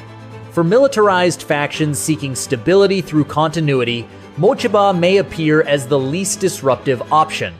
Yet he confronts a structural vulnerability that cannot be ignored: perception. The 1979 revolution was explicitly anti-monarchical. Ruhollah Khomeini rejected dynastic succession as fundamentally incompatible with the Islamic Republic's ideological DNA. Elevating the son of the supreme leader risks reviving the very hereditary logic the revolution claimed to abolish. In a society already mobilized against concentrated power, such optics could inflame resistance rather than stabilize it. The second prominent figure is Hassan Khomeini, born in 1972, grandson of the revolution's founder. An Ayatollah educated in Qom, he is widely viewed as reform-oriented.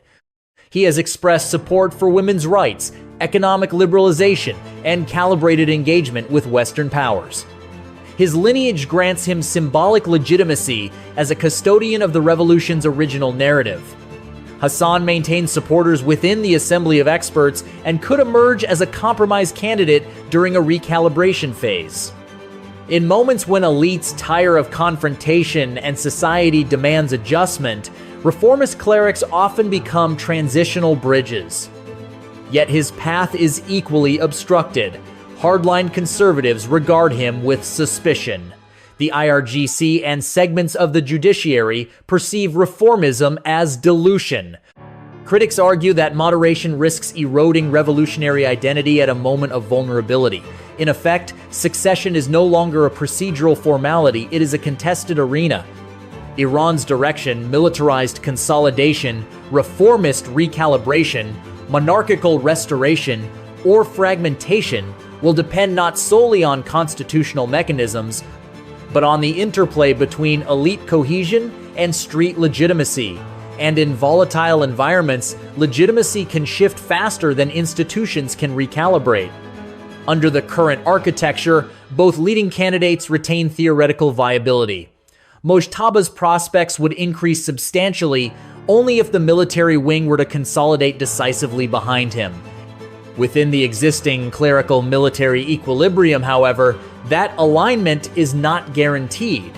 Hassan's trajectory is similarly conditional, dependent on both elite fatigue and sustained public pressure. Israel has just destroyed the building where Iran was in the process of choosing its next supreme leader. The assembly of experts was meeting. Ballots had already been cast, and the counting was underway when the airstrike hit. It is still unclear whether anyone survived. The building where Iran's political future was being decided is now nothing but rubble. This is no longer just a simple decapitation strategy. It is a structural move, not only removing the current leader, but disrupting the entire succession process. Israel may have had intelligence about who was about to be selected, or the goal may have been simply to wipe out the process altogether. Whatever the motive, the level of intelligence penetration this suggests is extremely deep. To understand the full meaning of this strike, we need to look at the role of the assembly of experts. This is an 8-8 member body of clerics, elected by popular vote every 8 years, and it is responsible for choosing the supreme leader. However, only candidates approved by the sitting supreme leader are allowed to run. In other words, Ali Khamenei personally approved the members of the body that has the authority to select his successor. This process has only been tested once before, in 1989, when Ruhollah Khomeini died. At that time, within 48 hours, the council selected Ali Khamenei as the new supreme leader. The circumstances then were peaceful. The death was from natural causes. The power structure remained intact. This time is entirely different. An airstrike, dozens of senior officials reportedly killed, and the entire system thrown into disorder. In this power vacuum, the Islamic Revolutionary Guard Corps, often known as the IRGC, is believed to be pushing its own preferred candidate, seeking to ensure maximum military influence in the new structure. If the council had already completed voting and was in the middle of counting when it was attacked, it cannot be ruled out that Israel acted to prevent a specific outcome, although there is no public evidence confirming that. The next issue is constitutional legitimacy. Under Iran's constitution, the council needs at least 59 members present to meet the required quorum and legally proceed with an election. If enough members were killed to eliminate that quorum, the council cannot legally convene. In theory, new elections would have to be held. But candidates for the council must themselves be approved by the supreme leader, a position that is now vacant. On paper, this amounts to a constitutional crisis. In reality, during wartime, the system will likely find ways to bend the rules in order to preserve continuity of power.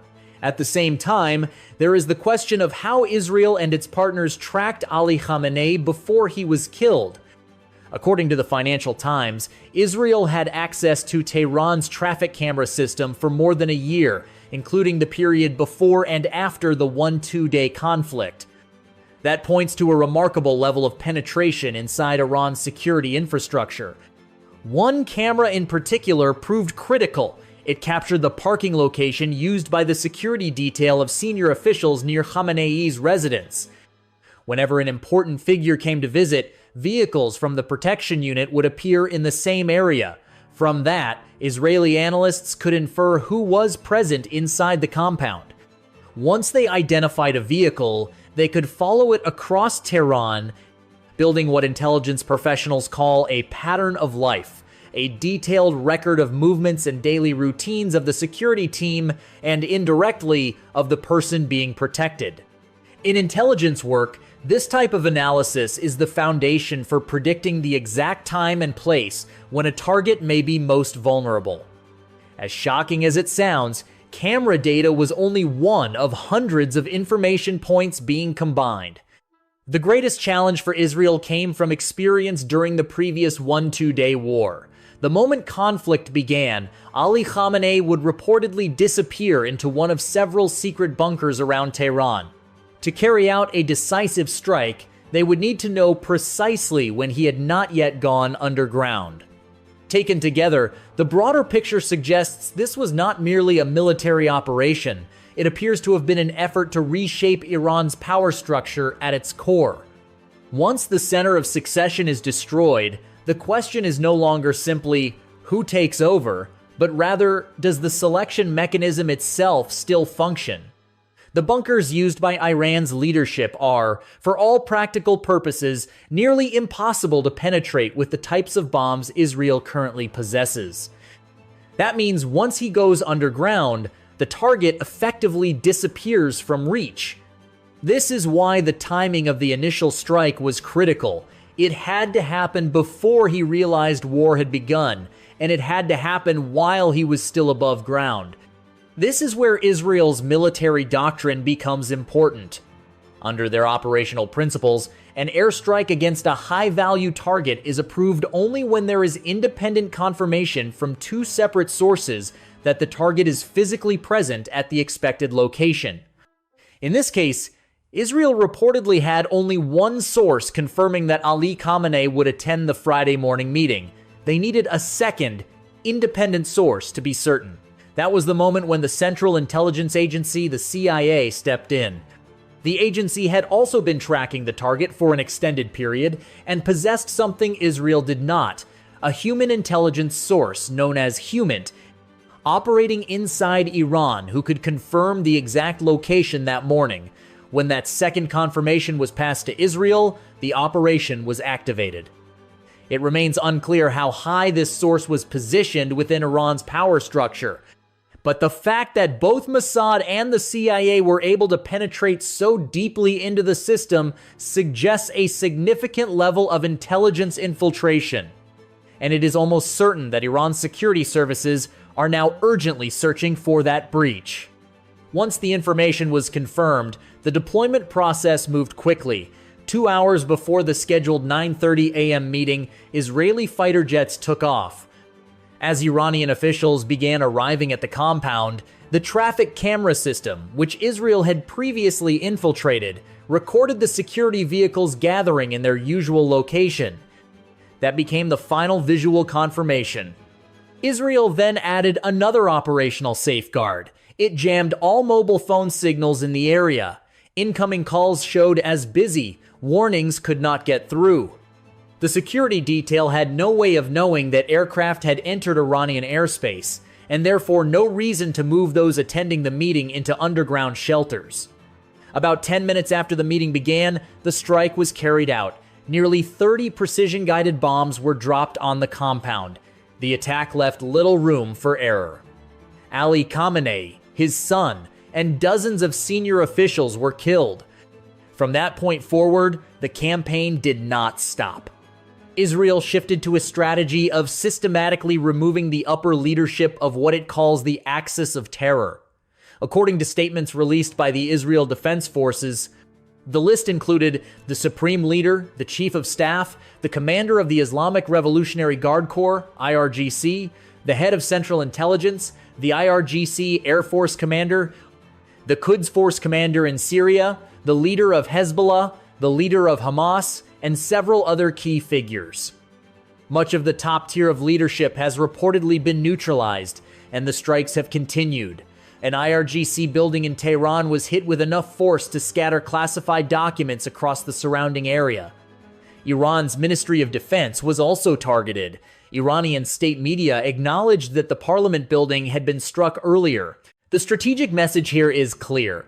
Power centers once considered safe are no longer untouchable, and the system's response suggests growing desperation. There are reports that the Islamic Revolutionary Guard Corps and the Basij militia are abandoning exposed headquarters and moving operations into schools, mosques, and hospital civilian locations that are far less likely to be directly targeted.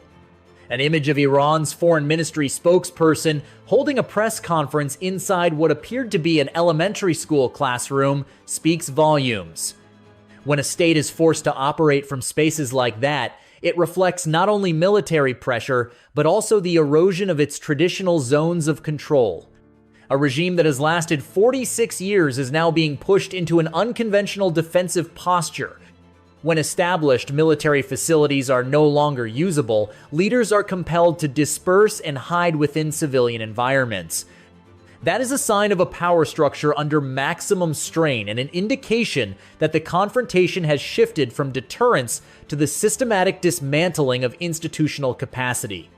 From the perspective of many Western security analysts, particularly voices in outlets such as the Wall Street Journal and the Washington Post, as well as think tanks like the American Enterprise Institute, what is unfolding is not simply a series of high-precision airstrikes. It resembles what some describe as disruption warfare, a campaign aimed directly at the institutional continuity of a regime. In modern history, it is rare for one country to attempt to simultaneously break both the military command structure and the political succession mechanism of its adversary. If the reported details are accurate, Israel was not merely trying to eliminate an individual leader, it was targeting the belief that the system itself could regenerate after a crisis. In highly centralized regimes like Iran, legitimacy does not rest solely on ballots. It rests on the uninterrupted chain of authority.